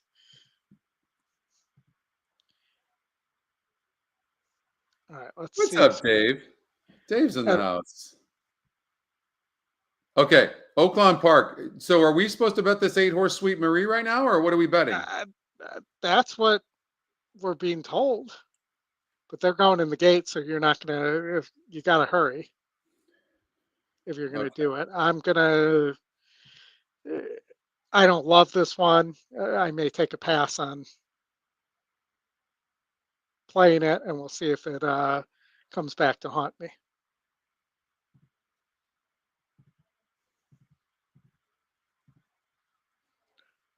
Hold on, just saw a text from Rodney here. If I could click on the right screen, that would help.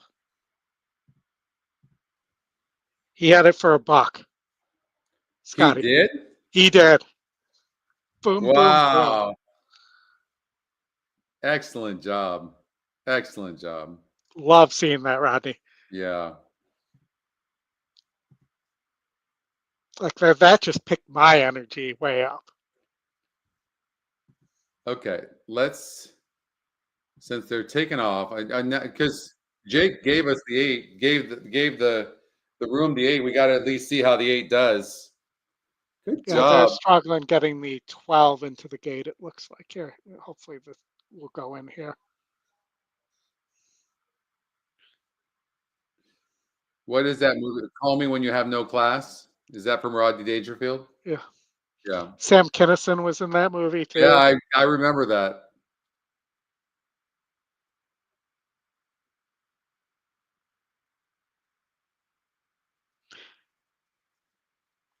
think the line was, he cares about what? I don't know, but he definitely cares.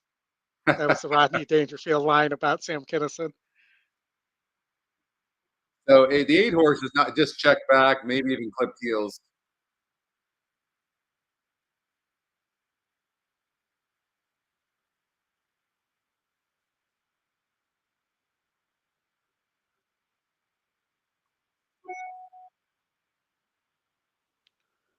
Four's taking a nice pocket trip right now. I They're don't know not if even he's got enough persevering with horse. this 8 horse now.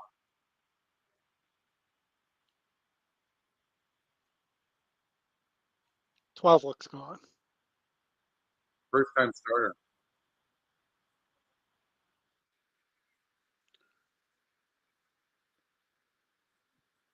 Oh, you know what? Honestly, you should follow that 8 horse.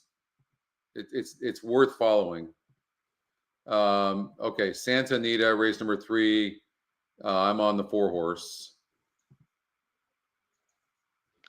Oh, I liked this horse actually. Okay. On the 4.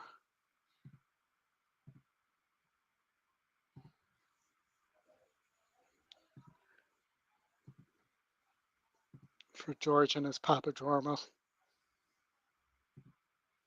Loading in the gate for the third. It is post time at the Great Race Place. Does Edwin get an easy lead here, though? I think so.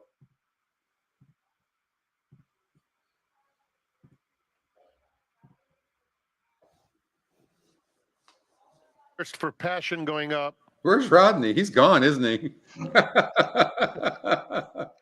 Practical Dazzle and Have Patience. All right, Oldie, this is going to do it for me. In the gate. And they're off. Dancing with Maxine is quick, but Have Patience much faster and sprints away in the opening furlong. Here's Pondicherry coming through on the inside, and Thirst for Passion will settle in third. Then Practical Dazzle, who's 4 off the pace, in fourth. Dancing with Maxine, who broke well, is next, followed by Coiffeur, and Coconut Girl is at the back. It's Have Patience with a 2-length lead into the See you, fourth turn. Chris. Pondicherry is next. Practical Dazzle revving up on the outside now to take the Dude's second really spot, not had a good and trip. coming after Have Patience around the far turn. Thirst for Passion in between rivals. Well, the Here's Sunday did Dancing the with jockey The on the 4 horse Sunday is did running it. very good, by the way. making And the headway 4 with the horse red cap on under the Mike Smith outside, is going to claiming probably win this third. race and Another drop 4 from back 4 to to 1 going into the Coconut gate Girl. to 5 to 2. Turning for home, Practical Dazzle Movie, on the the top outside. Equinedge pick is Has to running fend very off nice. Dancing with Maxine, and Have Patience not done along the inside. They're inside the 8th pole, and Dancing with Maxine is right up to Practical Dazzle. These two head in head with Have Good call, Patience. Scotty. Have Patience, you. Dancing with Maxine, Practical Dazzle. Here is the line. Photo finish. I think It's we got the close. Bob. Dancing I with think. Maxine, Have Patience, Practical Dazzle third. Mike Smith is and then not as Thirst for strong down Passion. that stretch anymore. Did you notice that? Like he Yeah. couldn't. He really wasn't pushing so hard. But 5 to 2.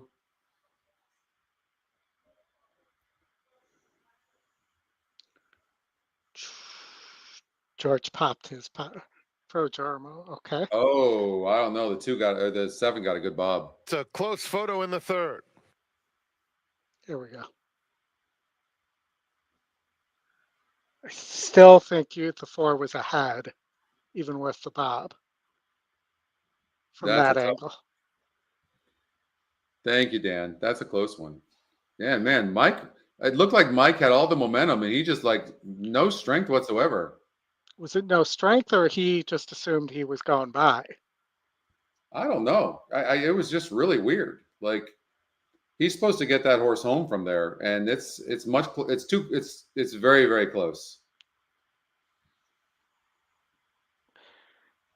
By my unscientific hand measurement there, I think the 4 got it to the photo there. That's what I was doing with my hand, putting it up to the screen. I hope you're right. Bill says 4-7. I don't know, man. Oh, this is fun, Scotty. Oh, we got it. Woo. That was. I actually feel bad that I have to go. Actually, Number 4, Dancing with we got Maxine Gulfstream was Park first. 8. Why don't we stay for that? 7, Have I don't Patience want to get you second. in trouble though with 6, No, that's Tactical okay. Dazzle third, and number 3, Thirst for I'm Passion happy to finished fourth. look. I have 2 seconds and a first place finish in the tournament, in the qualifier. So I'm doing pretty good so far in this race here at Gulfstream Park in the 8th race. I have the 4-horse Title Forces. You and I both agreed on that one. Yeah. That was probably the horse to beat, right? Yeah, and then I think I had the 5 underneath. Title Forces is even money right now. That's the IRAD money, or that might be the Matt Miller money. I'm not sure which one.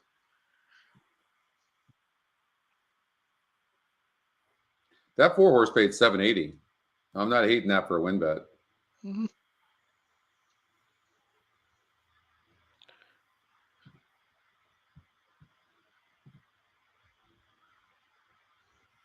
Willie, it looks like Twitter fixed whatever was going on with their video stream because I'm seeing you able to get comments through here.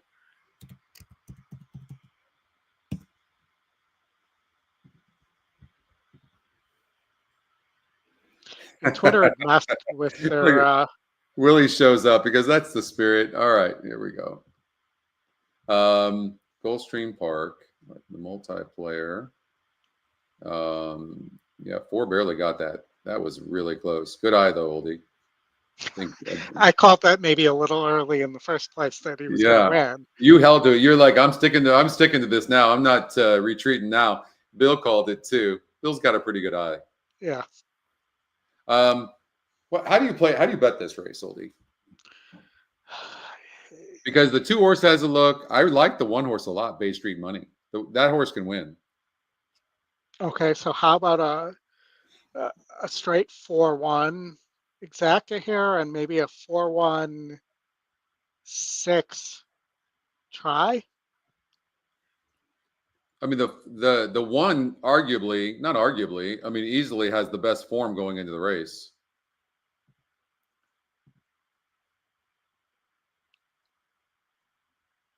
But that form was against easier.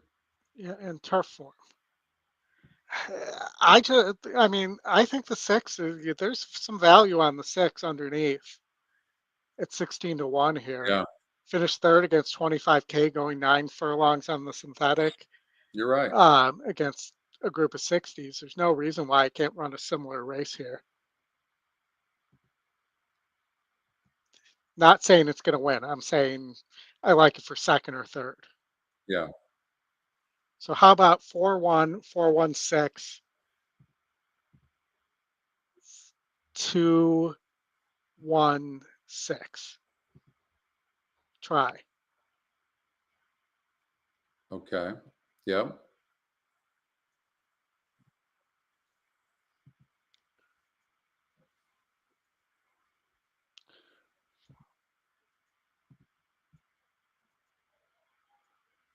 And they're off before I got it in. But okay, hold on. Let me Title put this for everybody. I'm sorry, guys. The blocks and KC Chief being ridden hard for the early lead, but he's got plenty of company. They're stacking up 4 in line. Irad decides to go with the 4 or the 5-horse. Surprising. Title Forces with I don't know if he decided to go or if he decided to drift the 5 out so the 5 couldn't get the lead. Money races together with Navy Cross, and the trailer is Grand Soiree. So Title Forces is now going to allow the speed. That might have been a little bit of. Look at him. Look at him. Now he jumps to the outside. Hard used in the early I think that was a little bit of gamesmanship. Yeah, for sure. 5-to-use horse. The pace is on. Like, Title Forces will not give him only Irad can do stuff like that and still have a horse that's completely relaxed. Very aggressive in the early stages right? Here ahead of Bay Street Money and Iceland. Most horses would be rank as hell after what he just did. Grand Soiree is last. They went to half in 46-2. They're rolling here. 5 is, look at the 5. 5 is all out. Encouragement from Perez throughout. And a very strong hold of on. Irad's not even asked. Who's toast? The 6 horse. The 6 is a very interesting horse right now. 6 and 7 seem to have horse. Right? Yeah. 6 is a good horse on the inside. At the back. They reach the top of the stretch, and KC 1 doesn't look to have any horse. White flag. It's Title Forces who takes the lead. He has some work to do. He's not even asked before yet. From the back are Icelander and Navy Cross in between horses. Grand Soiree. They're on their way home. Title Forces asked to quicken now by Irad Ortiz Jr., and he gives him a kick and establishes a Problem is three-length that lead. Navy I don't know Cross about at a you, but big I never number saw is up that in the 7 second horse. time No. running out. It's still the leader, Title Forces, and And in Powder the Pop tournament, Racing anybody that hasn't used won. that 7 Title horse just Forces got by a 40 to length and a 1. half. Second Probably, is Navy Cross. yeah. Third is Icelander. Closer fourth. It is helps Money for in the or tournament TCG. defending against that big second place horse. At least you got the favorite who's going to suck down a lot of the place and show money. Yeah. And the 4 horse ended up getting off at even money. And luckily I covered myself with a win bet, but they didn't hit any of the exotics. I didn't see the 7. Let's see here. Let's try this again. Yeah, 7 first time synthetic. All right. Running on dirt. Well, I had the 4 in the tournament. And then in Aqueduct right now coming up, I have the 2 horse, Our Funny Business. It was just a hunch from a horse that doesn't seem to have any speed coming from behind. And looks like they've taken off already. Yep.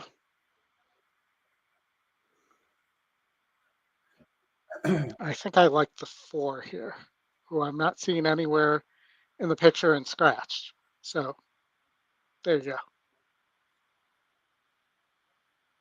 Love when that happens.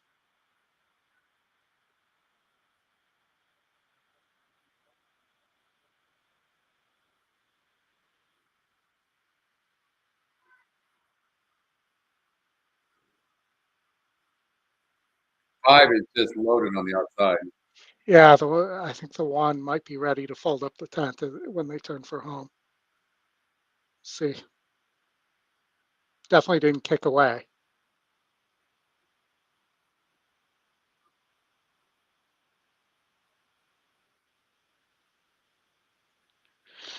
Five at 7-2. The 1 Didn't and the run a 1A. bad race. You're gonna have to settle for a 3rd place, but it didn't run bad.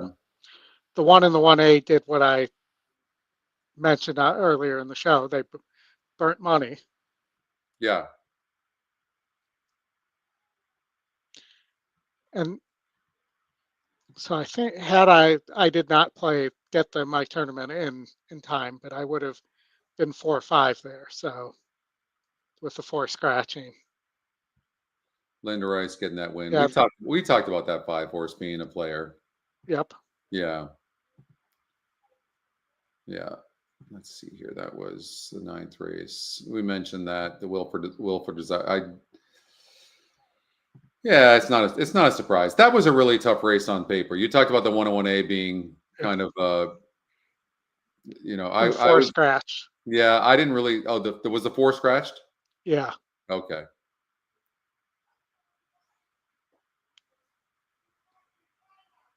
Thank you, Mike. Come on, Mike. Bring it home.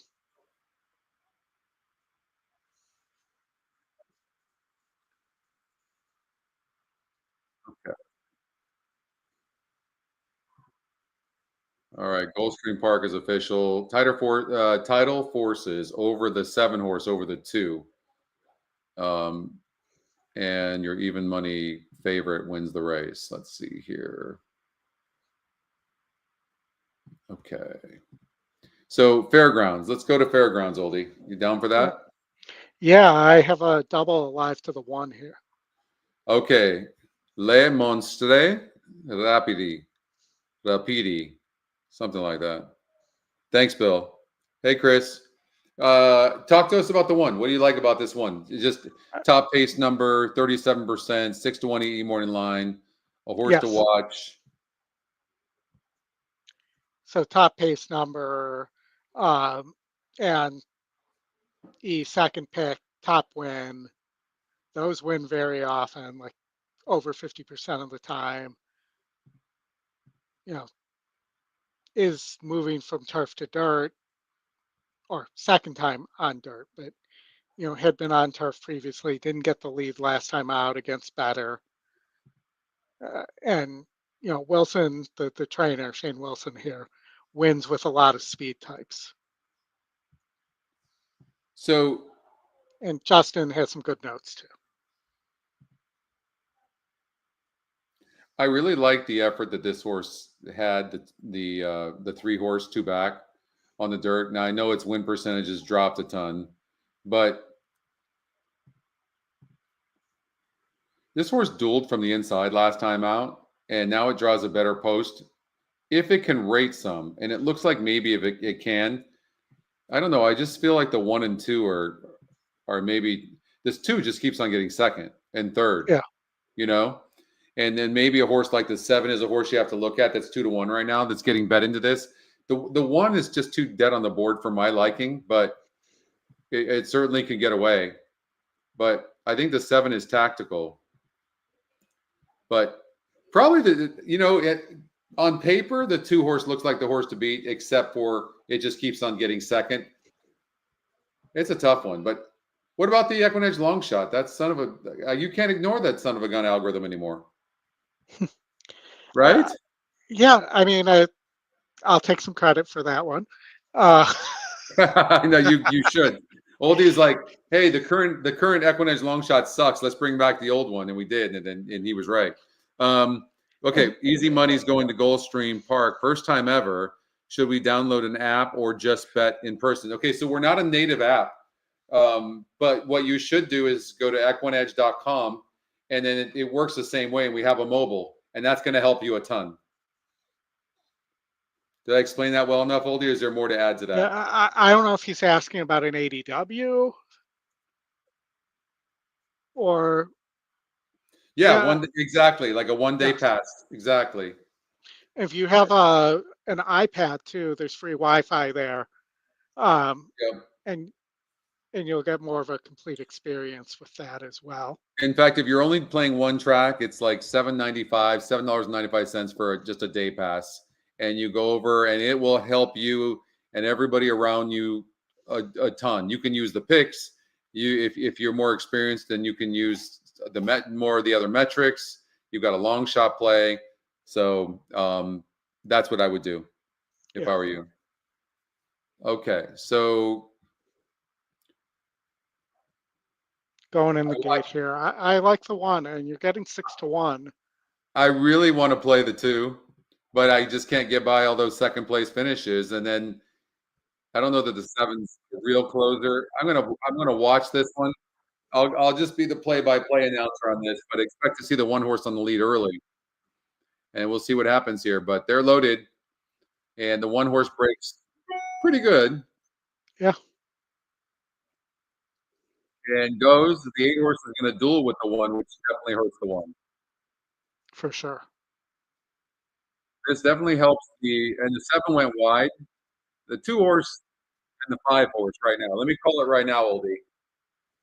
I say that the EquinEdge long shot wins this race over the favorite court jester, the 2.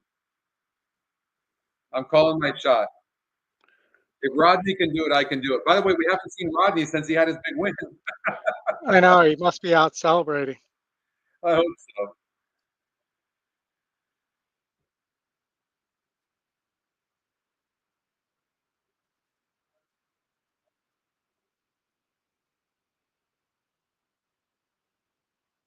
I didn't think about checking out Justin's notes in this race. Yeah, Justin had some nice notes on the 1.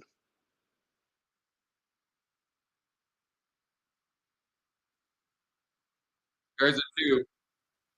We failed to do what upsets me more than anything else, because it's the simplest thing to do in racing for a jockey, which is shut down the rail. Left the rail wide open even though you were on the lead. Yeah. And we know one thing about the 2. We know it's not going to finish.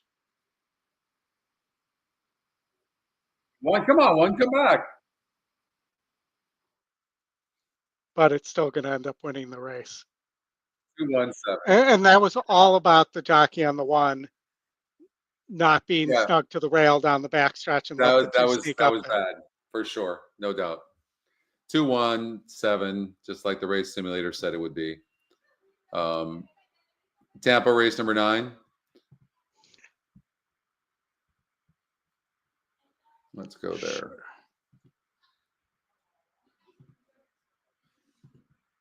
How far is this race? 8.5 on the turf.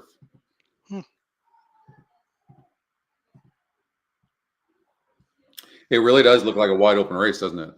Yeah, it does. I mean, I think even this one horse has a chance. Or the Chad Brown horse. sending this horse over to from out of the country. This British horse. I mean, you got to think it's live, right? Yeah, he typically sends some good horses to Tampa. He likes that turf course. And this 8 horse doesn't look good. The top EquinEdge pick does not look good to me. I would take a first time starter or take the 9. That's how I would play this. I would completely leave out the 8.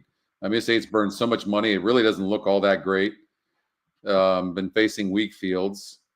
This 3 is interesting. The EquinEdge long shot. This is the old algorithm, Oldie, where when the EquinEdge long shot is a first time starter, they do very well. Yeah, and I mean that it is Christophe Clement, and you do have a really nice work on the 14th and November 30th there. Yeah, very nice work. I think this horse can run. Yeah, he has to be able to. Yeah, you're probably, it looks like the EquinEdge second pick and the EquinEdge long shot to me. And then you look at the 7 horse. The 7 horse is another one for Chad Brown. Who does he do better with? Chad Brown has got 2 of them in here. Jockey trainer combination is 38% with Gallardo and 31% with Camacho. I mean, you can't really go wrong.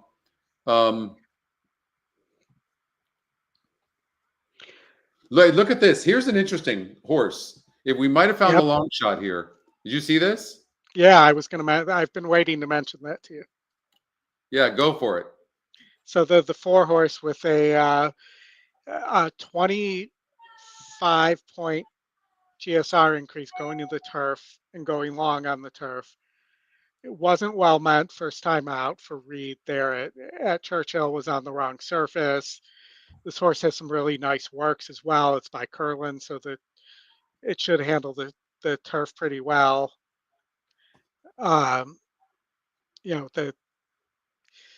Even if this horse doesn't win, this is somebody you want to use underneath.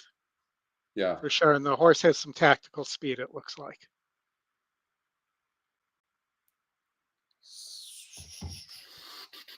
420 Pacific. All right. How do we play this? That's a good question. Because I'm also 3-9 with I'm going to play against the 7. Yeah, I don't like the 7. You have the 2. You have the 5 for Graham Motion there, though, as well as the 10. Let's see. I'm going to take the 9. I'm going to key the 9 on top. So I'm going to say 9, and then I'm going to come back with a 3 and 4, 3, 4, 7. So like maybe 9 with 3, 4, 7 with 3, 4, 7. 7, 3, 4, 7. The 8 seems to like second or third. I'd probably add the 8 in there. Sky Masterson, favorite last time out, finished second, third. It probably will just do what it does, which is, run to the tail end of a race in the money. I don't like the 2 at all. I toss the 2.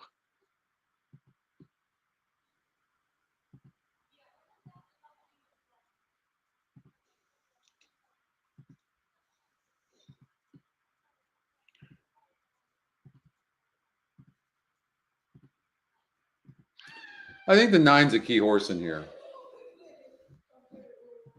Let's see here. All right. They just broke. All right. Then I was still working on something. Where was that? So the 9 is showing some really nice stride, and the jockey, the 4 just Oh my God, that was really horrible. Forward took a right turn and just hit the 9, and the 9 had a really rough time. That was bad.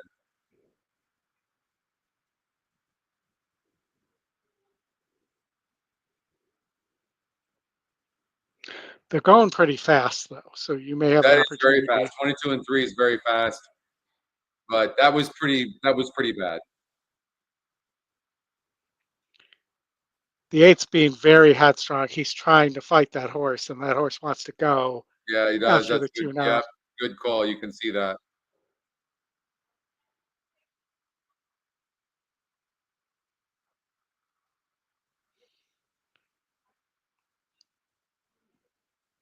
The 9 to win this race would have to be 1,000 lengths. It's gonna have to be 20 lengths fast with the way that first part of the race started.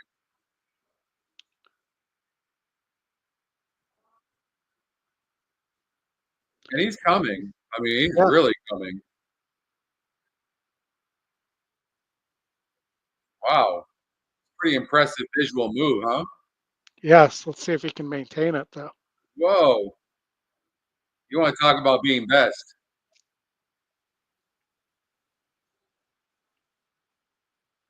I think his stablemate's got him though, Yeah.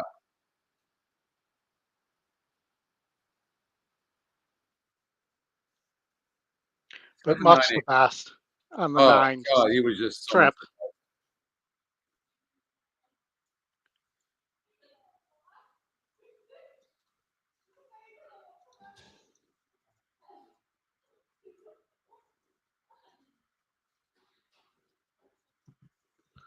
All right, I put a little note on there. Let's see here. For next time that horse pops up. Yeah. Yeah, that horse was well meant. All right, so let's look at why don't you go ahead? You got Oaklawn. Yeah, this was not a race I had a strong opinion on. I was spread here. If you've twisted my arm, I'd be on the 1 as my top choice, but I thought this was a spread race. I thought even that the 8 or the 4 or even the 9 had a shot here. The 9 has a big look in my mind. Excellent So form. let's see.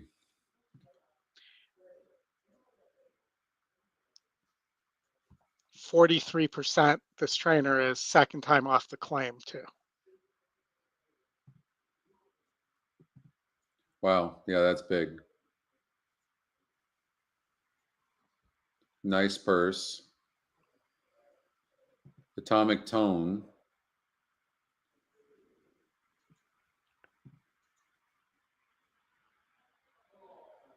Just kind of the 6 horse just kind of runs the same race every time, doesn't it? Yeah, exactly. And you know, it wasn't winning at Remington. So what makes us think it's going to win here? I agree. What about the 1 horse, Wind of Change? Can you see this horse maybe from the rail going gate to wire? Has 11 wins, likes to win off of a layoff. Yeah, I mean it could, but it's 1 for 9 at the distance. Do you want to take Yeah. 7-2 on 1 for 9 at the distance? Yeah. I mean, I think the 8 has a little bit of a look. 5 to 1 on the E morning line.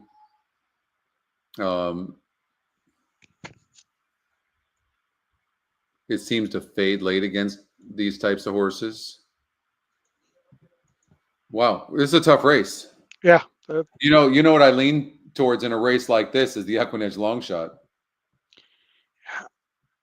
I don't think the long shot's really all that good here, though. No. I think it wants, it does its best running on synthetic. But, the 9, maybe the 7 deserves a big look here for Mason with Vasquez I can see that. aboard. Yeah, getting off the inside. You know what, Oldie, since we don't really have a strong opinion, let's go to Santa Anita 4. All right. And that's in your contest too. So, and that I believe you had the 5 there. Let's see here in Gulfstream Park. 7's getting destroyed there. 4 to 5 right now.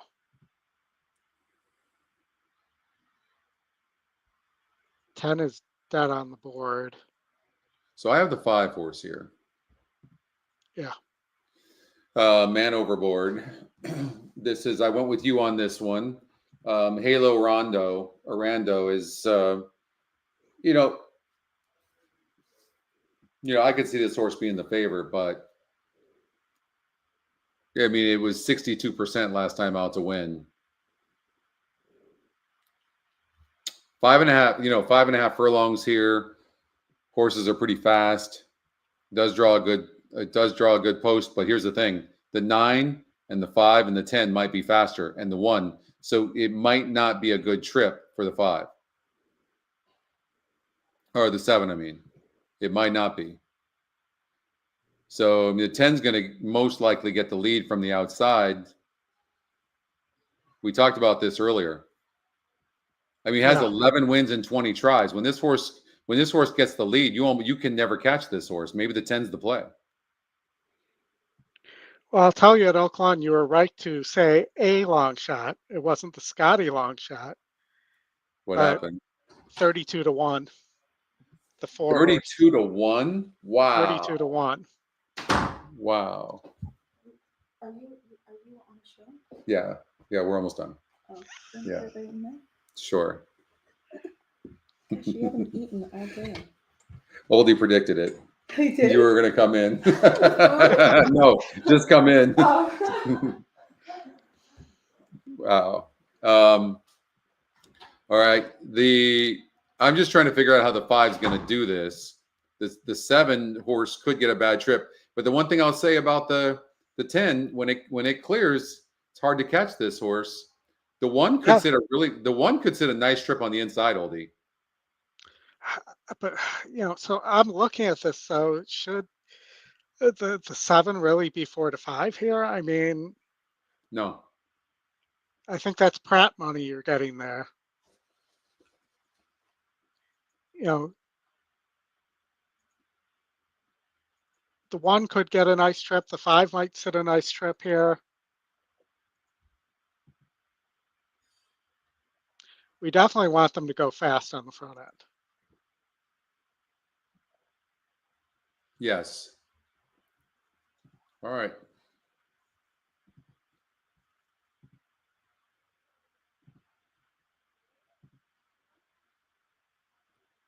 Let's look at this. Don't mind me eating.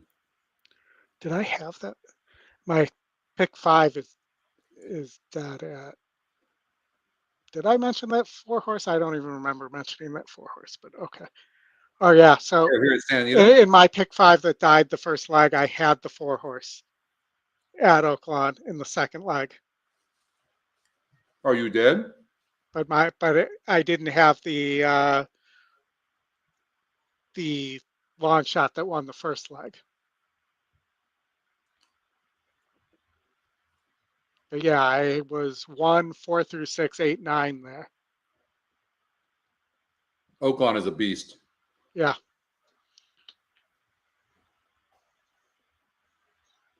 I wonder if my original double single I was looking at that I didn't play there would have hit in that first. Look at this horse. Every time this horse is like a half a length off the lead or on the lead, it wins. Every time.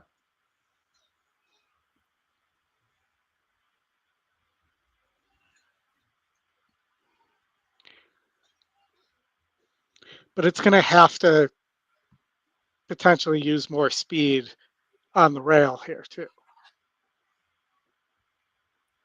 No, but the 10 horse is fast. We're set to kick off the pick 6 at Santa Anita Park. Post time for the 4th. It ain't over going in. Man Overboard.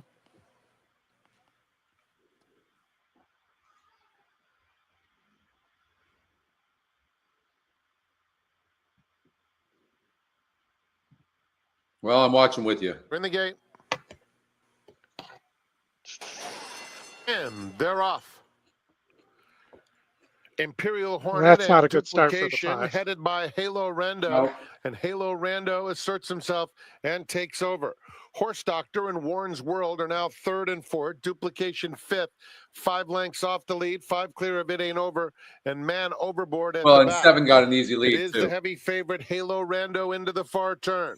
Leading by a length, chased by Imperial Hornet, who's in 2nd, followed at the rail by Horse Doctor 3rd. Then Warren's World and Duplication 4th and 5th. 6 lengths clear of It Ain't Over, who races on the inside of Man Overboard. A quarter of a mile to go, and Halo Rando shakes loose. Halo Rando, Imperial Hornet trying to hold 2nd. Horse Doctor comes through at the rail, followed by Warren's World and Duplication. Mid-stretch for Halo Rando, who's long gone.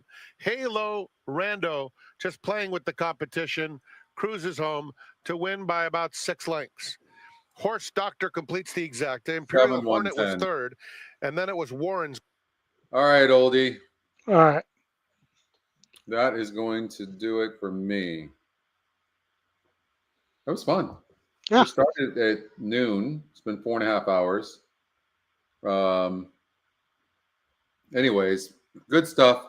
Thanks everybody for hanging with us, oldie. Great job as usual. Big shout out to Matt Miller. Hopefully we can have him back on soon. Yeah, absolutely. And You know? congrats to Rodney and Gary. on Yeah, their hits. that was amazing. That was a lot of fun. That was definitely a highlight. And we got to have Matt back on so we can learn a little bit more from him and really like maybe I might have him on just to kind of go over the book and talk about more of that and how he does his betting. You know. Yeah. And So. you know, don't forget, I don't know if there's any spots available, but Matt will be on with Chris on his class Coaching tonight. class tonight. Yeah, no, there's Yeah. 20 people. There was complete capacity. Amazing. It should be a lot of fun. Those coaching classes can be a lot of fun. There's definitely a lot to learn too. You know, so Yeah. All right, my man. You doing anything fun the rest of the weekend? Tomorrow what do you got going? We got the stretch run tomorrow.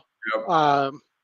Fantasy football's over, so I won my fantasy football championship in the league I play with Justin and Brad Anderson. So always nice to beat them. But watch some football on Sunday. My daughter's around. My son's here. Corey's here through Sunday, so I got to take him to the airport on Sunday as well. So spend a little time with him as well. Awesome. Well, enjoy. And I'm actually just Gulfstream Park race number 9. We have the 5 horse, don't we? Yeah, I think so. Hold on here. We gotta just. I'm not liking the price. I think I was on the 3 there. Why don't we at least show that and then we'll go.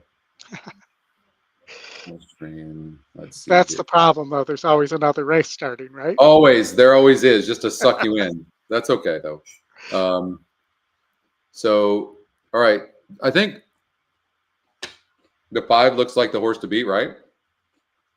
Yeah, I thought it was the 5 and the 3 here, and the 6 is getting bet for Clement. 5 is dropping in class, going way up in win percentage. GSR is about the same. 2nd off the layoff. Oh, yeah, that's right. I was looking at this thinking there just really is not much competition in here. There just really isn't. Well, a lot of them stepped up to like the 60 SOR level and didn't run a lick. Yeah. I would take the 2 as a long shot, maybe the 3. Yeah, I like the 3. The 3 was my pick there. What about, I'm just looking at this. No, this 8 looks, if the 8 runs that Ellis Park race from 824, I think the 8 could finish in the money. 2 is getting bet. I think we kind of predicted that. I think the EquinEdge morning line was what, 5 or 6 to 1? 5-1, yeah. 5-1. What do you think of the 2? Lightly raced, I mean, could improve. Nobody's really in great form in this field to begin with, and Dan's got a good note on the workout here. But, I think it's going to need some pace to run into. Yeah.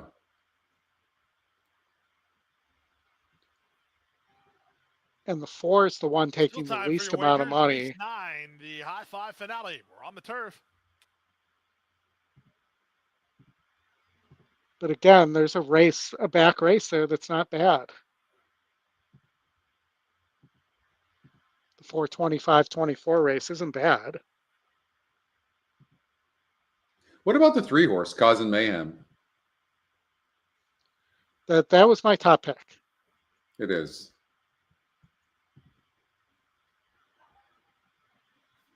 Let's see. Just from the pace perspective, or what is your thought there? From a pace perspective, also just in general, the move to a higher percentage trainer gets a much better jockey. Well, I'm not going to say that about the Woodbine jockeys, but this horse is on the turf has kind of been around the lead against similar, or around, has almost gotten there. But Gaff's going to have to show intent to get the lead here. You can't let the 9 swoop in from outside like we've been seeing happen a lot today. Yeah. Oh, it looks like that the pick 5 Howard posted in the chat is alive to the 5 and the 2 here. Yeah, those are the ones I like, 5 and 2. It's now post time. I really felt like the 5 was finally catching an easier field. That's what it seemed like to me. Marcassi has Irad Ortiz Jr. riding. And the 3's going to probably show speed. Oscar Martinez are the last 2 to go in. We'll see what happens early. If the 3 clears early, it could be tough. Oscar Martinez going up and in. All set.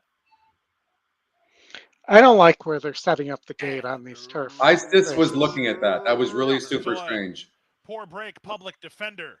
Quick break, 2 beers by 10, who's going to try to clear the inside traffic, which he will. 2 beers by 10 for a clear lead. I almost feel like it gives an advantage to the outside horses there. Down at the inside, goes Deadpan. From an angle perspective. He's racing third. At the rail, Causing Mayhem is racing together with Air Invasion, a length and a half in front of Flat Top Box, and Public Defender is last. To the backstretch they go. Speed Duel on the top end. I mean, both these horses are somewhat ranked, both of them. Yeah. 2 kick on now, 3 better than 24 flats, pretty fast. Quarter was 24 seconds flat. Racing in 4th is Causing Mayhem. He's racing as nobody wants the rail, so then Flat Top Box, and the trailer after the bad break is Public Defender. They make their way half a mile from the wire. The opening half was 46 That's and 4. Way too fast. Not surprising to see a 22 and 4 second quarter as Oscar Martinez was aggressive in the backstretch run. He rounds the far turn, putting away 2 beers by 10, and he has a 4-length lead. Trying to wind it up from the back is Flat Top Box. Deadpan needs to do a bit better than that. Causing Mayhem's got a big shot, but he needs to find room. Gaffleone slides him through toward the inside, and they're at the top of the stretch. It's still Oscar Martinez, the target. Causing Mayhem charging to challenge into second. 2 beers by 10, back for a little more. Then it's Deadpan. They come past the 16th pole. Oscar Martinez is still in front. Irad. Causing Mayhem with a late dive. Here's Causing Mayhem. 3 got it. Causing Mayhem. Good call. The photos for second. It's between Oscar Martinez. I think the 9 might have got second. It was hard. Race. I couldn't tell. It was close. All right, my man. Well, I enjoyed it thoroughly, and have a good rest of your weekend. Have a good show tomorrow on the stretch run, and we'll talk to you soon. Thanks, everybody. We appreciate it.